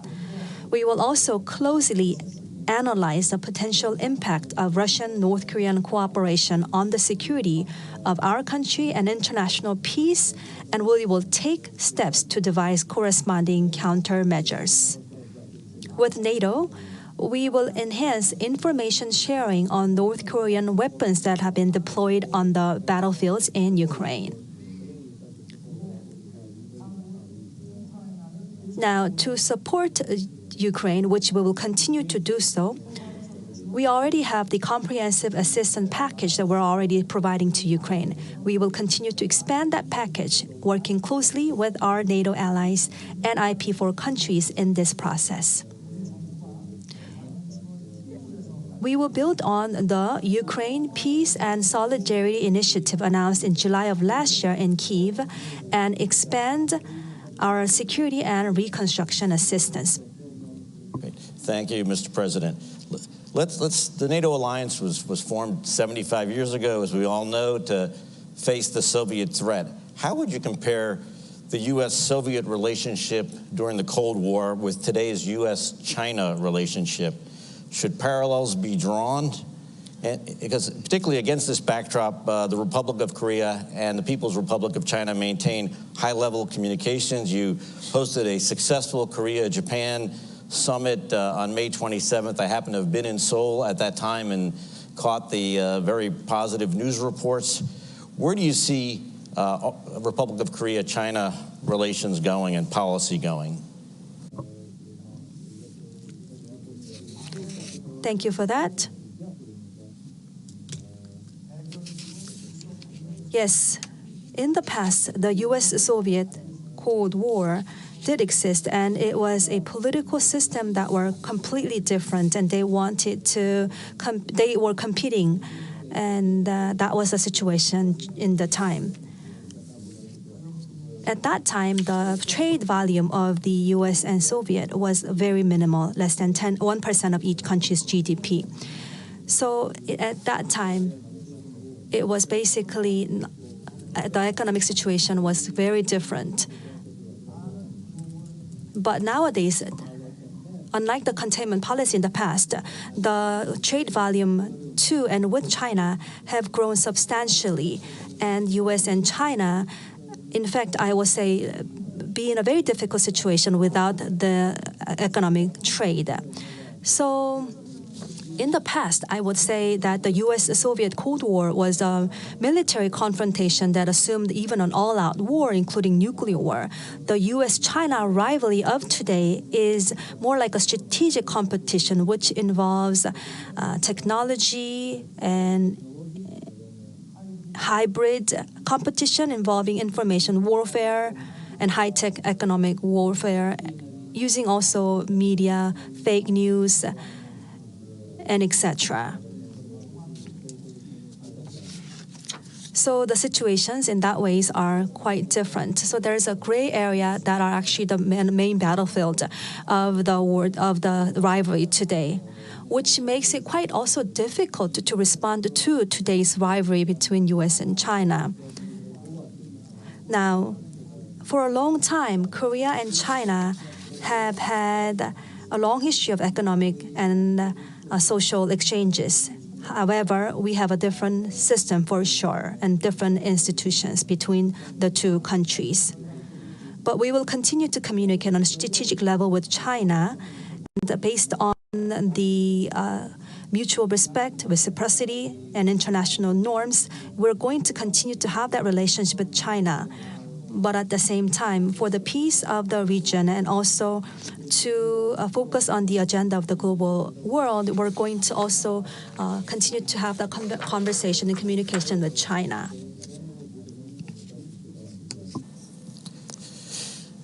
Thank you, Mr. President. Let me turn to the last question, where we have seen fissures in the global geoeconomic situation during the COVID pandemic and also during Russia's invasion of Ukraine. What role can the Republic of Korea play in encouraging economic prosperity and cooperation in the Indo-Pacific? How can Korea's Indo-Pacific strategy help build a more stable and resilient supply chain? And what are the implications of all this for the Euro-Atlantic? The Indo-Pacific region is an economically advanced region, and there's also the mid-economic region, and also emerging nations are included in the Indo-Pacific region. So there are different levels of economic development in that region. So to drive the economic development of that region as a whole, we need to make sure that we encompass all different levels of economic status.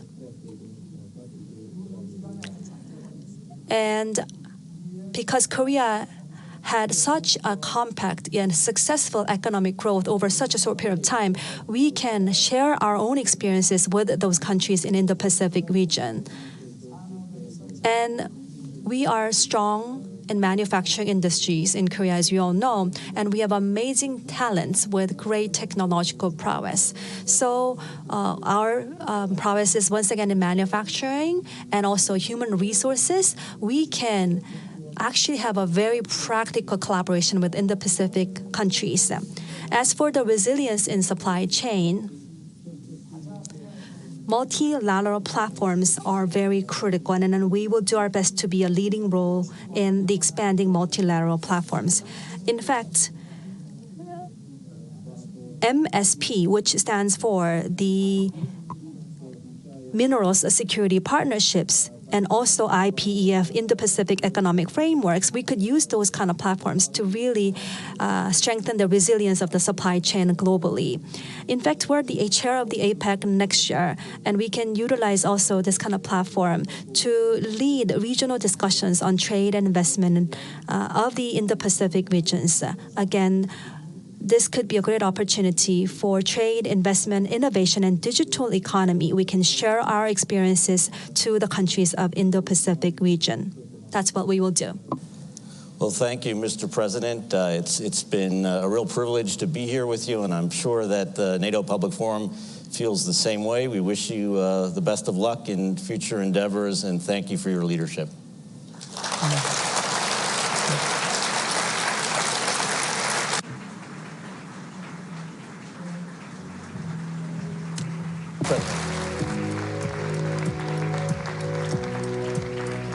Thank you very much. Thank you, Mr. President. Thank you, Ken, for this fascinating conversation that helped us to really see the scope of NATO's partnerships. And we are now about to turn to another key partnership between NATO and the EU. And for this conversation, please help me welcome to the stage my big boss, President of the German Marshall Fund of the United States, Heather Conley. Heather, the stage is yours.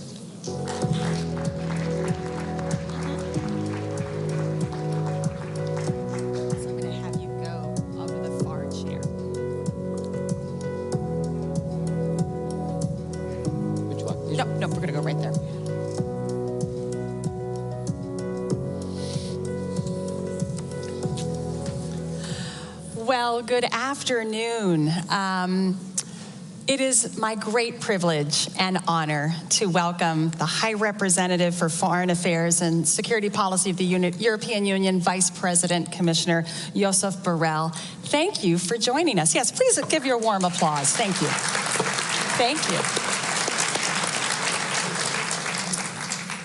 High Representative, what an extraordinary moment for the EU to be part of NATO's 75th anniversary and summit. If you'll allow me, I spoke yesterday morning with Secretary Blinken, and I gave him a historical quote from 1949. I'm going to give you a historical quote as well. This is from General Omar Bradley, who was the first chairman of the Joint Chiefs of Staff. He said this the day after the Washington Treaty was signed. In the final analysis, Western Europe can only be saved by Western Europeans, but to save themselves, they must have the will and the means to resist. 75 years later, does the European Union have the will and the means to resist an aggressor? Which aggressor? We'll start with Russia. How about that? Not bad. We'll start with Russia, of course. Look, since the Euro crisis and the end of the Cold War, beginning of the 20th, this century, the Europeans, we have gone through a silent process of disarmament. Silent but continuous, because it was not war in the horizon. And we had you, the US, to protect us, NATO. So why to spend on ammunition, which is not very popular, when you can spend on increasing pensions for Social Security? Until 2014, then Russia took Crimea. It was our first wake up. And then the war against Ukraine directly by invading the country. And since then, we have restarted to understand that we have to have a greater capacity to defend ourselves. But there is not alternative to NATO for the territorial defense of Europe. There is the will, but certainly we are far away of having the capacity to defend the territorial, the space, the land, by our means. We need you. So I want to read, because I know this entire audience has thoroughly read the NATO declaration from yesterday, but in case they haven't, let me turn to paragraph 29. The European Union remains a unique and essential partner for NATO. Practical cooperation has been strengthened and expanded on space, cyber, climate, and defense, as well as emerging and disruptive technologies. That is quite a list of things that NATO is turning to the European Union. Is there a priority for you in that list? Don't forget that almost all members of the European Union are members of NATO. So when you say NATO is turning to the European Union, in fact, the European Union is inside NATO, because my member states are part of NATO, and some of them making an important contribution. But the war itself has changed. Today is not just about tanks invading a territory, it's people invading your mind. It's colonizing your spirit. It's disinformation. It's cutting the cyber systems in order to paralyze you without sending a single bullet. The new forms of war requires a different kind of answer. And on that, we are certainly very much engaged. And I can say that we have quite good on cyber defense. We are quite good on fighting disinformation. You cannot imagine how important is disinformation. People are suffering attacks on their mind, trying to resist things that false, but looks true. Then how do you resist against that? You need a different kind of army. You need people watching the networks. You need people explaining things the way they are, counter-programming, giving right information to people, trying to avoid interference on the electoral process. Don't dismiss this kind of war. It's not just sending bombs and tanks. It's just sending news and occupying the cyberspace. And on that, the European Union has a certain important contribution to do. Really, the mind is the battlefield, certainly the citizens. Is there. It's not only the cyberspace, the deep sea, it's also the mind of the people. You see, when you go to some African countries and you see people supporting Putin, supporting what Putin is doing in Donbass, saying Putin has saved Donbass, now he will come to Africa and save us. What kind of intellectual process is behind this kind of attitude? Well, a lot of people invading the networks, a lot of people disseminating lies, a lot of people colonizing the minds of the others. Absolutely. You gave an interview earlier this week where you said the future of Europe's security will be determined in Ukraine. It's true. And I think while all of us understood that this was a very geopolitical EU for this term, perhaps its most important geopolitical act was beginning accession talks with Ukraine. But the EU is doing much more. Obviously, defense industrial capacity is essential. Help us understand how the EU as a defense actor is working towards increased industrial production. In Europe or in Ukraine? Well, both. Both. Both are going to be essential. Well, in 1 year, we have doubled our capacity to produce ammunition. When the war started, we took a dramatic decision, which was to supply arms to a country at war. And believe me, it was not so easy. 2 weeks before the starting of the war, I was in Donbass. I was visiting Donbass. And the drums of war were already resonating. And the Prime Minister of Ukraine told me, they are going to invade us. On the other side of the window, there are 150,000 troops. They are not there by accident. They will invade us. When they will invade us, tell me, are you going to help us?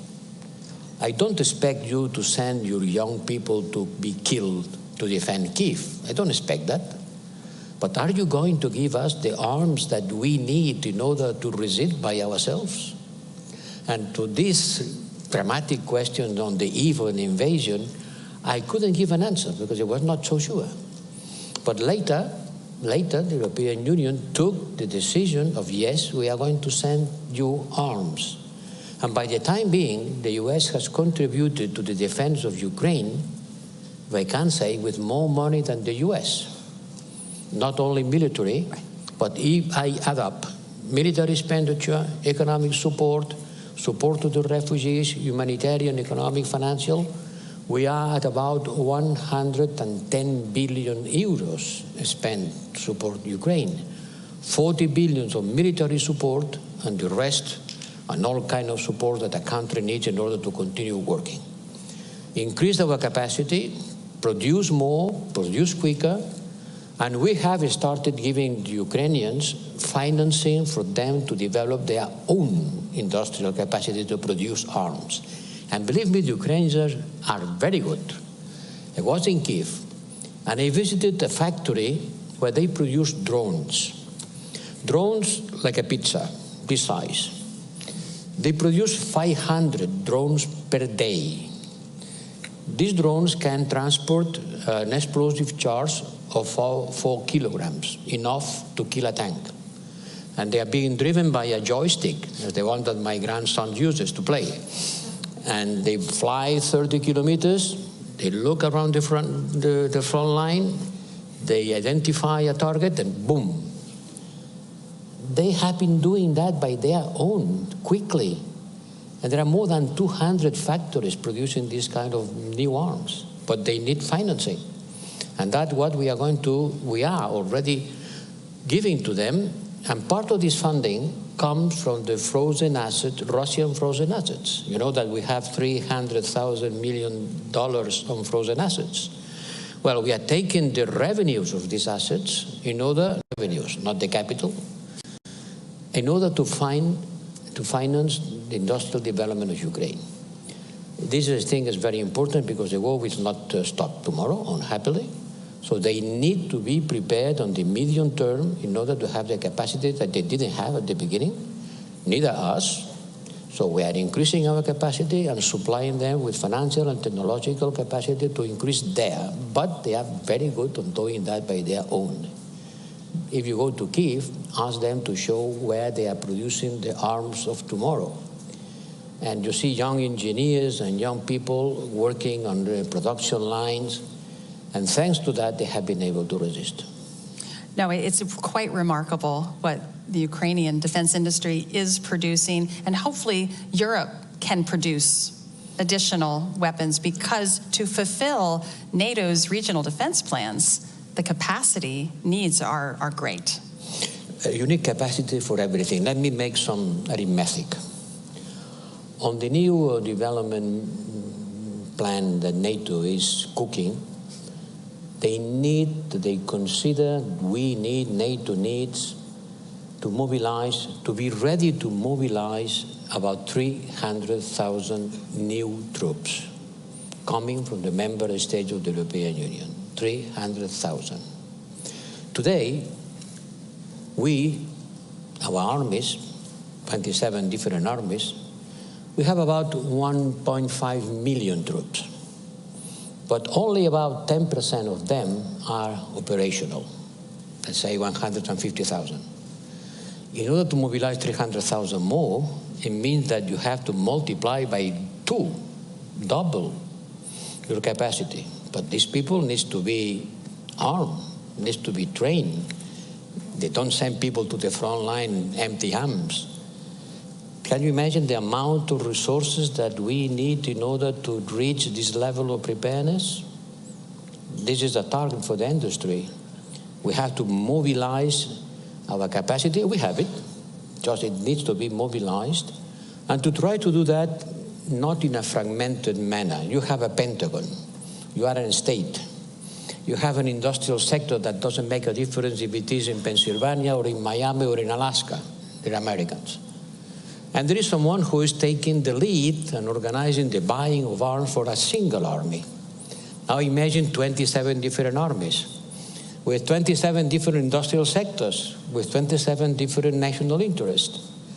Fragmentation, division, it's a big problem for us. So we have to overcome this difficulty and to do that together. How do you overcome it? Well, by incentivizing, by saying, if you go together, you will have a premium.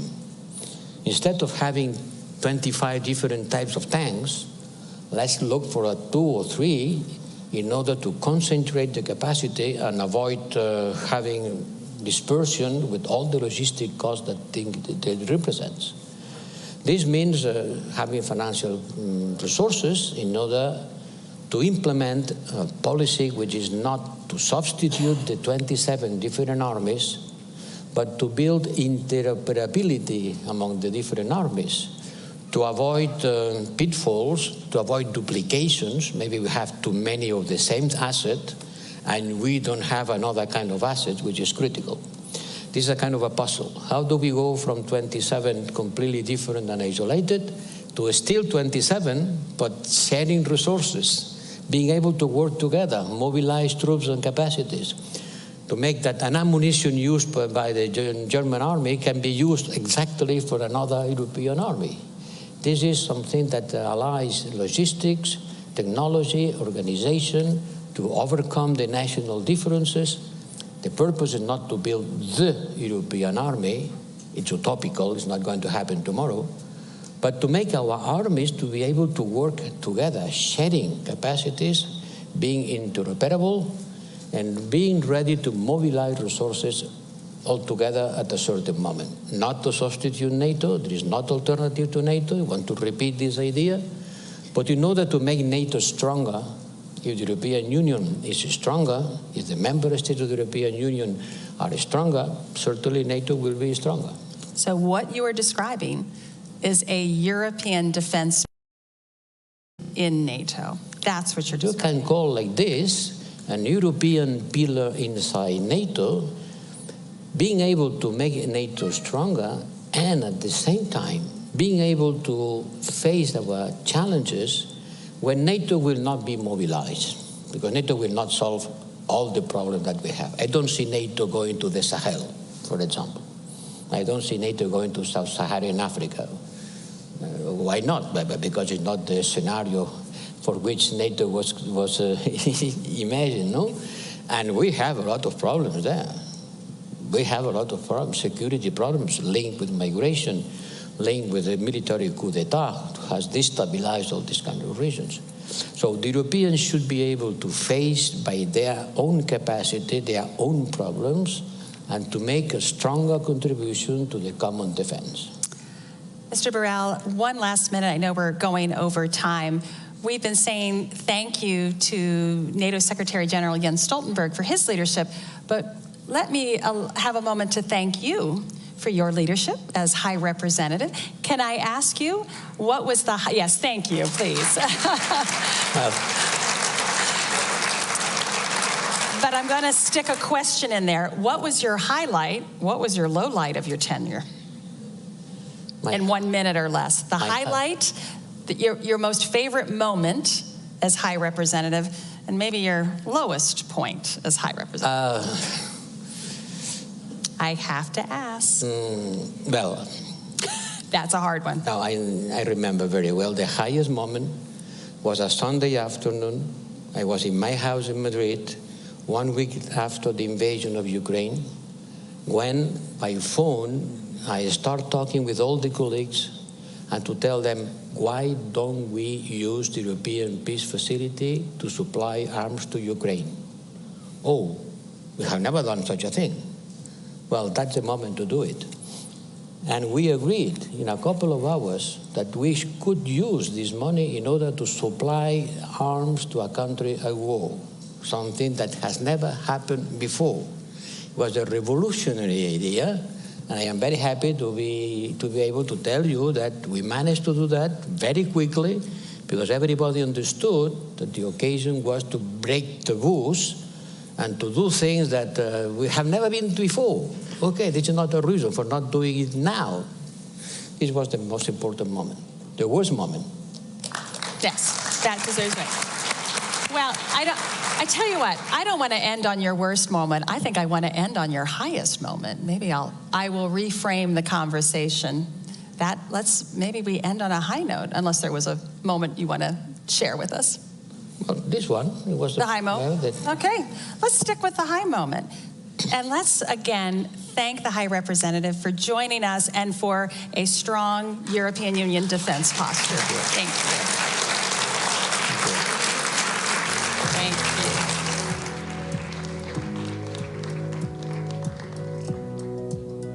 Thank you very much, Heather. Thank you, Vice President Borrell.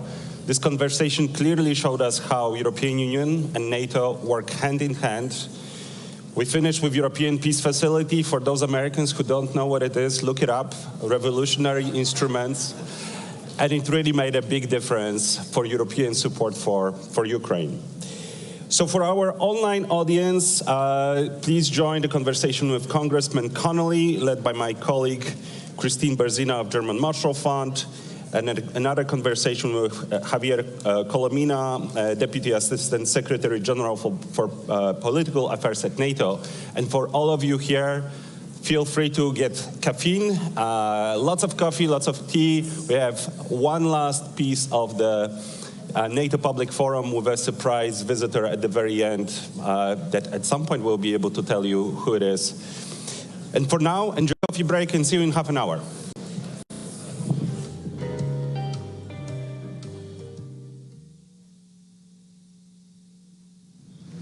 Welcome to the NATO Public Forum. My name is Christine Berzina, and I'm a Managing Director at the German Marshall Fund. We're here today with Representative Gerry Conley, Congressman and President of the NATO Parliamentary Assembly, to talk about why NATO matters beyond the NAC table and for very important voices across the alliance. Congressman, how do we think about the factors that are at play and the people who need to be a part of the NATO conversation? What is the Parliamentary Assembly? Well, the Parliamentary Assembly is in a sense, the legislative arm of NATO. And it's, I like to say, it's the messy part of NATO.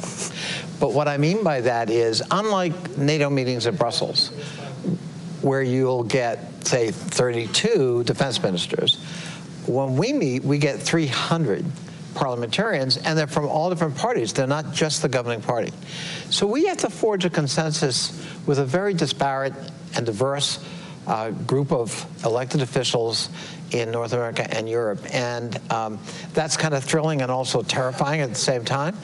But the good news is we've been able to do that. We've been able to forge a consensus around Ukraine, forge a consensus around democratic shared values. And you know, I think that's very meaningful. And frankly, out of our ranks come defense ministers and foreign ministers and even prime ministers. And so how many people do you have in Washington for the NATO summit? Is this a big turnout? Is this a big priority? Do you see that groundswell of interest and compromise here? I would say probably a couple hundred members have been able to attend. We had really good attendance in several of our meetings. We had the summit of the speakers of all 32 parliaments who are members of NATO, and I don't think we've ever done that before. And that was really something special. We hosted in the House of Representatives. For NATO's 75th birthday, that is in many ways an excellent birthday present for the alliance. Yes, and we're still growing. And I like to say, you know, there's no line to get into Vladimir Putin's club. There is a line to get into ours, and there's a reason for that.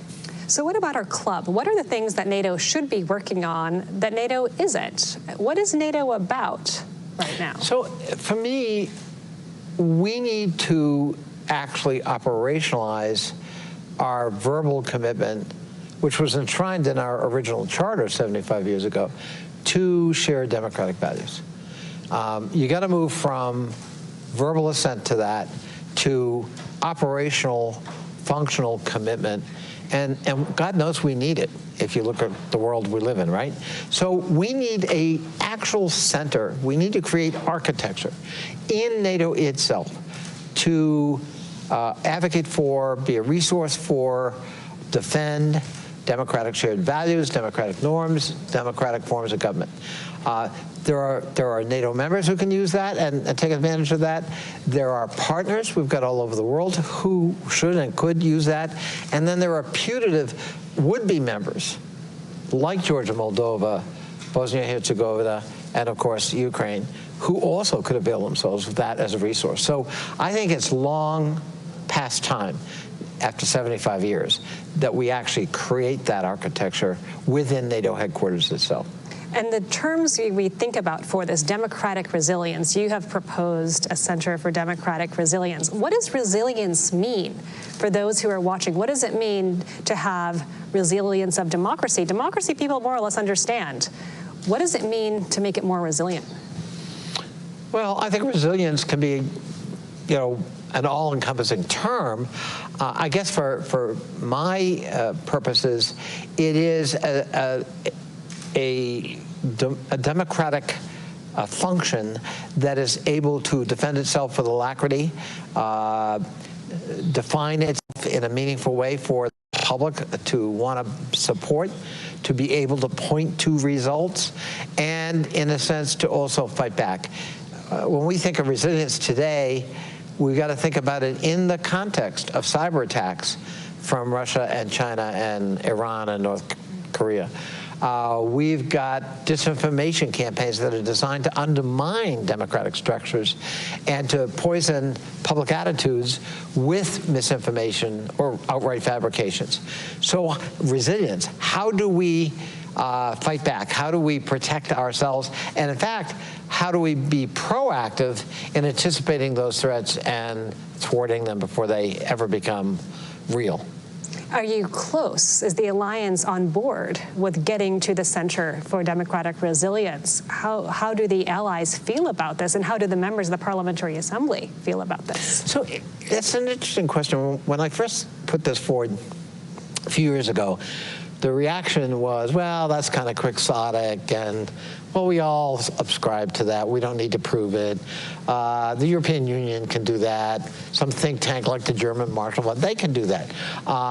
And I'm thinking, well, but when do we have a responsibility? And it's written in our charter. And by the way, if we're not willing to do this, then we're just a military alliance that doesn't like Russia. I don't think that's sustainable in the current 21st century. So I think having a raison d'etre, a purpose that is explicit and has formal architecture committed to it, is really important. So we began with this quixotic enterprise, and the good news for us was that it really resonated in the Parliamentary Assembly, and it essentially got a unanimous vote to support this idea and put it forward to the North Atlantic Council and to the NATO governing body. And when we started debating it at the North Atlantic Council, where all the ambassadors to NATO were present, essentially we started winning advocates. And pretty soon the American ambassador endorsed it quite forcefully. And we had, ambassadors like Norway and other countries as well.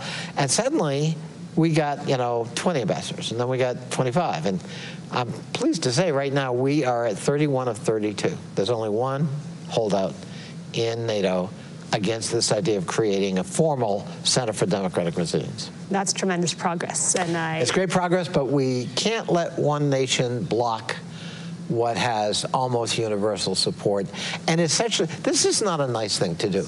To me, this is an integral part of our mission. Absolutely. Other things in the mission. We're here in Washington, and Ukraine is on a lot of people's minds with the attacks in Kiev earlier this week, attacks on the Children's Hospital. Why is Ukraine so important? Why is it important for you? Why is it important for the alliance? And how do parliamentarians broadly feel about this? So to me, this is an essential dialectic, right? This is a clash between two fundamentally antithetical philosophies of government and freedom.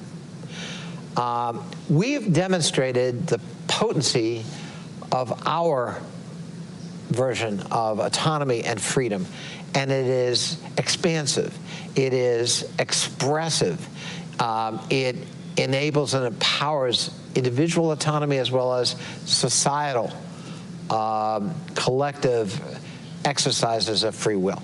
The antithesis is Vladimir Putin.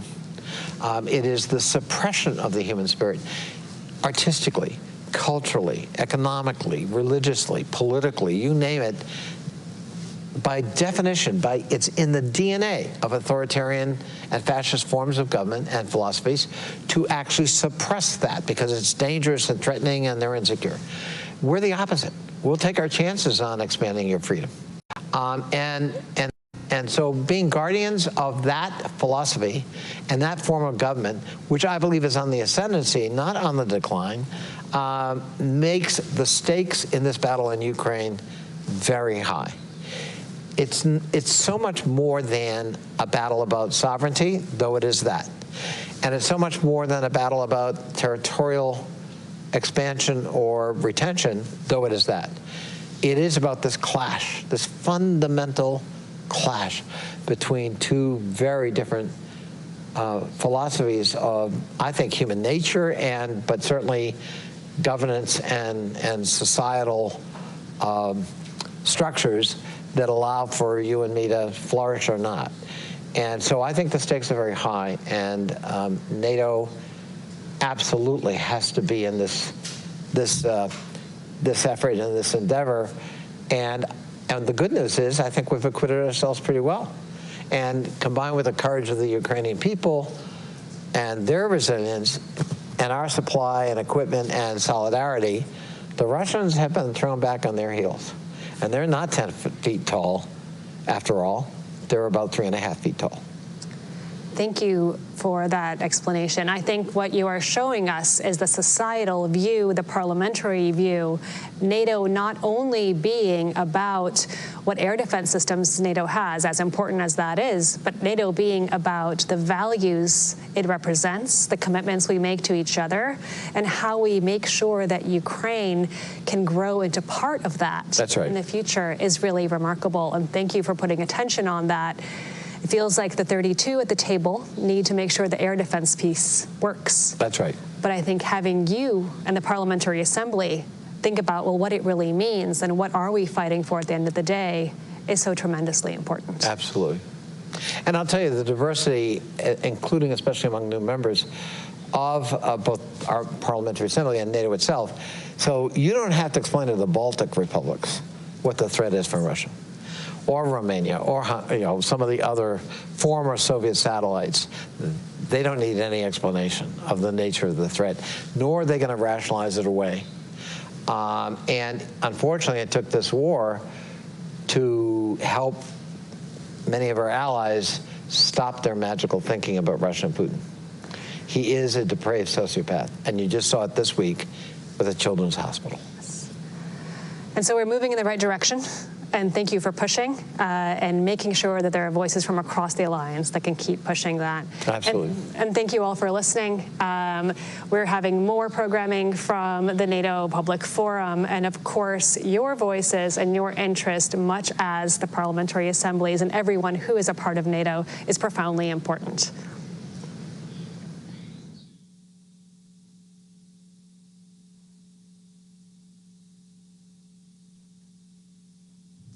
Thanks for joining us in this short conversation about NATO and its southern neighborhoods.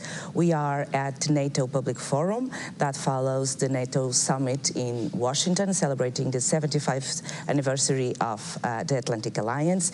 And I have with me the ambassador of Morocco in the US, and also the Deputy Secretary Assistant for Political Affairs and the Partnerships. And I will start by the ambassador. Thank you for joining us. How do you follow this reflection process in NATO regarding its relations with the South when we had celebration of the 30th anniversary of the Mediterranean Dialogue, 20th anniversary of the Istanbul Cooperation, full process of food for thought, debating on all this historical but in a very different international context. The group of experts, as I have the honor to share, provide also civil society, academic, practitioners, contribution. How do you follow this process? Well, let me, Anna, tell you that it is a major breakthrough as far as a Mediterranean partner, as a partner who has always been involved faithfully with NATO. We believe that the cooperation from a southern perspective with NATO is essential in the Mediterranean. We have started a long time ago through training, through capacity building, through military maneuvers in the Mediterranean as the active endeavor. And also today, due to the security threats in the region, NATO must look south. And I think we are very happy to see that, and we commended the designation of a special envoy to the south. Let me speak about the Mediterranean, because we believe that some coherence should be respected as far as other instruments in the region, as far as the European EU neighborhood policy, and what Morocco, for example, is doing today, and other partners in Africa, because today we need to build up a corridor between North and South. NATO, of course, has its transatlantic link, has its priority, but we need to work together. And we have been telling to our friends in NATO, and especially to like Javier Colomina, that special attention should be given to the South Sahel, not only through military. It's important. The military intervention is important. The security cooperation is important. The intelligence is important, but we need to work on other dimensions.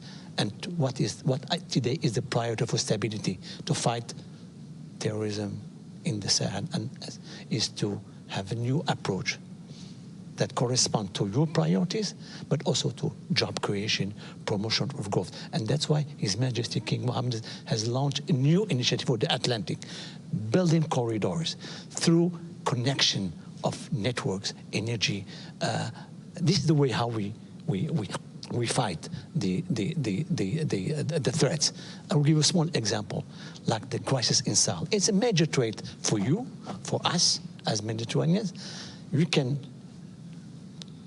try to address this issue through security measures, but also through linking these countries to the Atlantic, to the sea. Because access to the sea is access to trade, is access to prosperity, is access. And today, thanks to this political dialogue, and this I think also another breakthrough in the cooperation between NATO and the Mediterranean countries, I will say not the Med dialogue countries, to respect the language of NATO. It's an important element to talk together. So that's why we are very happy to see. Of course, we need to do more.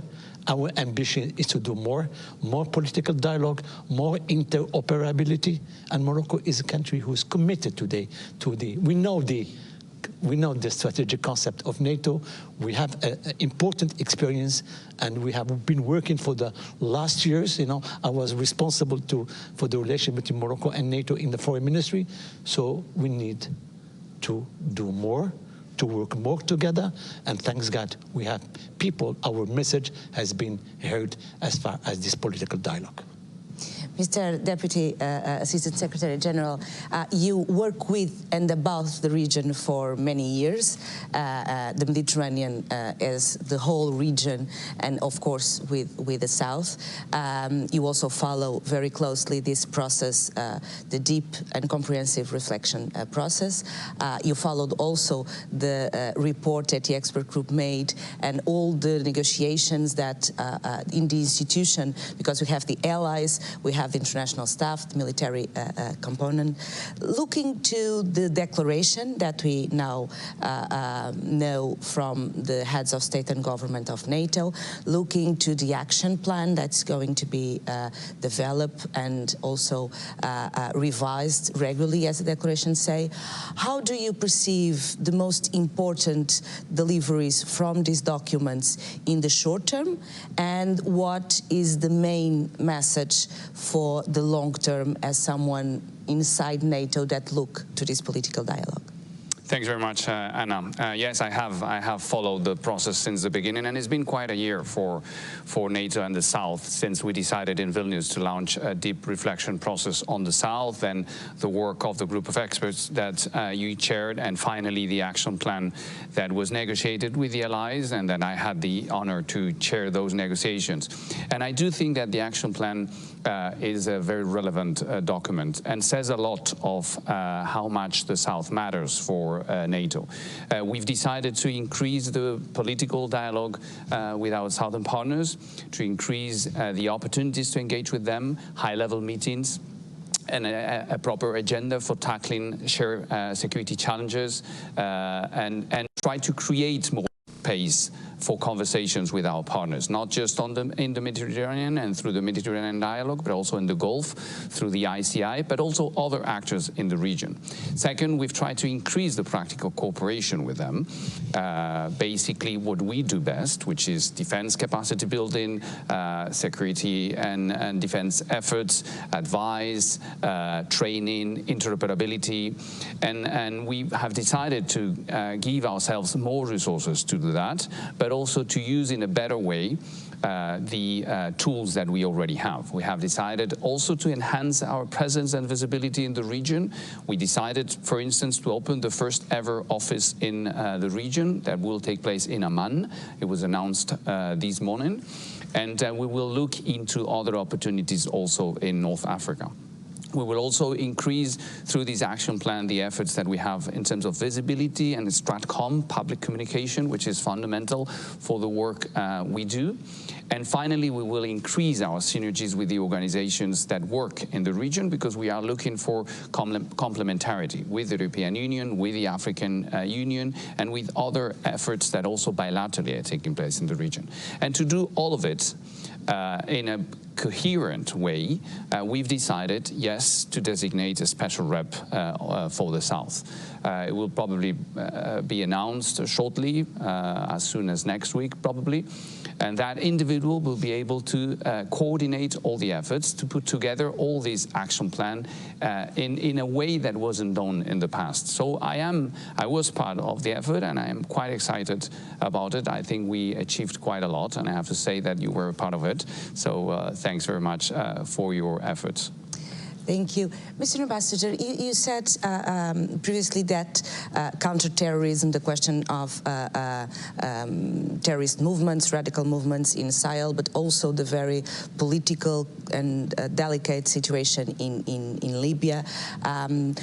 How do you perceive NATO added value on the region comparing with other organizations regarding terrorism, but also the external intervention. We have the rebranding of Wagner with the Africa Corps, but also we have a very significant threat and risk on maritime security, both on the Atlantic coast and on the Indic coast and the Mediterranean, as we well know. How do you perceive NATO as a cooperation partner on this, and what is the added value that could have on these main threats and risks? Well, thank you. Very good question. I would like to go in the same sense like Javier.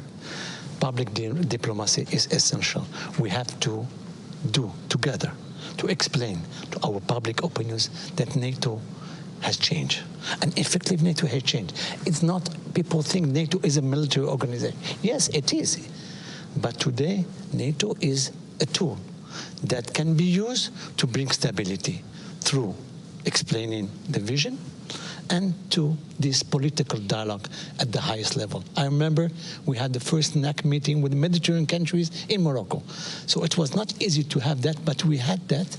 And so we need the tools. We need to express the ambition, and we need three elements, I think, in this cooperation with NATO. I think it should be more flexible, and we presented a document to you when you were discussing. The first one is more flexibility, so to include all the partners in the process. More co-ownership. We need to have the countries, partners involved in this process, implementing the decisions, and also co-decision that work together. So to fight terrorism, we need to do this work. We have also the other tools. It's how to deconstruct the jihadist narrative. This is very important because you cannot solve the issues only through military intervention. And you see, we have failed in Sahel and Libya. We need to fight the extremists, the radicals, through deconstructions, the jihadist narrative with the people who have the experience. Two, I think one other important issue I've raised is we need the connection between piracy, drug trafficking, illegal migration, and this through the Sahel and going to Europe. There's something that we can work in political cooperation, exchange of information intelligence, and maritime, you said it clearly, security. That's why today, I don't want to talk about landlocked countries in the Sahel. I said, I better like to talk to, we need to link these countries to the land-linked countries. And that's why this initiative of the Atlantic of King Mohammed VI is to create a corridor of prosperity through interconnection of networks, energy, gas pipeline, important port in Dakhla. This is the way how you offer this, and this is, I think, this the soft power, can I say that, or something, economic cooperation is essential, because at the end of the day, and I'm talking from an African and Southern perspective, what matters the most is how much jobs do you create, how much growth do you promote to create stability, and of course, within an espace apaisé, a peaceful space, these are the tools we need to do it together. And we are doing our own homework, but also we need to work with our partners. And yesterday, I was very pleased to, because I know you are from Spain. The Prime Minister of Spain made a very good intervention, and we are happy to see that.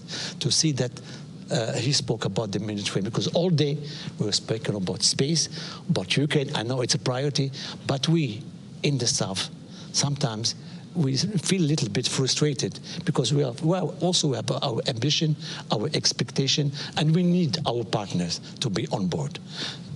Thank you. This, I think, I wanted to leave you with this message to show you that countries like Morocco are committed to work with you in this ambition. Of course, we need three elements. We need the vision, and I think we have this vision, you know, all of us. We need the tools, and now we have new tools. And we need the commitment, and we need everybody to be on board. And you know, everybody must be involved in this process. NATO is changing. NATO is looking south now, and we want, and you are more ambitious. And thank you, both of you, because we know that you have played. If I may add a couple of things on what the ambassador just said. First, we're talking about challenges and threats in the region. That's a fundamental piece of it, and we are a political and military organization, it's clear. But we have to talk also about the opportunities of engaging with the South. And we feel that there's plenty of opportunities, plenty of things that could benefit both sides of the conversation. And second, it is very important to work on public diplomacy and public communication. As I've often say, NATO is an organization that basically brings stability and is an organization that has been capable for 75 years, and we're celebrating here in Washington the 75th anniversary of the organization, to keep the Euro-Atlantic area safe and prosperous. So at the end of the day, the message is that we actually, in NATO, we basically foster the same principles that the UN would foster, which is stability and prosperity. And that's what we want to do also with our southern neighborhoods. Exactly. I would like to raise a question or a provocation, if you want, to both of you. I will start with Javier.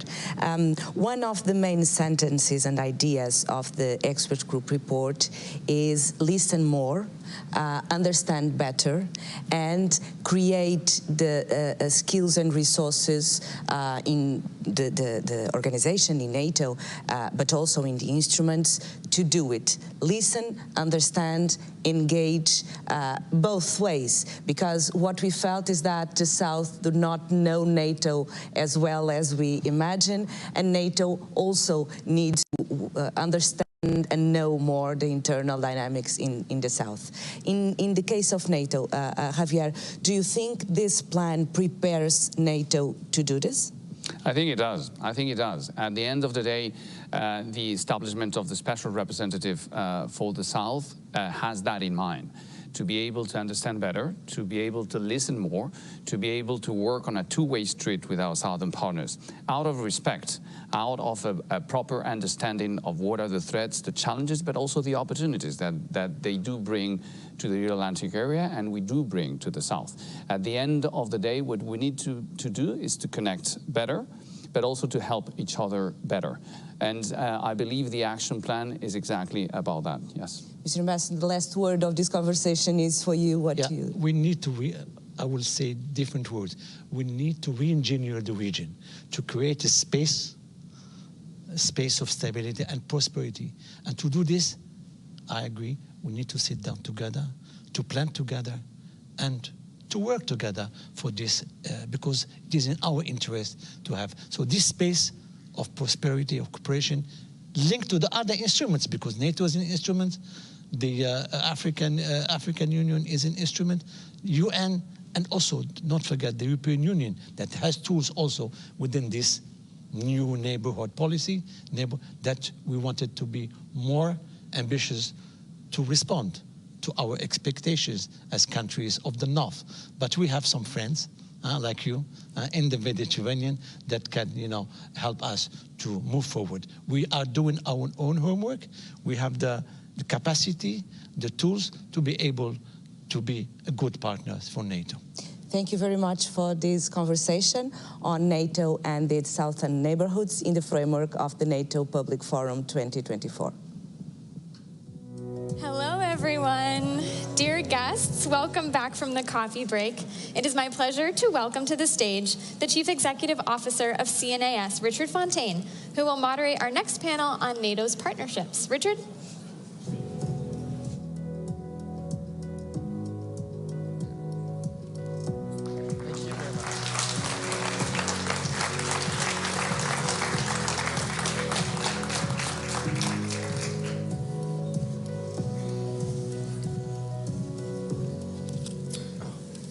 All right, good afternoon, everyone. I'm pleased to be here with this panel of discussants because 75 years ago, NATO was founded with 12 countries. As we know, it's since grown by more than 20 members. That's a remarkable achievement and one that we've been celebrating this week.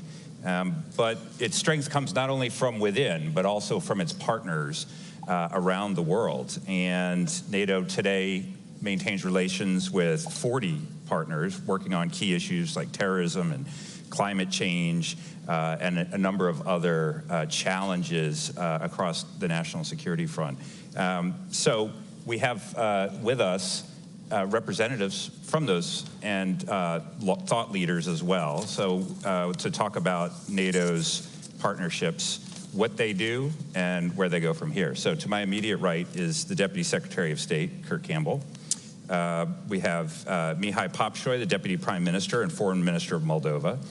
Simon Draper, Ambassador for New Zealand to the European Union and NATO. And Mirta Gallic, Senior Policy Analyst for China and East Asia at the U.S. Institute of Peace. So thank you all for joining us. Deputy Secretary Campbell, maybe I can start with you. And there has been a lot of focus this week on, for very obvious reasons, on Europe, on Russia and Ukraine, on NATO and the allies and the cohesion and what they've been able to accomplish. But how do you think about the role of partners today and where those partnerships may be going in the Indo-Pacific, in the Middle East, and elsewhere? Well, first, Richard, it's wonderful to be here, and welcome to everyone here. It's a pretty incredible gathering, actually, and we've been planning it, frankly, for years, but to see it to come to fruition with all its moving pieces is actually deeply gratifying. And I think, Richard, you're right to point out the many moving pieces and the elements of what we believe has been an historic and successful summit. The work on Ukraine, the common challenges that we're facing across Europe. But I think what's important also is that this is the third gathering of what we now call the IP4, or the Indo-Pacific Partners. This is Japan, South Korea, Australia, and New Zealand, and they are gathering here in NATO, the 75th anniversary, to continue a process which basically speaks to the continuing connectivity between the Indo-Pacific and Europe. Now, I think historically, we had thought of these two theaters as, frankly, deeply separate, and somehow if you worked on one, it came at the expense of the other. I think what we're finding increasingly is that common security challenges are in play across both theaters.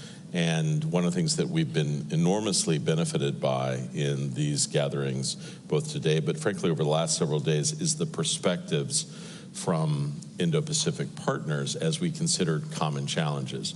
So I think one of the points that has become quite clear here over the last couple of days is that there is a growing appreciation and anxiety about the role of China supporting Russia's defense industrial base and its war machine in Ukraine, and North Korea's provision of ammunition and weaponry to Russia as it continues its fight in Ukraine.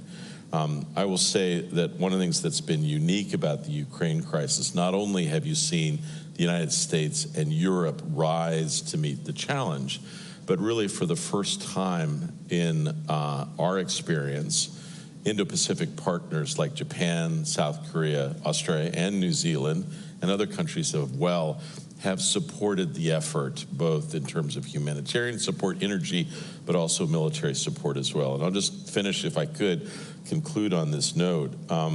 As you all know, it took some time to pass the supplemental that ultimately brought relief and support, much of which has been rolled out this week, for Ukraine in its desperate fight, and particularly with respect to air defenses.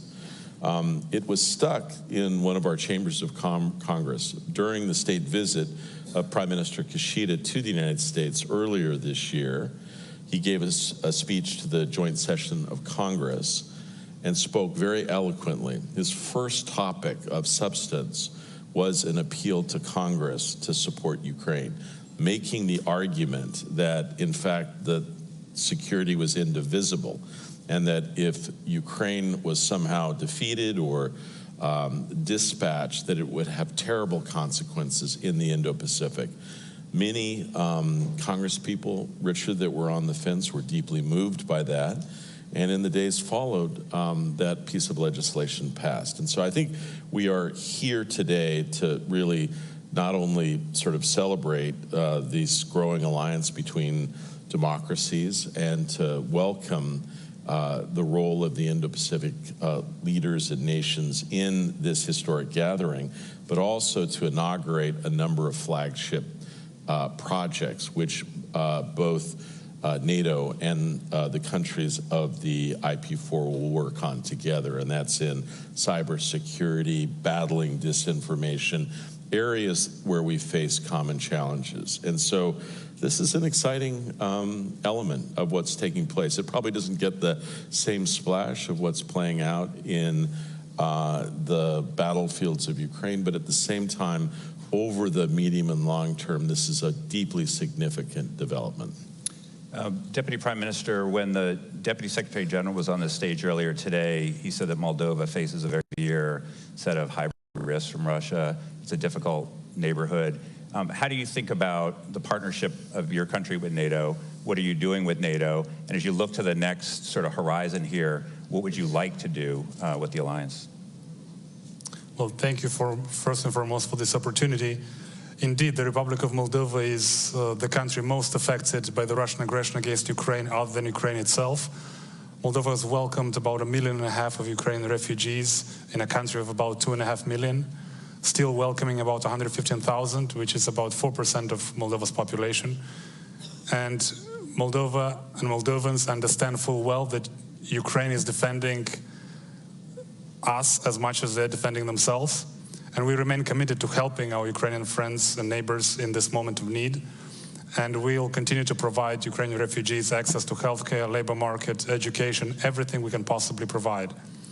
When it comes to building our own resilience, indeed, our capacities are modest, but we are encouraged by the support that we receive from the international community, from the United States, from our partners in the European Union. We just signed recently with the EU an agreement in the defense and security sector, a partnership. We have very strong ties in security and defense cooperation with the United States.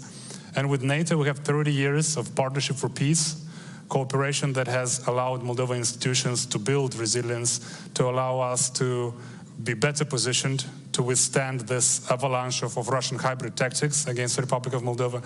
One of the main avenues that the Russians are exploiting are our security vulnerabilities when it comes to cyber defenses, and we are working constantly with our partners in the EU, in the United States, to build those capabilities. And NATO has been instrumental throughout these years helping Moldova's security and defense sector grow, and this dialogue and this cooperation continues. And you know, the Republic of Moldova is firmly committed to being not just a security consumer, given our challenges with the Russian-backed separatist region in the Transnistrian region in the Republic of Moldova. But Moldova is also actively pursuing its role as security provider. For the past 10 years now, Moldova has been actively participating with its servicemen and women in the KFOR mission in Kosovo, in UNIFIL in Lebanon, in Somalia, in Bosnia, and we look forward to continuously growing our presence through various avenues in order to truly contribute to the international community. And our challenges remain severe, but thanks to the support of our friends and partners in the international community, and thanks to the commitment of our citizens, we are now stronger and more resilient than we were 2-3 years ago. The biggest achievement is in energy security. 3 years ago, it felt impossible to cut that umbilical cord that we were tied with Gazprom for 30 years. Now, the Republic of Moldova is no longer dependent on Gazprom for gas. We are buying it on the international market. And oddly enough, sometimes it's cheaper to buy American LNG than it is to buy gas from Russia based on the contract that they've imposed on us. And, you know, needless to say that the Russian gas contracts come with significant political strings attached. And we've suffered more than our fair share of this political blackmail when it comes to gas, but also to access to the Russian market when it comes to our agricultural produce. Now we have diversified. We are firmly anchoring ourselves in Europe. And thanks to the support of our friends in the European Union, we are a candidate country now as of June 25th. This is an important step for the Republic of Moldova, and we look forward to exploring all these opportunities and capitalizing on these opportunities, because God knows the people of Moldova have waited far too long for this opportunity to return to the European family of nations, for which we've been ripped apart for no fault of our own in the Second World War. And thanks to the support of our friends in Europe,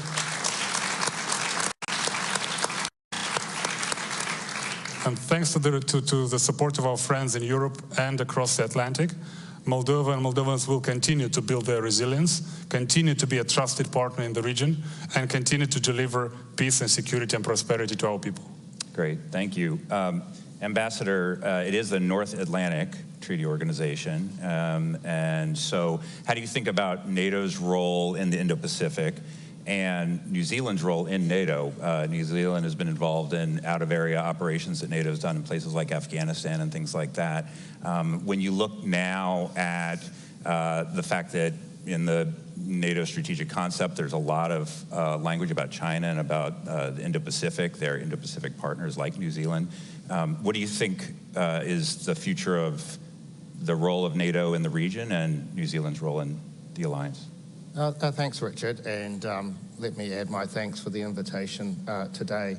As you mentioned, New Zealand's been a partner of NATO for over 27 years. We were in Kosovo and we've been in Afghanistan, and that's for two reasons primarily. One, and it sounds a bit apple pie, but it comes down to NATO is about protecting liberal democracies, and New Zealanders have invested a lot of blood and treasure trying to advance liberal democracies, and protecting those. So we do it for a values reason.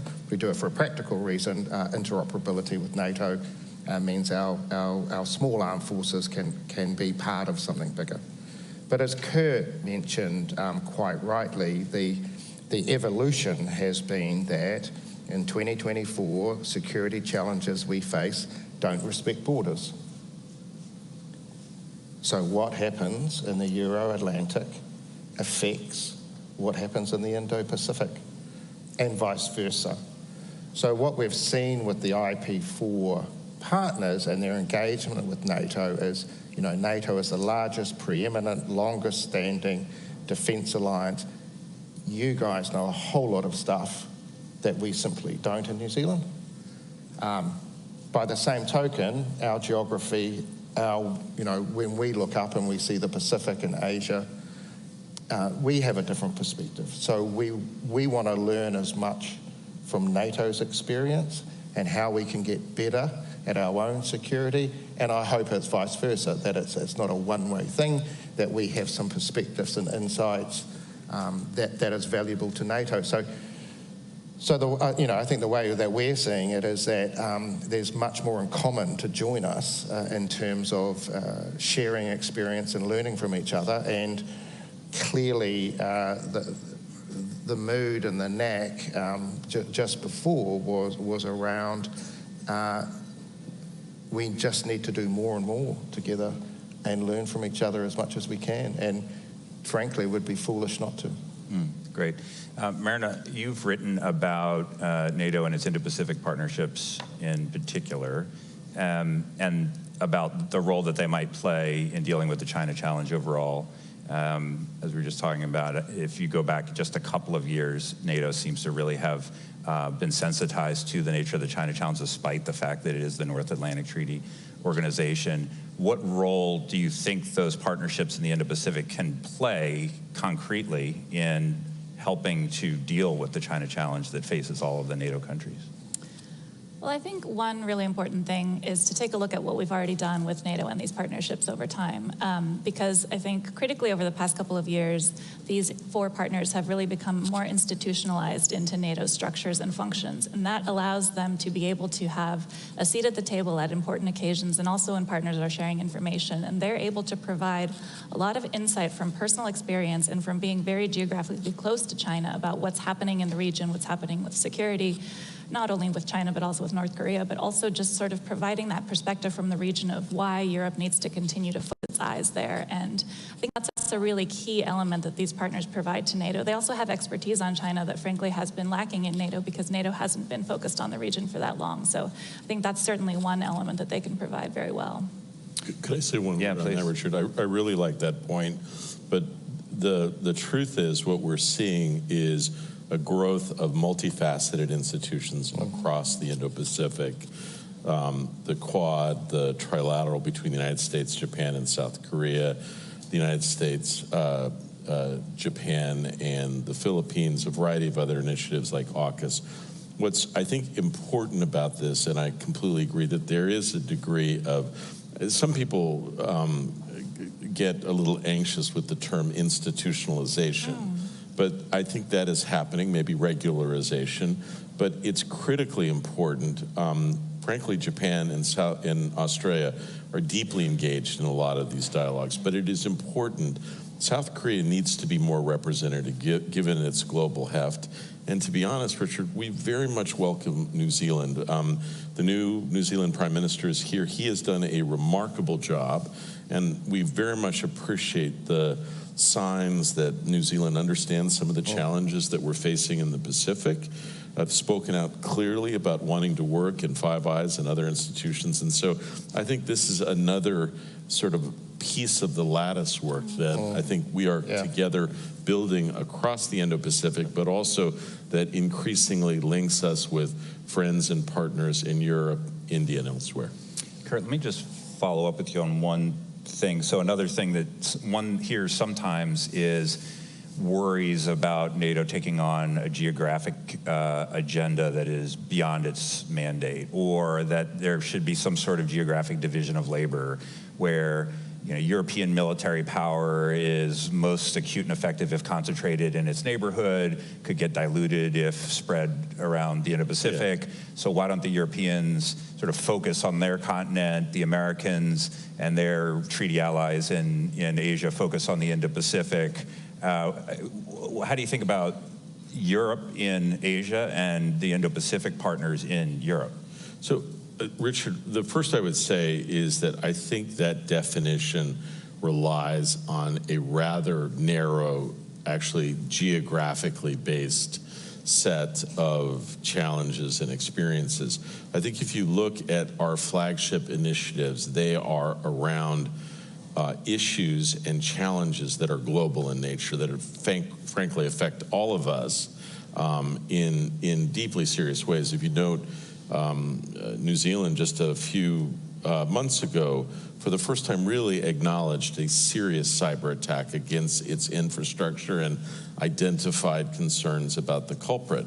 What we are seeking to take on with respect to these flagships initiatives are issues that really are not defined by geography, that they inhabit cyberspace. They are about some of the issues that the foreign minister indicated, serious problems associated with very negative tracks and propaganda that is affecting all of us. And so these experiences in building resilience are increasingly global. And so for those people who say, look, we can't take on an out-of-area mission, look, I think we all understand some of the hesitations, and the truth is there are a lot of countries in the Indo-Pacific that need to be talked to carefully and explained about what, in fact, NATO is about, and that we're not seeking for an out-of-area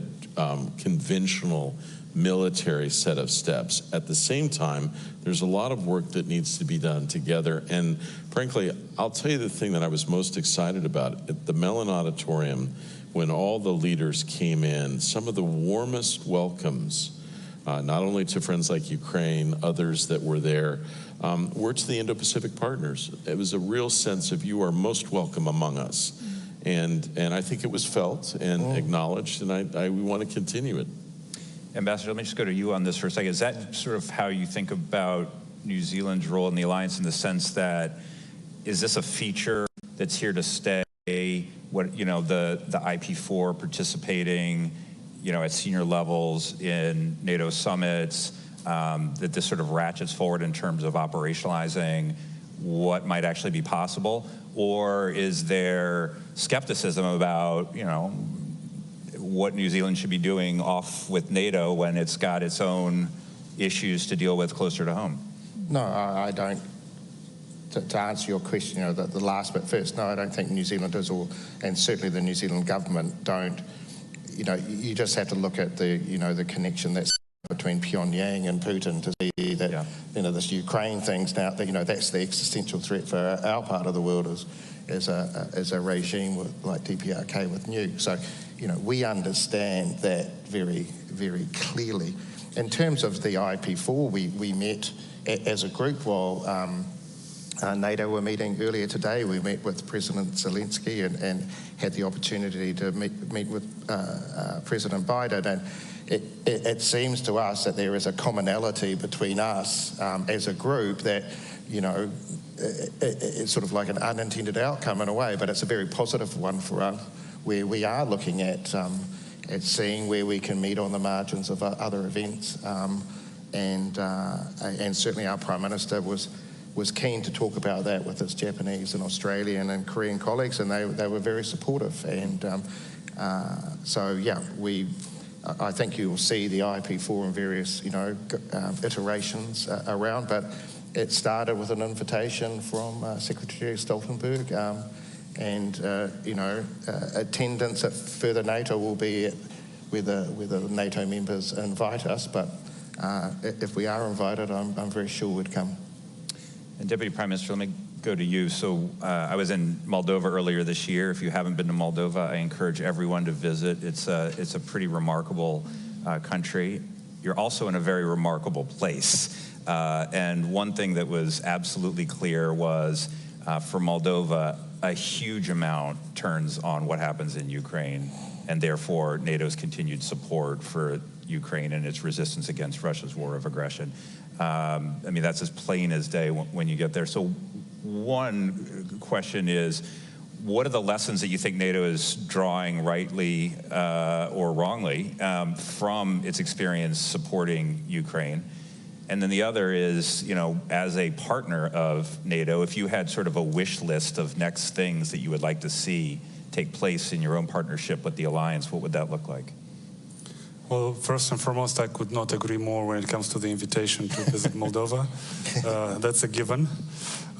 When it comes to NATO, Republic of Moldova, and Ukraine, well, of course, we want to see a lot more support for Ukraine, because support for Ukraine is also support for Moldova. And we are encouraged by what we heard the other day at the Mellon Auditorium with President Biden having this forceful message of reassuring Ukraine and providing support that is needed every single day. And we couldn't have had a more horrendous scene setter for this event here in Washington the day before it began with the barbaric Russian attack on the Children's Hospital. And for Moldovans, that is too close to home, because many Moldovan children before the war used to be treated at that hospital for cancer. So we have been used to some degree to the normalization of war in the past 2.5 years, but that was a bridge too far, even for the murderous regime in the Kremlin. It is. I have no words to share the horror that Kyiv residents and the whole of Ukraine is going through every single day. And NATO, of course, NATO members can and should do more, just like Ukraine is committed and every single day is proving with sacrifice and with courage on the front line that they are determined to protect their country, even though some discarded Ukraine. They were giving Ukrainians only 3 to 5 days. Well, we are the 3rd year into the war, and Ukraine is still standing strong. And as I said, we are encouraged by the decision of our friends and partners to continuously provide support, F-16s, long-range missiles.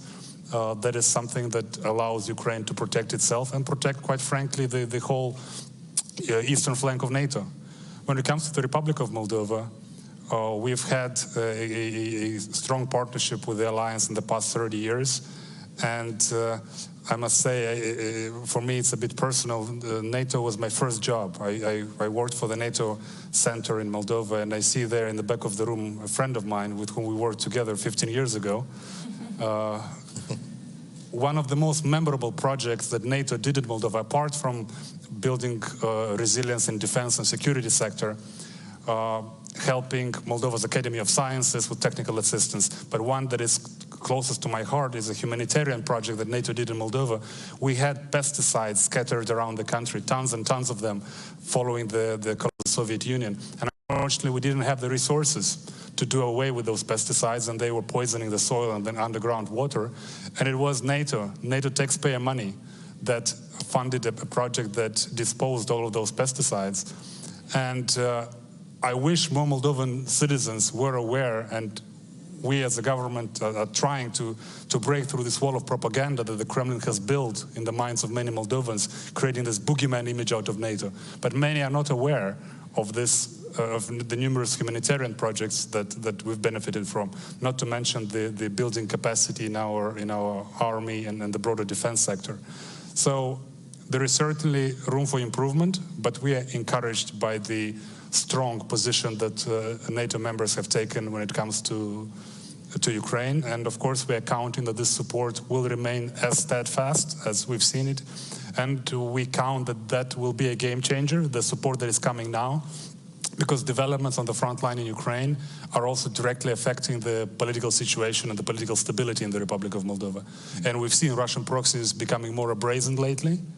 But we are confident that with this strong support for the long haul that the Euro-Atlantic community is showing for Ukraine, Ukraine will ultimately prevail, and peace and stability will return to our region.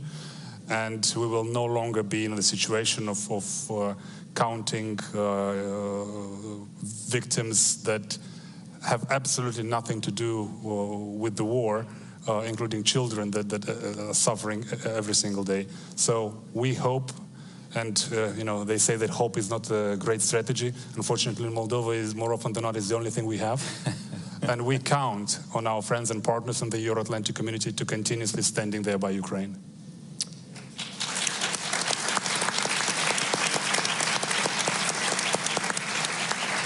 Can I just say one thing, Richard? I know, there's a lot of soaring stuff. This week also has its challenges. I will say, you go through a variety of meetings. I had the opportunity to meet the foreign minister. One of the most inspiring presentations, a true patriot, tremendously focused on reform and engaging with us. And so I must say I'm very pleased to hear you guys clapping for a wonderful representative who's striving to integrate this country into what we're all doing. So let's do one more, okay? And then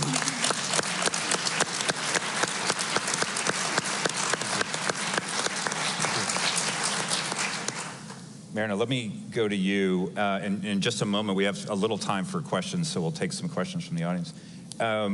What's possible next? So, especially in the Indo-Pacific. So if you look at the partnerships that exist, we've had participation in the summits, information exchanges, work on cybersecurity, other things here and there. What's the next set of tasks, of areas of collaboration between the allies and Indo-Pacific partners that would really make a difference, particularly given the China challenge in the region?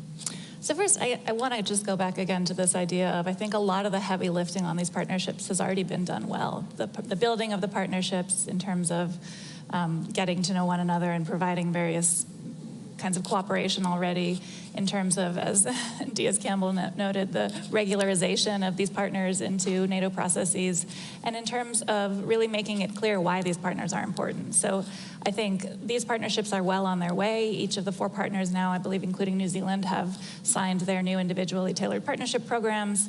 As a group, they've decided on some things that they want to work on together with NATO, including cyber and information, disinformation, and things like this. And so, I think the real key now is to focus on consolidation, to focus on implementing and actionalizing those plans and the things that have already been done. Now, that said, I think there are some other areas that we could always continue to push on, and I think one of them certainly is in regards to China and disinformation. And I think really having, both from the NATO side and also from the partner side, to the extent that they feel comfortable, a more strategic pushback on the messaging that China does about NATO and the region, which is not accurate and is reflecting a lot of China, or a lot of Russia's also messaging on NATO. And I think there needs to be a stronger pushback from NATO about what NATO is and isn't doing in the region, about what NATO does and doesn't want in the region, and about what these partners feel about NATO in the region. So, or NATO rather on the region, because NATO is not physically in the region. So that is an area that I think is really important. And also another thing that I would add, and I think the ambassador already alluded to this, I think the four can really focus on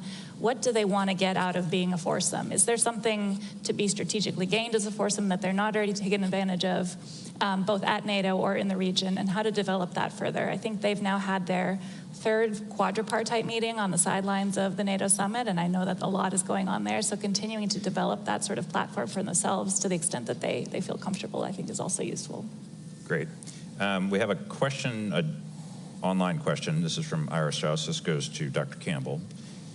Should the IP4 be given a standing invitation to all future NATO summits so it becomes a more organic, cumulative relationship? I would fully 100% support that. And, you know, I think we've heard gracious, you know, from both the New Zealand and Moldova that, you know, they'd appreciate an invite. I think we need to regularize.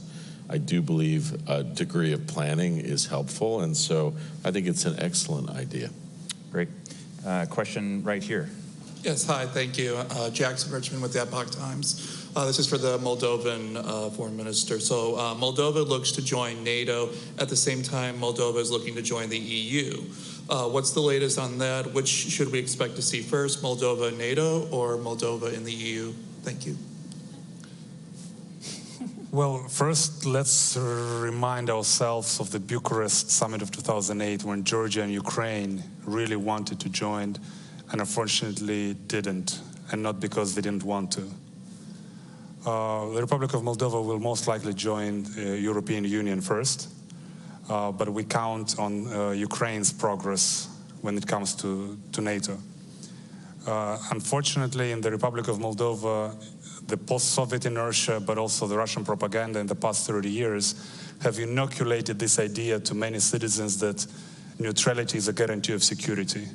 And it may be for Switzerland, but in our neck of the woods, it's a questionable proposition. But unfortunately for many citizens, Russian propaganda has effectively in the past 30 years drilled that notion into many citizens. And let's be honest, it's a soothing idea for many citizens. You are neutral, you don't have to spend on defense, nobody's going to attack you, right? Nobody ever in history attacked a neutral country, right? Unfortunately, for many citizens, that message doesn't resonate enough. And it's up to the political leadership to talk to their citizens, and that is what we're trying to do, to have an open, public discussion about security vulnerabilities and about opportunities of addressing those vulnerabilities. And if you ask me personally, it doesn't take a PhD in security studies to know that NATO is the ultimate guarantee of security, not just in our region, but anywhere else in the world. But given our particular circumstances, it'll take some time until we are able, within a democratic process, to convince enough of our citizens that NATO is the real solution. In the meantime, we are firmly committed to our European integration path, and there is a security cooperation component there as well. And we're encouraged by the current discussions in Brussels of boosting the security cooperation in Europe. And you would believe that it's high time for that to happen. And we want to be part of those discussions, of the logistics lines that are being built now. So European Union accession is a priority, but our cooperation with NATO is very important. And I totally agree that it is good to have everybody at the same table, because as they say, if you're not at the table, you're on the menu. And we don't want to be on the menu. Ambassador, maybe I could ask you, New Zealand, a partner of NATO, has been full-throated in its support for Ukraine, a partner of NATO. What are the stakes for New Zealand in Ukraine? And why doesn't it make sense, as you hear from time to time, that, you know, U.S. assistance to Ukraine is zero-sum with what we might be doing in the Indo-Pacific in your neighborhood, and so amounts to something of a distraction? Or you hear these sort of narratives, you heard some of them here during the debate, the long debate over U.S. assistance to Ukraine. So why does Ukraine matter for the Indo-Pacific and for New Zealand in particular? So the answer to that is quite simple in a way. Big countries don't invade small countries. If that becomes the rule of power, then we're all in for a terrible future. If we can let a country walk into another, then it's not going to stop at the Ukraine. You're just dreaming if you think that that's the lesson authoritarian powers take from that. So it's a fund, we've talked about it, our Prime Minister's talked about it in a way, we don't have a Russian diaspora, we don't have a Ukrainian diaspora. You're right, we're a long way away, but it's in our DNA. You can't let these things stand. You have to do the right thing. So that's why that's why at a time when, our government budgets are tight, we have increased our funding to the Ukraine. And so, to go to your question, we do it because it's the right thing to do. We do it also because we know that if you let this sort of thuggery, continue, it's not going to stop in the Ukraine, and it will come knocking at your door at some stage. And we want to stand resolutely with Ukraine and our NATO friends to stop that happening. And we're small, we're a long way away, but we are making our contribution. And if everyone made their contribution, then Putin doesn't stand a chance. Can I say just two things on that? I really appreciate the comments there, but Ambassador, I have followed and worked on New Zealand for a long time, and I have been struck. There had been a sense that New Zealand is a long way away and maybe unaffected by these things, but I will say developments in the Pacific suggest that, even New Zealand, I think increasingly appreciates that these challenges can find you out, even in a distant geography. I would also say, Richard, the truth is this idea of, big countries have certain, sort of rights to do certain things to smaller countries.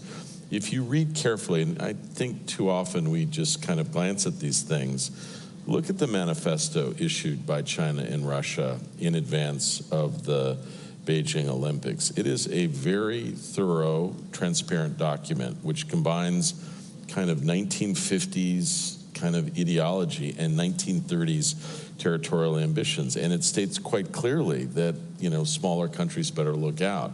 That kind of approach is perilous and must be confronted and dealt with. And I very much appreciate folks on this panel sort of the clarion call to a true understanding of the challenges that we're facing.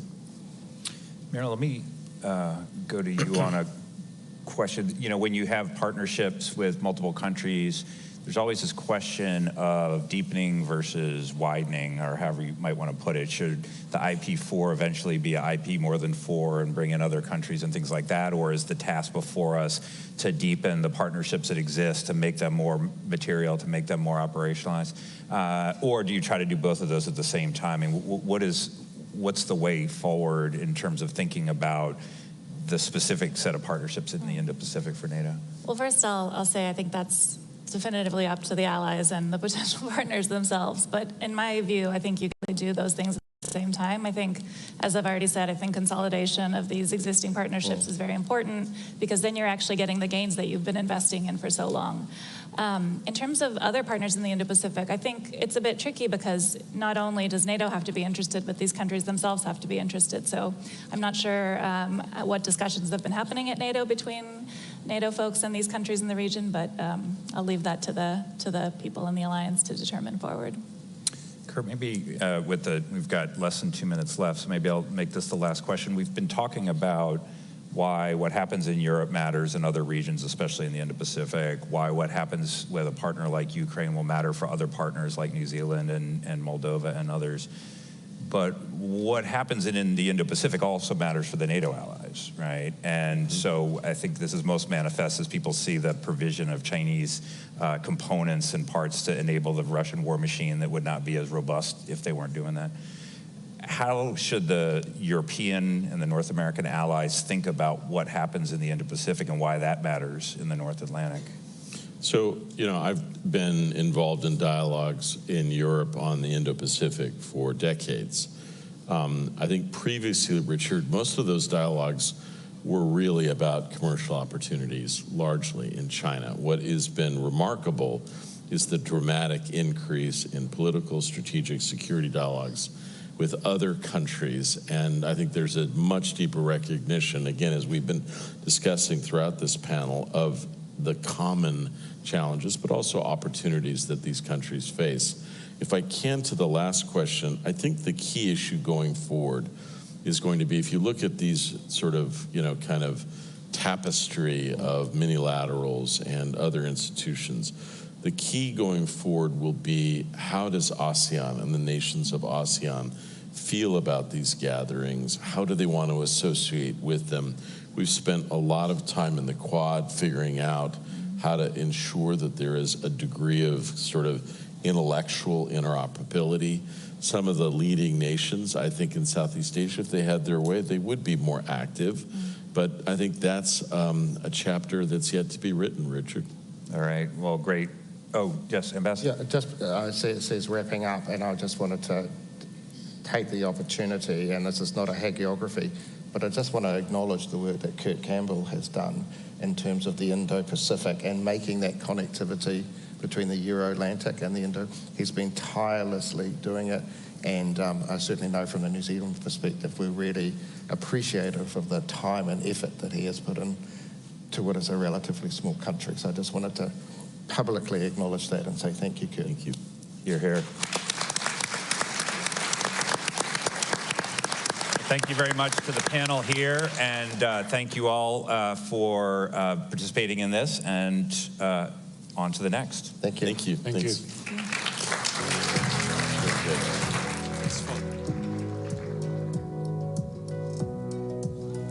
Thank you all to our esteemed panelists for such an interesting and engaging panel. This week we're talking a lot about Kyiv and Russia's war of choice in Ukraine, but the Russia challenge is not just limited to the alliance, and there are so many intertwined and interlinked challenges that spider out from there. This panel addressed that quite well, from the alliance's key partner New Zealand in the Indo-Pacific as China grows increasingly aggressive, to Moldova, bearing This week we're talking a lot about Kyiv and Russia's war of choice in Ukraine, but the Russia challenge is not just limited to the alliance, and there are so many intertwined and interlinked challenges that spider out from there. This panel addressed that quite well, from the alliance's key partner New Zealand in the Indo-Pacific as China grows increasingly aggressive, to Moldova, bearing the brunt of many of Russia's destabilizing activities. Our next panel on this stage will be on disruptive and innovative technologies and will be moderated by Brian Clark, Senior Fellow at the Hudson Institute. Before we welcome Brian to the stage, there are two parallel sessions that will take place now as well. The first, on hybrid warfare in an era of uncertainty, is located in Salon 12. The second, on NATO's role in the West Balkans, is in Salon 10. For these sessions, please exit the plenary and go to the right. Please proceed to the session that you would like to attend in a quick and orderly manner. We look forward to having you back in the plenary room at 4:45 for our closing summit hot wash with Admiral Bauer, who will give an overview of the NATO summit outcomes. This overview will be followed by closing remarks from Marie Doha Besancenot and Amanda Mansour. And as folks filter out, we will soon welcome in our next panel. All right. And now please join me in welcoming Brian to the stage. Thanks. Brian?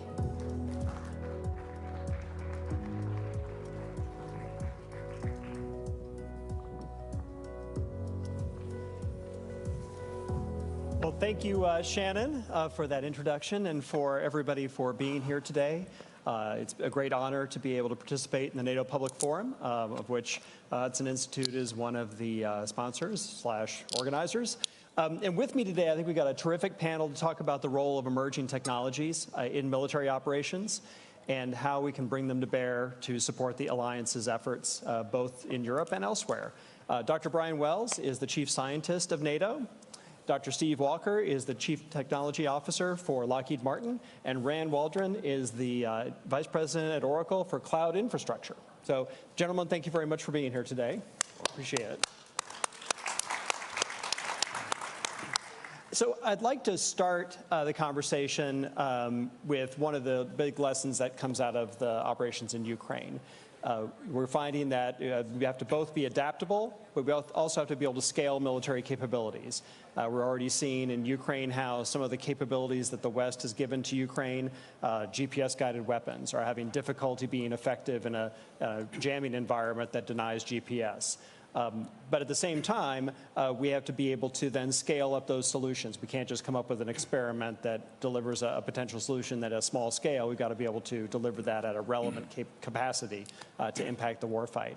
So how do NATO nations and the alliance achieve that combination of adaptability and scale that will be so important going forward, not just in Ukraine, but in any future military operation?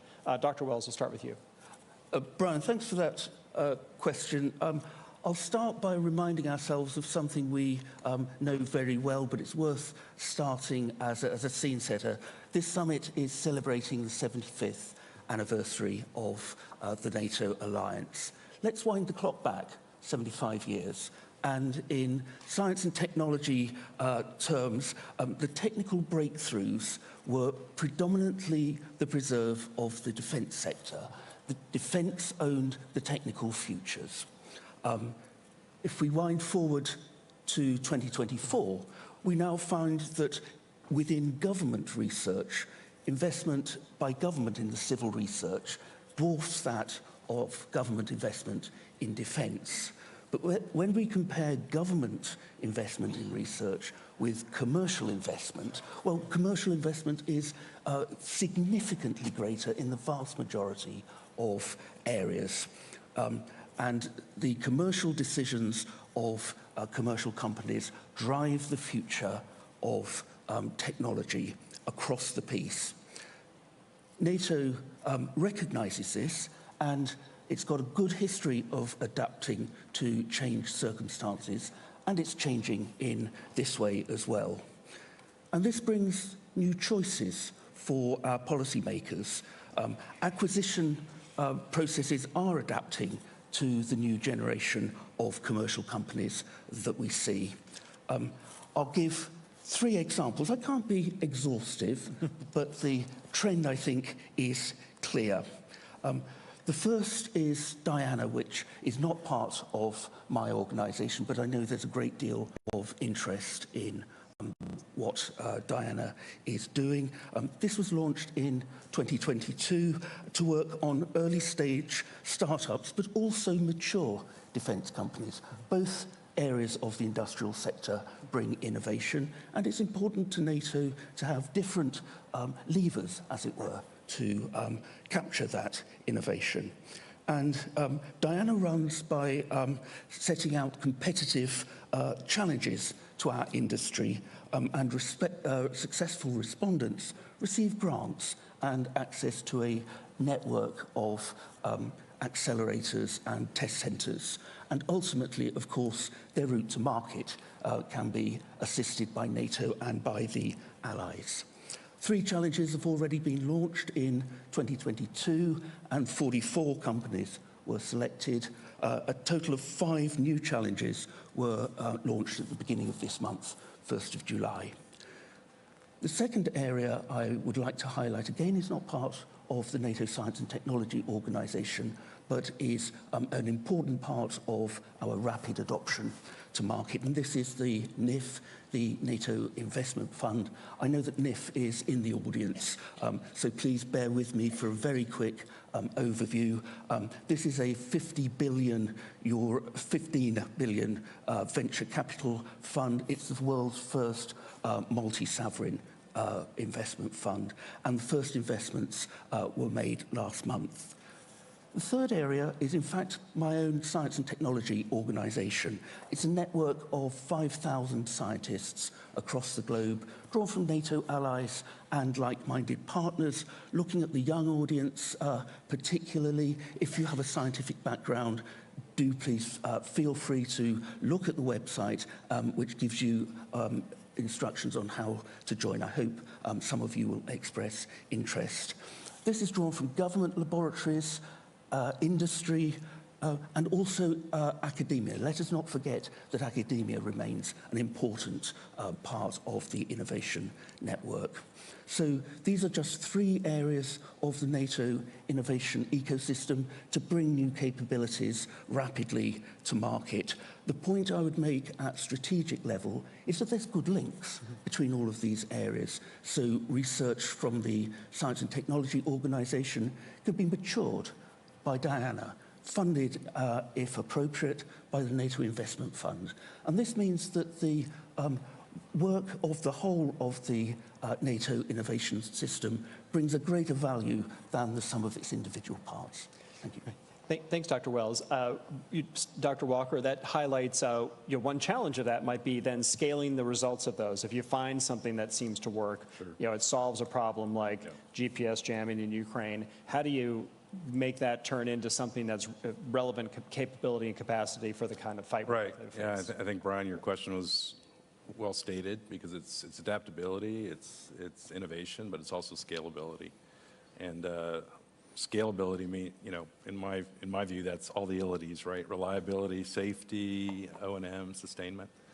So Ukrainians have done a great job with what they had to work with, and I had the amazing opportunity to go over in 2018 to Ukraine as the director of DARPA.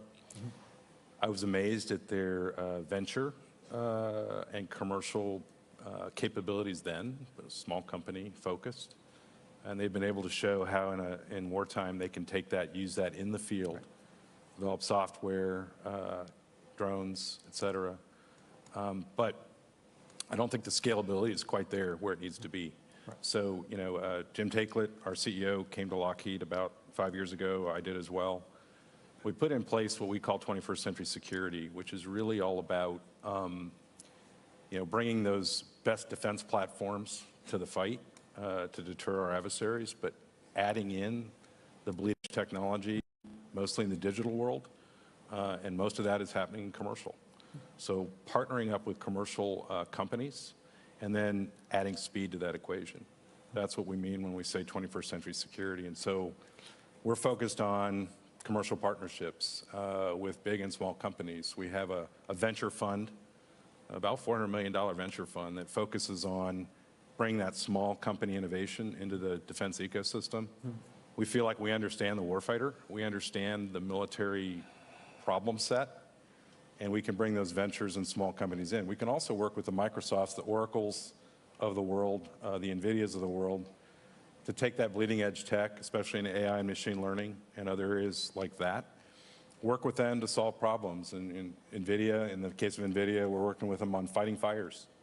And what does that look like all the way from sensing, using AI and machine learning to sense, to control the firefighting capabilities, multi-platform capabilities, to battle management and understanding what's happening in the fire, in the forest at the time. And so that's one example of how we're doing that. Speed is the third part of that equation, and that's we're making huge investments within the company to make digital engineering and model-based systems engineering real. And being able to use that and get faster at how we do the business. And so all 3 of those pieces are going to be important to that scalability question, and applying these innovative concepts that we do innovation too within Lockheed. The camera on the James Webb Telescope is a Lockheed Martin camera producing those amazing pictures. But those 3 pieces are going to be critical to really creating a new defense industrial base, which is going to be absolutely essential for the wars we need to deter in the future from peer adversaries. Right, right. Thanks, Dr. Walker. Yeah, so Mr. Waldron, the the one non-doctor up here. Exactly. So it's, Steve brought up the point about software and how digital technologies are really at the heart, I think, in a lot of this adaptability and scaling. How are you finding that software and what you do at Oracle is playing into this ability to adapt and then bring things to relevant capacity? It's at the very heart of it. So I'm not going to tell anyone new by telling them that bits move much faster than atoms. And so when we need to innovate, when we need to be at the very leading edge, the bleeding edge of capability, there is a lot you can do with metal and composites and atoms, but those take more time. Right. Software takes time too, but you can build a base and then be able to iterate on it very, very quickly. Right. And so what ministries of defense, what governments have to look for is the way to make sure that you're buying not a single item, a fixed thing, but make sure that you're buying an innovation pipeline, something that allows you to innovate and iterate very quickly. So with my Lockheed compatriot up here, right? Like the F-35 is not just a physical thing. Yeah. It's a fighter plane that iterates software as fast as it iterates new armament. Right. When you look at Ukraine, you look at what they're doing with drones and all of the other things that we see in the news every day, so much of that iteration takes place not just on the physical item, right, but on the software that's running on the item, on the software that's on the back end, on how they collect, how they analyze the data. All of our big companies, our small companies, our government agencies, we have those innovators inside, right, who want to be able to push the envelope, who want to do that next innovation. And when, God forbid, there's a fight, that's going to drive innovation speed like nobody understands. What we need to make sure that we're doing is providing the foundation so they can innovate that quickly. Right. And so what I would say is look at it not as making a single purchase, not as making a single change. This acquisition makes us now innovative. Right. This is the proof we're now innovative. Right. It's to create a technological underlayment and a cultural foundation that allows you to iterate continuously, that allows you to build that innovation pipeline, because we don't know what the next innovation is going to be. So make sure that you have today, not the thing that's fixed in time, right, but the thing that evolves as fast as you and your developers need to. And if I can just jump in real quick, Brian, on that, the industry can set all that up and work together to set all that up. Our customers need to think about how to buy that. Right. And how to be flexible in their procurement practices in order to do that, but also think about new business models that are, especially with software, right? Yeah. Because it allows the customer to buy things in order to upgrade much faster if they if they tweak the way they buy it. Right. That's right. If you need a new version of something, and that's an entirely new 12-month acquisition, right, you're dead, yeah, right? Exactly. If you need a new version of something, and that's just a new version, so you upgrade and you upgrade and you upgrade, that's how you innovate fast. Right. So you have to invest in the innovation pipeline, that's as opposed to buying the product. That's right. Right, right. So Dr. Wells, when it comes to how NATO looks at this, I mean, the three initiatives you talked about in a way, they're their own innovation pipelines. That's NATO investing in an innovation pipeline.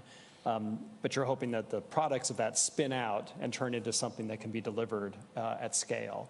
I think one example of where a lot of this work has been happening, and both Steve and Rand brought it up, was in unmanned systems or drones, and how those have become more or less the weapon of choice, the sensor of choice, in a lot of ways the main tactical tool of choice in Ukraine.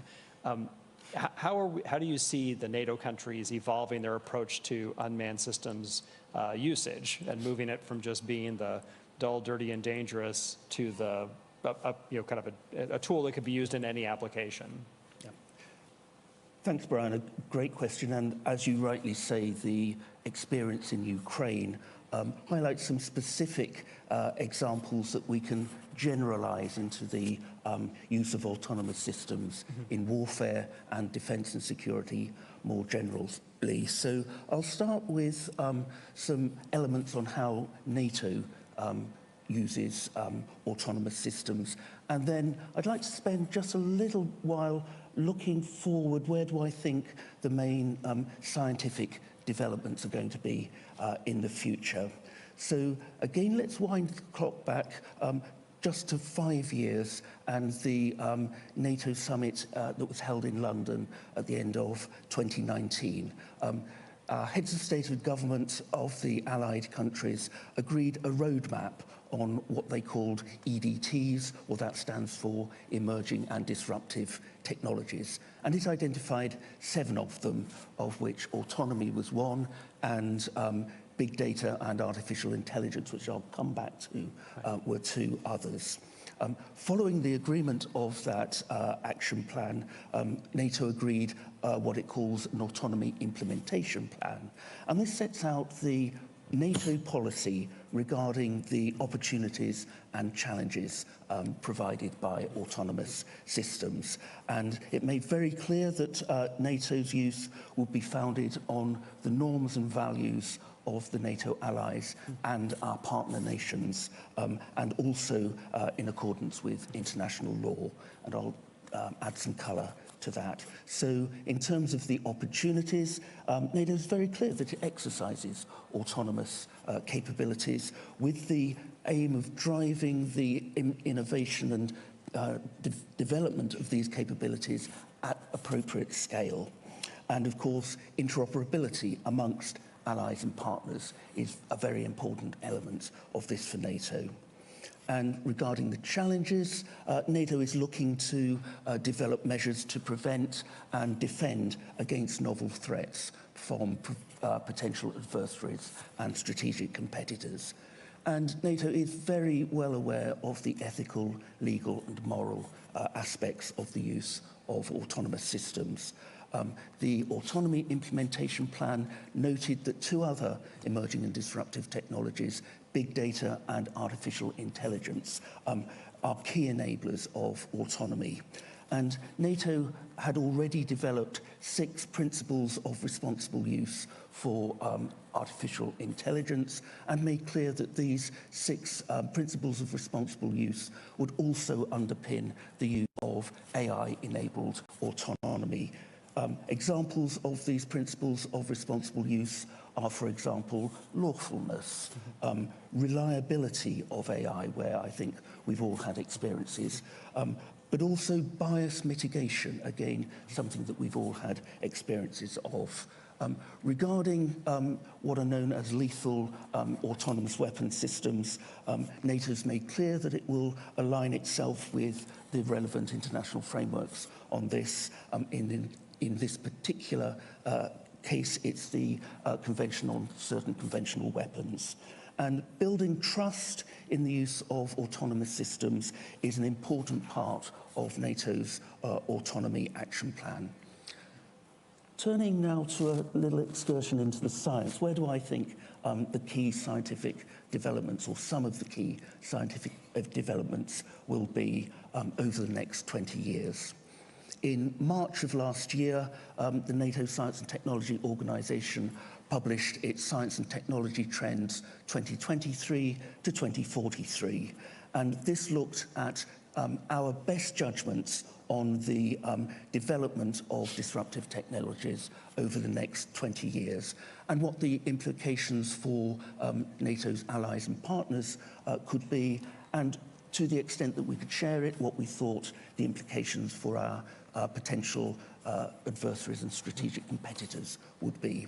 It's a public document. It's available to anyone online, and this was deliberate because scientists know that scientific progress is made not least in part by honest and professional challenge of judgments. I'll just highlight 3 points here. The first is the importance of human-machine interaction or human-machine interface. we're seeing that autonomous and intelligent systems are already exceeding the capabilities of humans, and this trend will only increase. Decision speeds will reach levels that will require changes in the method of human-machine interaction if there is to remain a human in the loop, as our norms and values require. The second is in computer programming techniques. Competition between alliance nations and adversaries will generate increased evolutionary pressures on these computer programs as each side is in a competition to reach a decisive victory. And the third is really space-based capabilities. We're already seeing improved space-based capabilities, improving terrestrial autonomous capabilities, particularly in swarms in the future.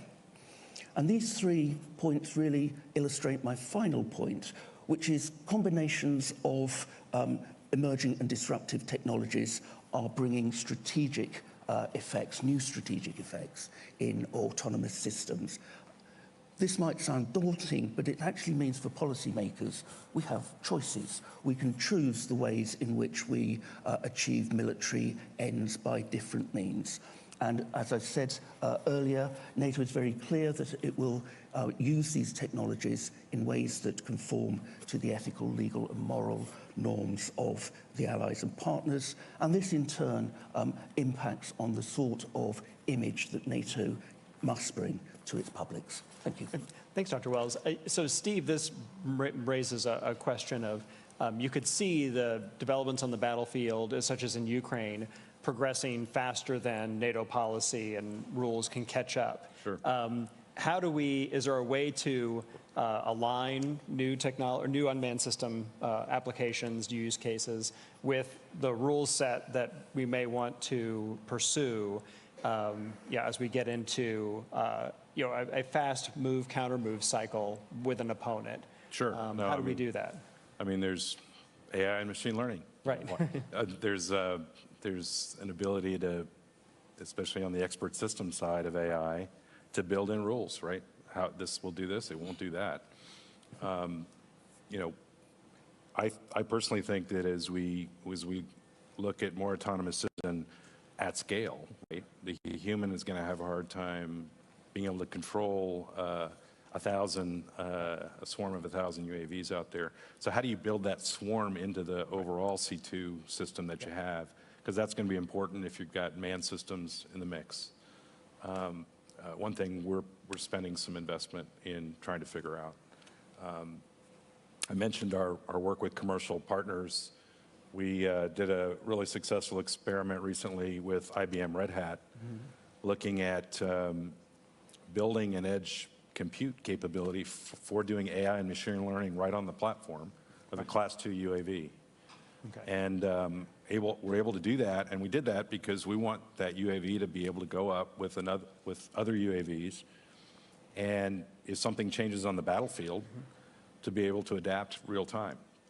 The human may not have time to say our blue UAV just got shot down. I want you to go over here. Maybe, but this stuff's going to be at machine speed if we want to win. So. A really successful experiment showing we could do the AI and machine learning on the platform, on the Class 2 UAV, and adapt in real time when the situation changed. So, but as long as you have a rule set around that, right? You can operate in this region, you can't operate over here. Right. I think that's acceptable. Right. Right. And Rand, the idea of AI being incorporated into warfare, I think there's a lot of obviously there's a lot of examples out there with large language models, but there's other forms of AI, and Steve just brought up expert systems as one example. Do you see that the military applications of AI are going to tend towards those different models rather than large language models, small language models and expert systems and techniques like that? Yeah, so I think there is a universe inside military applications. And so I think there will absolutely be applications for large language models. There will be absolutely applications, there are today, just as Steve was talking about, for taking smaller models, taking them onto a small edge device, and then that small model at the very edge with a very specialized purpose can ensure that only relevant data has to go back over denied communications, because it's doing some of that winnowing, that filtering, dare I say, some of that deciding at the very front edge of the battlefield, rather than having to bring it all the way back. But all the way back in big data center applications, absolutely, we're dealing with uncountable amounts of data, different types, different streams. Are we going to want large language models that help us summarize, that help us find relevant parts, help us think about these data sets in totally different ways? Yes, we are. And so the answer is that throughout that entire chain, from literally where we sit here in Washington, D.C., to a NATO soldier, whether they're in Mali or Helsinki, that entire chain, you're going to want AI. You're going to want AI helping that soldier, helping the officers that give him orders, and helping the intelligence analysts that point them in the right direction. And making sure that as I talked earlier about buying that innovation pipeline, making sure that through that entire chain, you're thinking about that. You're not buying a platform that doesn't let you add a little bit of AI, doesn't let you innovate, but you are buying a capability throughout that entire chain that lets you add that AI over time. That is the only path forward today. And you're going to want that pathway that Rand just talked about to be done under a partnership of defense and commercial. Because you need a certain amount of scale, and you need a certain amount of understanding the warfighter and what he or she cares about, and the safety issues associated with all that. It's gonna have to be a defense commercial partnership. I don't think there's anything anymore that is, okay, that's not correct. There are plenty of things. There's going to be less and less that is purely commercial or purely military or government. Less and less every single day. You're going to have systems, you're going to have chains of systems that have commercial elements or have very specific military elements. Just specifically to us, we build cloud that is the exact same as our commercial cloud. We put it across an air gap, and we put it as an underlayment for intelligence activities and military systems. Is that a commercial system, or is that a defense system? Yes, it is. And that is the approach that we're going to have throughout the entire spectrum of capability. Dr. Wells? Thank you. And from a NATO perspective, we recognize this as well, that our data board has not only allies, the governments, but also representatives from industry. NATO's own Science and Technology Board has representatives from government scientists, but also representatives from industry as appropriate as well. So before Steve, you grab that water. So Dr. Wells brought up this idea that space was one of the three areas he highlighted as where a lot of future science will be made, or a lot of new technologies will be incorporated. And I don't know, it may not be clear to the average policy person or citizen, but space is really becoming central to military operations today. It is the linchpin, it's the central way that we get information, identify targets, and then act on those targets. Where do you see the commercial role in space, and how do you see being able to protect those space capabilities that are now becoming so central? Yeah, I don't think so you're right. Even 5 years ago, people were talking about space becoming a warfighting domain. It is. Space Force was created because of that. I think,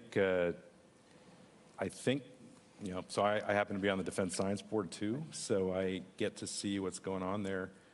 And I have to say that, and we're going to have a report coming out, or it just came out, on commercial use of space, in space. The Space Force is still very much trying to figure that out and architect a layered approach to space that includes commercial. Obviously, we've seen in Ukraine the Starlink capabilities being used. Commercial GEOINT has been really important. So there are commercial capabilities that can be brought to bear now I think the recommendation of the DSB is going to be yes and more. Right. We want it, but we're going to have to think long and hard about where we rely on it for warfighting and where we don't. Yeah. And I would just say it's not a done deal yet about what that architecture should look like. But I think the bottom line is it needs to be there. I had the opportunity to work with SpaceX in the early days. They are an example of a very successful commercial space company. Not all of them are. Right. And so, do you have government backups? How do you do that? Right. Still remains to be seen. Right, right. But I think it suggests that Space Force and the government and other governments will probably be relying more on commercial space. Absolutely. And it'll take a greater share of the communications load and the sensing load going forward. It would seem like it'd be irresponsible not to take advantage of it, probably. No, it's going to be there, and it's for lots of reasons. But if you watch what's happening in the U.S. at least. Space Development Agency is also building a proliferated LEO constellation, a bit slower than Elon Musk, right? but those satellites may have additional capability. Right. So the answer is usually always and. Yeah. And for lots of good reasons. Right. Rand, to what degree does our communication and our ability to have this capability delivery pipeline that you talked about, how dependent is that going to be on space and long-haul comms, that we maybe take for granted today? We can't take them for granted. Right. In a near-peer conflict, space is going to be contested, and we will all have to evolve quickly on that. And we can all see recent incidents in the Baltic around how even long-haul fixed communications can be contested accidentally. It's what you have to be able to do is build a set of technical capabilities that are tolerant of losing that connectivity. Maybe not permanently tolerant, maybe intermittent communications, but you have to build a set of capabilities that are tolerant of losing that. You've got to be able to work at the edge with intermittent communication or no communication to the core.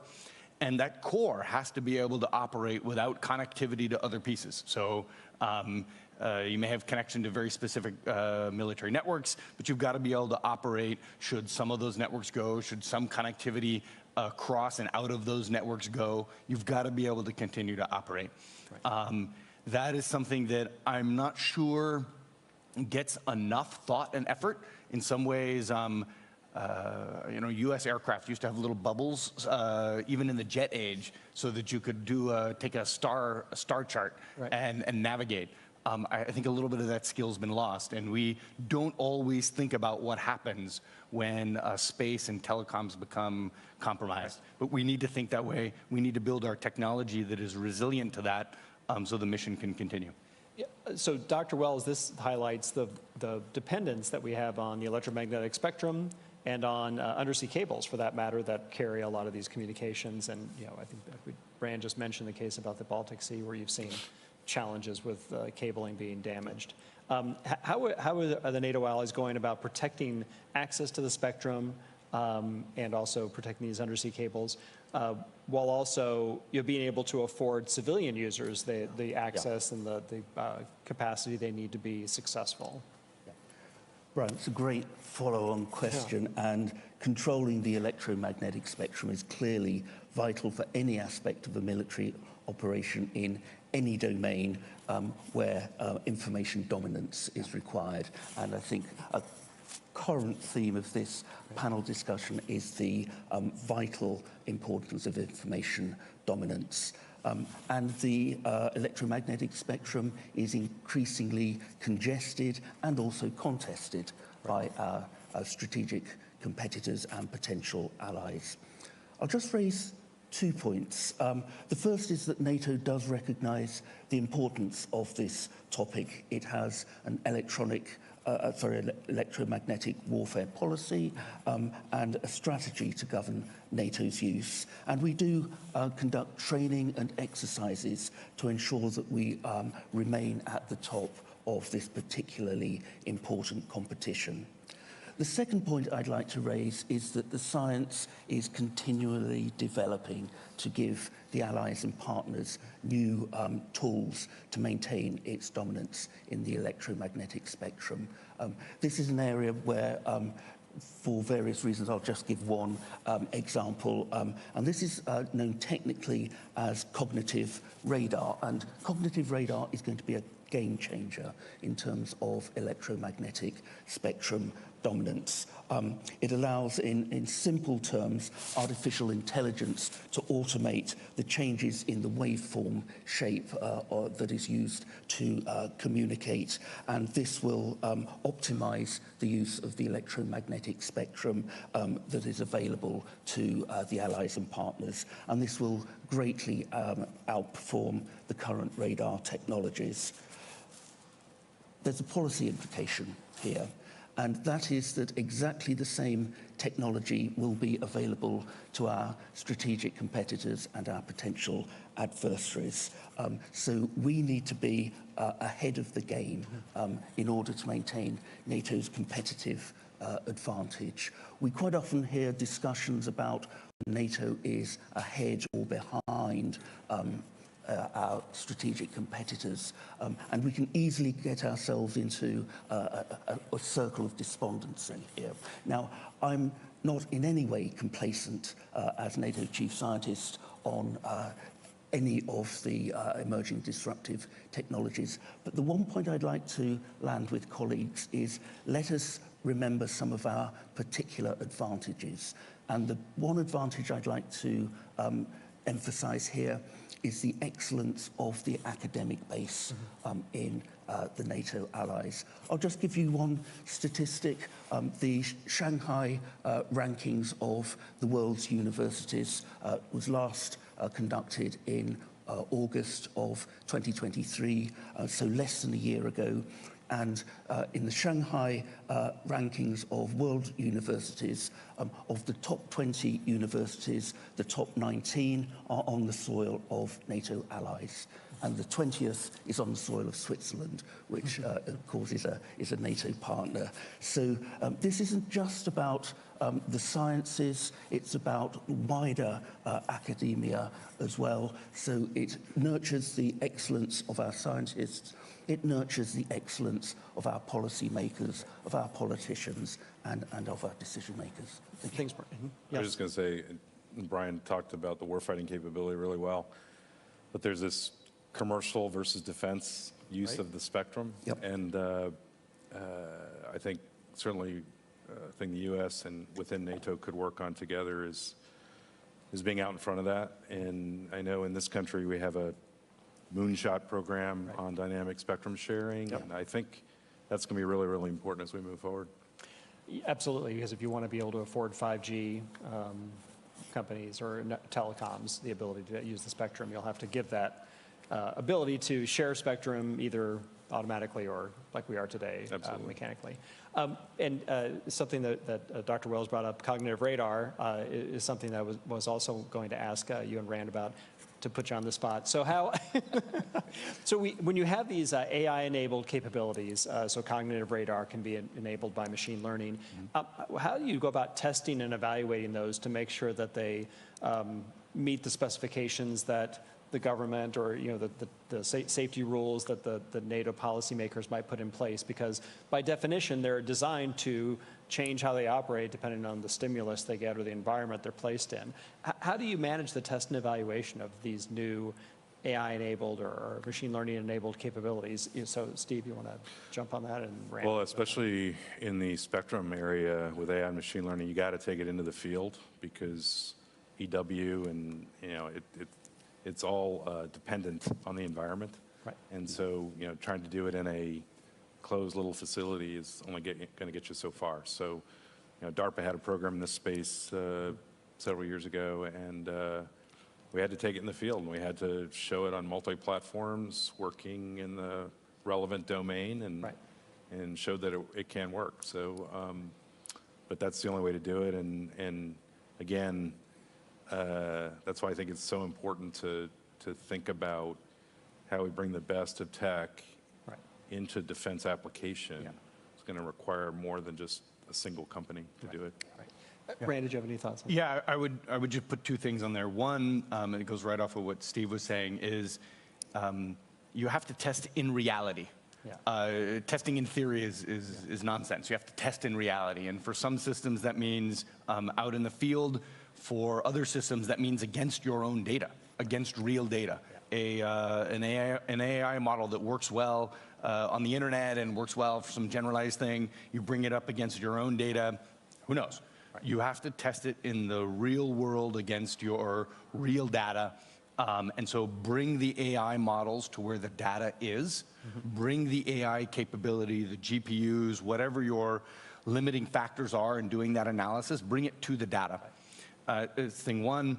Thing two, almost countervailing, is there are some things that it is very hard to simulate, right? There are some things that just in the real world to create a large enough corpus of data. Thank God, right? You don't want those things to be happening a lot in the real world. And so you've got to create simulacrums, you've got to create synthetic data. And again, then, bring your model to that synthetic data. Bring your AI capability to that synthetic data and iterate against it. But always know that in the end, the map is not the terrain. The synthetic data is not the real world. You have to still be able to take your model out and run it against your real data with real customers, with real interaction, or out in the field. Thanks, Rand. So we're going to turn over to some questions from the audience. So if audience members have questions, we have the microphones over here if you want to go jump on there and use that. So just go over there, thank you. And I have a few questions from the online audience as well, but I'll turn it over to start. Please state your name and affiliation. Yes, and then your question. My name is Klaus Hommels. I'm chairman of the NATO Innovation Fund. And so we are intrigued by the opportunity and the necessity. But foremost, we do need to make sure that we develop the ecosystem as a whole. And as an ecosystem as a whole, we also make sure that the cooperation with the primes work. So, and historically, in the publishing industry, TV industry, banking industry, there has always been sand in the gearbox, which is it's not ideal, but it is not an important industry as defense. So we would not be keen on seeing this sand being again in the gearbox in the cooperation with the primes. So what is the expectation from the primes to seamlessly work with, and from NATO, seamlessly work with the new technology startups? Thank you. Thanks, Dr. Hommels. I'll start with you, Steve, and then Rand can answer. Sure. Oh, but please, yes. If you, regarding what NATO is doing in terms of making the handshake between the SMEs and the primes, yes, we recognize from national experience of innovation accelerators. The SMEs can have an idea, but in order to start to mature it at scale, you need the handshake with the primes. Diana is already getting a system of mentors in place, especially to make that sort of handshake and to assist the SMEs in the other changes to their business model that they need to do if they are to mature their technology. Thank you. I think it's, hi, how are you? I think there's a couple things. As I mentioned, Lockheed has a venture fund. So we try and reach out and look at, and we're, by the way, it's not just US, we're looking internationally as well. So working with other countries to see how we plug into their ecosystems as well. So that's one way. Fund or some initial startups, the sand in the gearbox can come in when, you know, we've got a really interesting technology that we're funding at a small company, and we got to convince our own business units to say, hey, you know, this is really good stuff, and it's going to have an impact, but it might be 5 years from now or 6 or 7. So that's partly my job, is to convince them that that's worth the investment. not only of money, but of time to pay attention to it. And as you know, I'm trying to do that with somebody right now. So that's part of it. But I also think it goes back to the customer side as well. So I think, you know, and I'm saying this as a former customer, but customer encouraging those relationships between small and large. So far, what I see mostly is opportunities for small companies to get defense money, but it would be more effective if they put solicitations out there for small and big companies to work, commercial and defense to work together, and help that, you know, help remove the sand, help the transition happen within the industry, which helps them in the end. So I think there's something to be looked at on the customer side as well there. Rand? I would just say Oracle embraces this space like completely. From the perspective of a small company, it is really hard to interact with some of you as customers. I mean, I'll just say it, it's hard. If you're a small company, how do you operate across an air gap? How do you get the security accreditation to be able to operate on a classified network? How do you hire enough cleared people to provide a 24/7 watch in case your thing stops working at Saturday at 2 a.m.? What we try to do is provide that underlayment. Hey, we have a large technology infrastructure that is accredited, has the accreditation. Hey, we have a 24/7 watch staff that can at least do monitoring and call you if something goes wrong. You don't have to invest in your own sets of GPUs because we have an infrastructure that's there. The things that startups have take for granted in the open world. Hey, I can just go to the cloud and spin up dozens of servers of different compute types and have AI services available to me, and I don't have this big hurdle of buying equipment and getting security accreditation, all that. Our objective is to provide that in the defense space as well. That same ease of use, that same rapid spin up, why isn't it on a classified network? It should be. Why isn't it on a restricted, not classified, but highly sensitive network? It should be, and it can be. And that's the approach we take. Thanks, Rand. That's a very good point. So I think we have time for one question from the online audience. So I'll pose this to you, Dr. Wells. What role can NATO play in deterring knowledge and technology transfer to adversaries, which might occur in academic and research settings? Great question, and it's something that is at the forefront of my mind.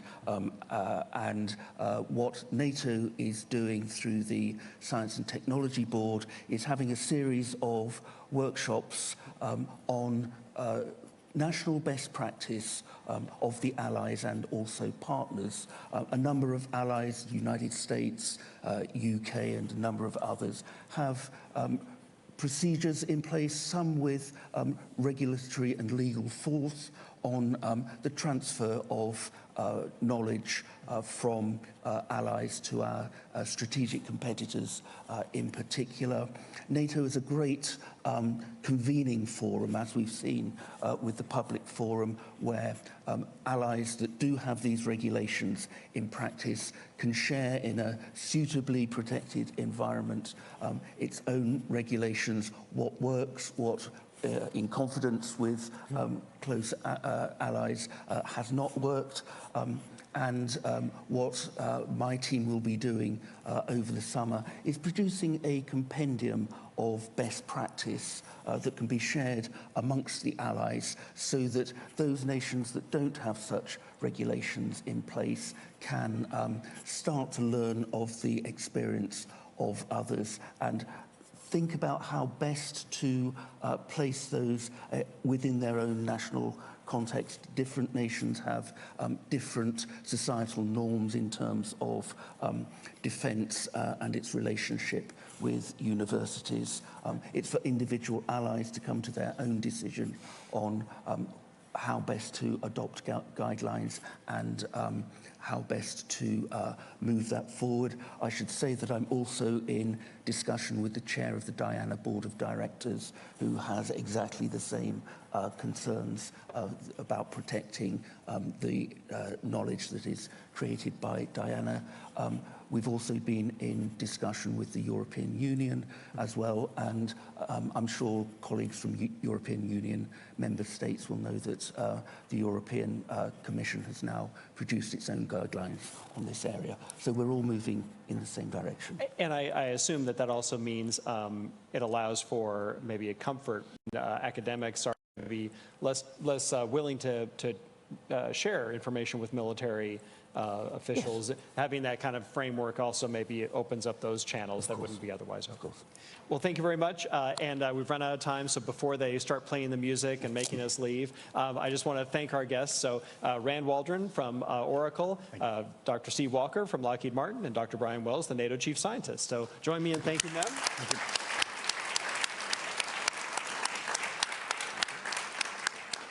We're going to depart so that Admiral Bauer and Heather Conley can come and wrap this up. Thank you very much. Go. Oops. Thank you. Thank you to our panelists. We hope that your sessions gave you much to think about in the parallel sessions as well. We now welcome you to take your seat in the plenary room while we will shortly resume our programming. If you're in the plenary room, please hang tight for just a moment while people take their seats and filter back in. And as people take their seats and we draw near the end of our programming of our anniversary NATO Public Forum, I would love to suggest, as I often do as a reporter, that everyone take to social media and share your thoughts on the forum discussions. I, for one, would love to hear everyone's takeaways from the event. So please share with us your takes using the hashtag NATO Summit. Thank you.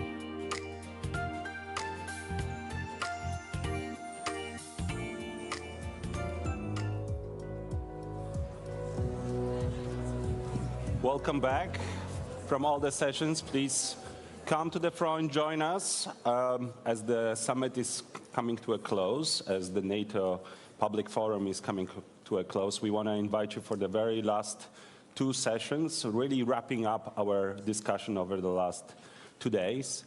And this one will be led by President of the German Marshall Fund, Heather Conley, for a conversation with Admiral Bauer. Heather, the stage is yours.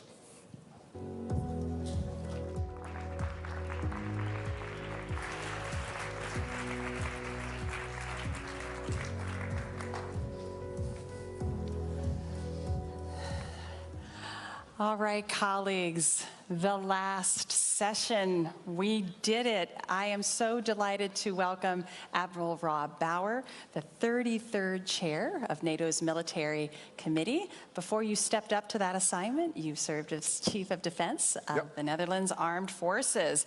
So I started yesterday morning with Secretary Blinken. I said, you know what, you and I are the pace car. We've got to get our engines revving up. We have 2 days, and you, sir, are my final lap in this race. So we're going to run across that finish line in a strong form. We're having a hot wash here to talk about sort of what we learned for the summit. And the back there, you said you're pretty fired up about what just happened over the last 2 days. Can you share with everybody why you're fired up? And it's great to actually still have an audience at this time of the day, so that's good. These are the hardiest souls ever. Yes. I think this has been a good summit in many ways. I think the mood in the room was, I would say, more positive than last year. Okay. Despite the fact that we're a year longer into a tragic war, but I think the package for Ukraine is good. President Zelensky actually said during the press conference he was happy, which is amazing if a man who is the leader of a country in a war for 2.5 years says he's happy. But I think that is related to the pledges that NATO has made in terms of the money. For 2025, the 40 billion, it's about no, this thing. Did your thing fall out? You're good. It's about the training and coordination efforts that we're going to do from Wiesbaden, and it is about the Joint Analysis and Training Center in Poland. So that's the three things that are important and good for both NATO and Ukraine. And it will bring Ukraine closer to NATO, not only closer, but also an more enduring relationship. So that is very important, and it is about interoperability. And I spoke to a journalist lately, and he said, well, interoperability is, my readers will not understand what that is. And so actually interoperability is about, is the difference between winning or losing a war, because it is about being able to train together and becoming therefore more effective. It is about having the same stuff and having the same spare parts, having the same ammunition, and so everything is easier to use, and you can use each other's equipment if you're truly interoperability. And that allows you actually to be more effective and therefore win in a war. So it is extremely important. So we will bring Ukraine closer to NATO also in terms of operational effectiveness. So I think that was one thing. The second thing is how we are progressing with the deterrence and defense efforts that were agreed based on the plans that the leaders approved in Vilnius last year. And it sort of looks maybe a little bit theoretical if people talk about plans. But in essence, this is about what do we need to be able to do as an alliance to effectively deter and defend the two threats, which is Russia and the terrorist groups. And that includes more soldiers at a higher readiness. And we saw, last year we talked about 300,000. This year the Secretary General spoke about 500,000. And the difference is because Finland and Sweden have joined the alliance in terms of troop contributions. And now we also have the Allied Reaction Force, which replaced the NATO Response Force as of 1 July. So I think there's progress there. Second, this is about more capabilities to actually perform all the tasks that we need to do. And we're not ready there, because this is also about buying stuff. I think we'll come back to that, but this is about ordering stuff, and then and that needs to be produced, so we'll come back to that. And we needed money for that, and that was agreed last year, and there's more money available. 23 nations are now hitting the so-called target of 2% or more. And people say sometimes, you know, the 2%, it's a figure, and what does it actually mean? Well, the reason why we need that money is to actually make those plans executable, because of the plans, we know how many people we need, and the weapons and the ammunition. We actually know how much we need now, much better than in the past. And therefore, we basically knew last year already we needed at least 2%. So that's why the agreement was made. So that money is becoming available, so that's great. Then we made significant changes to the command and control arrangements in NATO. One is the Joint Force Command Norfolk. The second one is the Logistic Command, JSEC. So that is an important change. And then in one level below that, in the land domain, all the tactical, the Army Corps commanders and the division and the multi-corps land component command. So all the more tactical command structures have been now looked at and have been decided upon.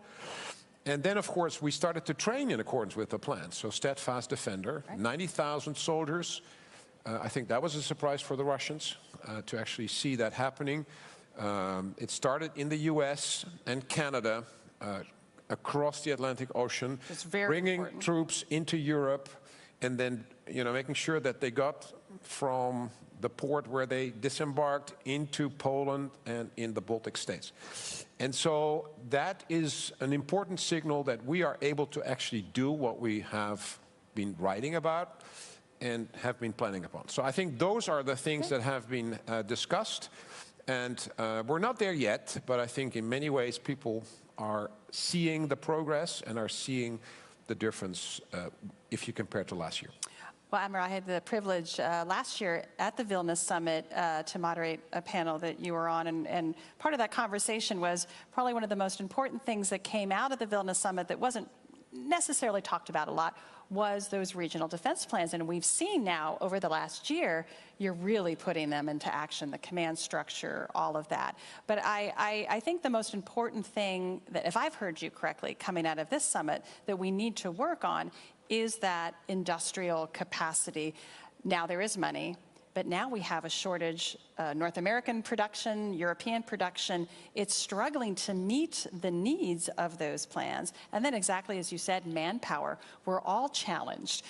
Recruiting, some of our NATO partners are starting to think about conscription to meet that manpower requirement. Do you think those are two of the most important issues now, let me start that with you're going to have to work on? With the human power, you have to say nowadays, manpower is probably not accepted anymore. Human power. I'm a chair, not a chairman, so that's important. Okay. No, but I mean, the human power is important because last year, I met a lot of politicians that said, you know, Admiral, it's actually not possible to find all those extra soldiers.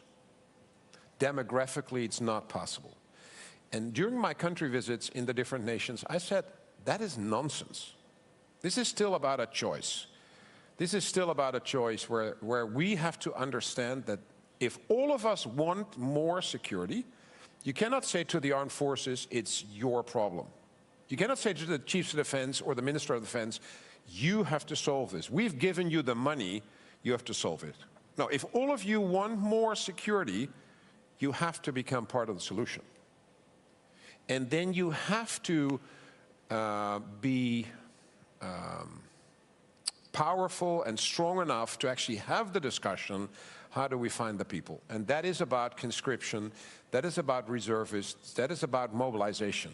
And we better discuss that during peacetime and not after the war starts. Because we know, again, since the start of the war in Ukraine, and it's not a new phenomena, but war unfortunately leads to soldiers getting killed and wounded.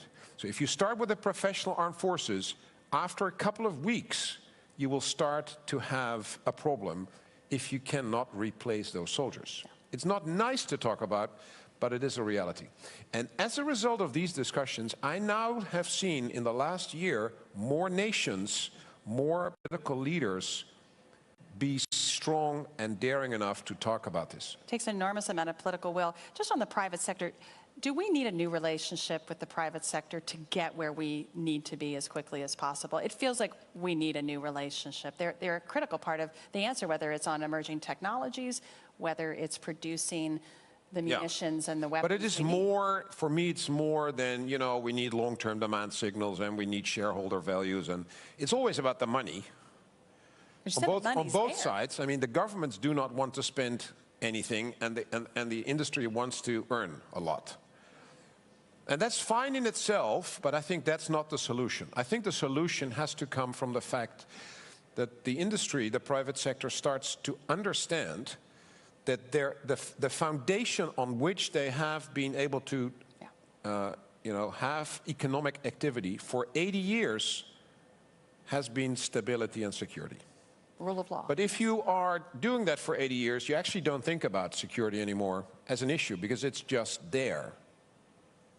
But it actually isn't a given. People in Ukraine, the CEOs in Ukraine, are awake at night because they think, is my factory there tomorrow morning? Question mark. If they hear the missiles coming in.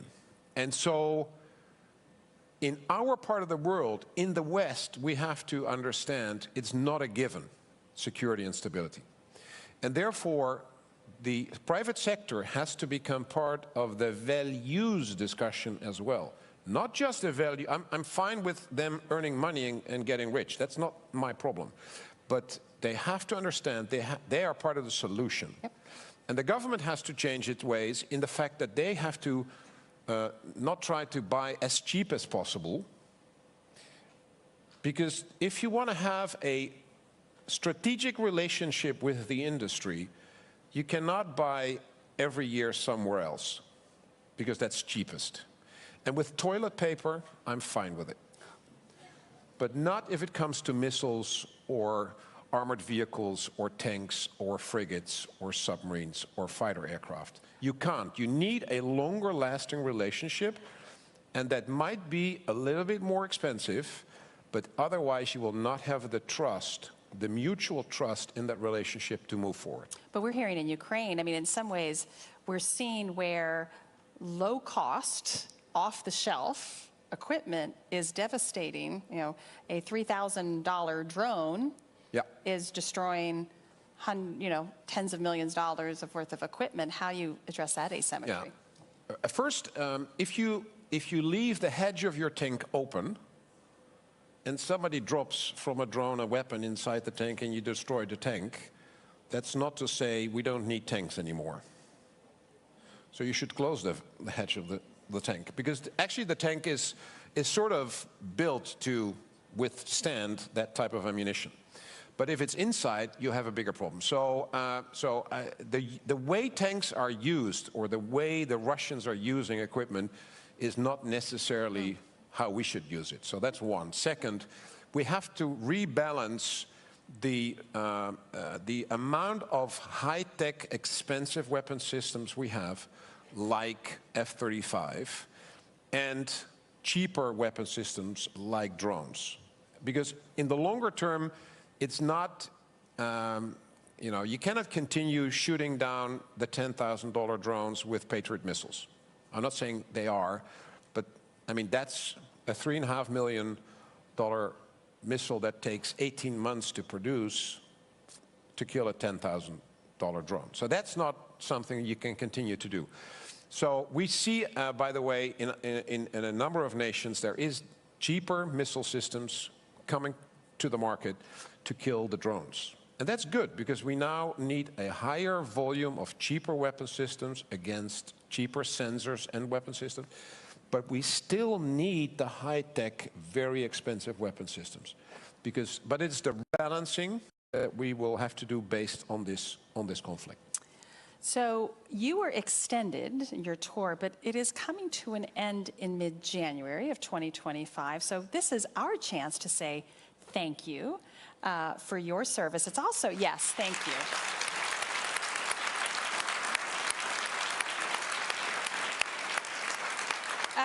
I'm not gone yet. I know. We're going to work you hard the next If you're clapping me out, months. that's not a good sign. No. But give us really quickly what the highlights of what will you remember the most in your tenure? It's not over yet. We'll score that. It's too early to reminisce on. But, you know, when I arrived in June 2021, President Macron talked about NATO being brain dead. And 2 months later, in August, we had to leave Afghanistan in a hurry. Wow. That was the beginning of my tenure, and I thought this is going to be 3 very long years. And then the buildup of the forces around Ukraine started, which actually was a continuation after the spring, where they already had some exercises. And as we know, the rest is history. But I mean, if you then look at how remarkable those events and the start of the all-out war in Ukraine has impacted NATO and the relevance of our alliance and the resolve and the unity in the alliance, that has probably amazed a lot of us. Yes. The unity within the EU, the enormous cooperation between EU and NATO, and the synergetic effect of that at the beginning of the war, that was an enormously powerful signal that was probably something that surprised and frightened Putin. And I hope Xi too. So I think that has been a remarkable experience. And then to see how we then further develop the plans. And I mean, that has been an amazing job by General Cavoli and his team. And of course, all the commanders under him. And so to see that be approved in Vilnius, although it was sort of silently, but actually it was an amazing achievement. And what we now see in the coming years is probably the biggest overhaul in the military organization of NATO since 1949. Wow. In terms of command and control, in terms of going back to collective defense, in terms of building up the land forces again. Now, all of that is connected to, of course, with the fact that at the same time, we have to support and continue to support Ukraine, not only to prevail, but actually to win. And I think that is...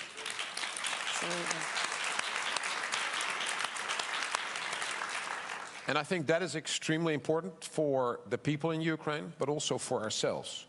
If Russia wins in Ukraine, it is not the end of the war. It is the beginning of much more instability in the world. It is a signal, a frightening signal for other autocratic states that will think that it pays off to actually have might above the rules. And then, so we cannot allow that to happen. We cannot allow that to happen.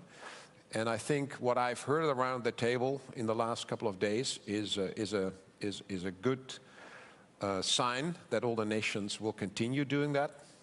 And I think the fact that President Zelensky was happy, probably between brackets, because happy is, he can't be completely happy, but happy with that support from this alliance is extremely important for that purpose. And I think all of us need to continue to support Ukraine, not only with weapons, but also in terms of them believing that they are able to win this war. I think they have it in them to win the war. The only thing they need is our support. So that's why that has to continue. Thank you so much, Admiral Bauer. Admiral Bauer has given me permission because we both agree that thanking the troops is one of the most important things we can do. So before we thank Admiral Bauer, I want you all to thank the people that have been behind the screen for 2 days that have put on a phenomenal work. Our colleagues from our think tank partners to the production crew have done an amazing job. So before we say thank you to you, we're going to thank the troops. Would you please all join me in thanking those wonderful colleagues in the back? Thank you.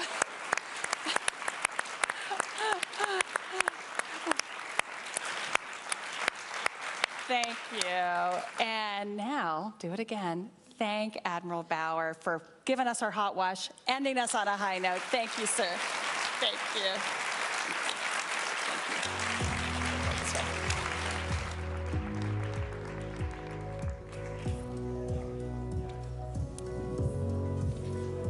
Thank you, Heather. Thank you, Admiral Bauer. You put in context what happened at the NATO summit. You put it in a longer context in the way that alliance has evolved and adapted over the last few years. And we heard it at the last, well, next to last panel. We need Ukraine not only to prevail, but actually to win. And I think that's a fantastic message coming out from our public forum. As the public forum is drawing to an end, before we welcome our very last closing speakers, I would like to acknowledge our corporate partners, because, you know, this is a beautiful venue. It was all very fancy. It doesn't pay for itself. So we're really thankful for the support of Google, AWS, Microsoft, Northrop Grumman, as well as Boeing, Data Miner, Leidos, Lockheed Martin, MBDA, Oracle, and SAB. I would additionally like to thank our institutional partners who helped to promote the public forum across the Alliance and beyond. And thank you so much to all of our guests and esteemed moderators and panelists for taking time to reflect on the future of the Alliance at this critical moment. And I, from myself, wanted to thank you for your attention and thank Shannon for doing a fantastic job as an MC. It's been a real pleasure to work with you. And Michal, thank you. And now,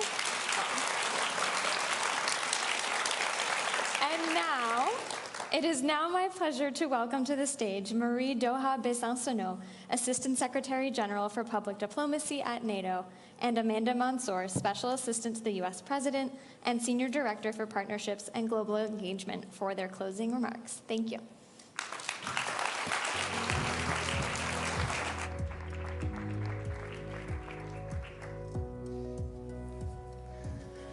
All right. Well, it's been an amazing couple of days. We have heard from heads of state, from ministers, from legislators, from experts, from all manner of thought leaders on the critical issues confronting NATO right now and the ways that NATO is rising to meet those challenges. Thanks to all of you.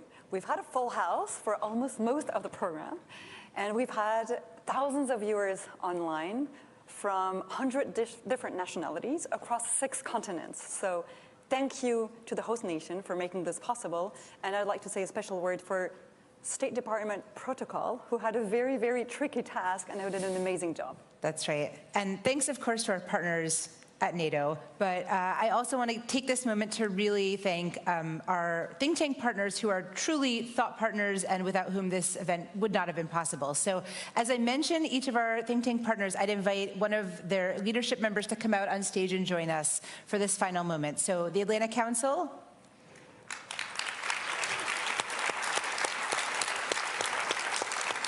The German Marshall Fund.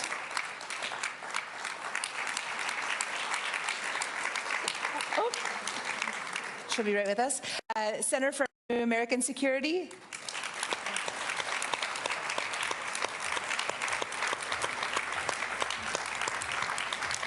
Hudson Institute.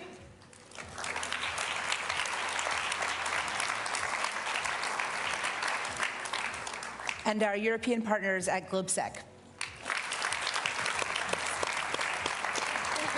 Oh, German Marshall Fund, here she comes. Thank you. Very warm thank you to all of you. It's been an amazing journey with you, and I would also like to thank you all and finish with a call for action. You have been invited because you are our most trusted community of multipliers. You've been informed by the best experts, the best speakers, the leaders, and now we rely on you to tell our story, the story of this alliance, why it matters today. And we have very high hopes, trying to do as well as our content creators who have reached 13 million views in the past 2 days. Please help us get our story out there. Thank you. So, yeah, I'm going to end by saying that's your homework before we meet again in the Netherlands next year. Thank you very much, and good night.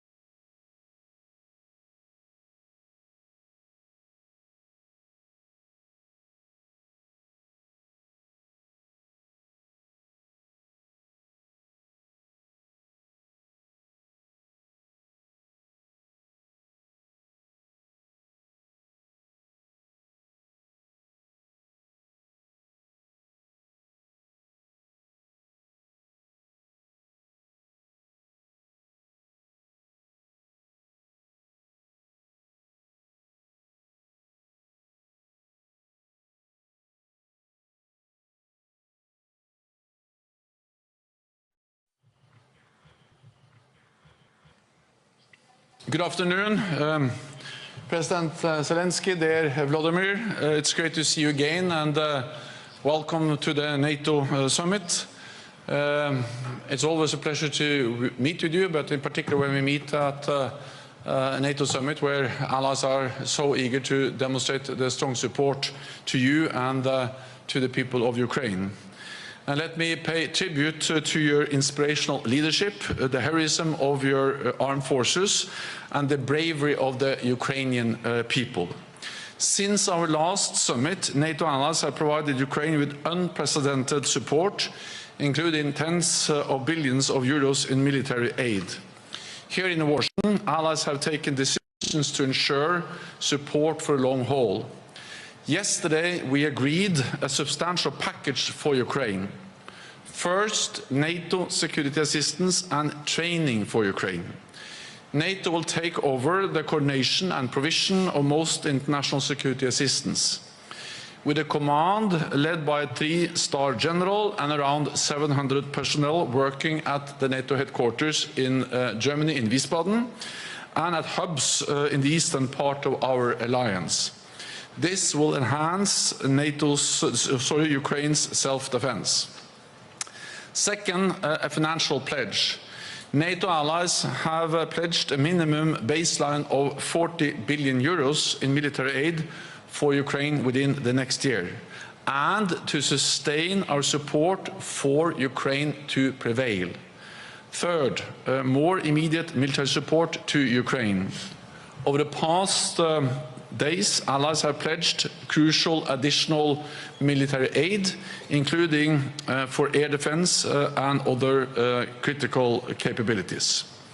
These donations will help save lives and help beat back Russian invaders. Fourth, more bilateral security agreements with Ukraine. More than 20 allies and partners have now signed bilateral security agreements with Ukraine, giving Ukraine enduring security commitments. Fifth, deepen military interoperability. We will work more closely with the Ukrainian armed forces, including through a new NATO-Ukraine joint analysis, training and education center in Poland, and by deepening our cooperation on innovation and defense industrial production.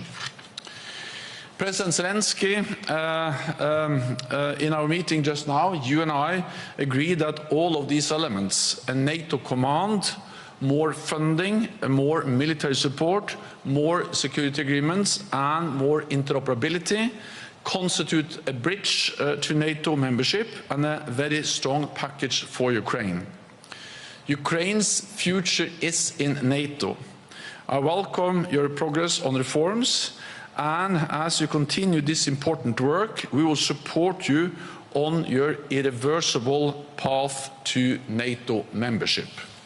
Shortly, we will meet in the NATO-Ukraine Council, which we established last year at the Vilnius Summit, and discuss how to deepen our cooperation even further. So once again, President, dear Vladimir, it's great to have you here. You have the floor. Thank you very much, Jens. Thank you so much for the invitation. Dear Jens, dear your team, and dear journalists, I'm grateful to you for your attention to Ukraine and for supporting our people and our absolutely just cause, the defense against Russian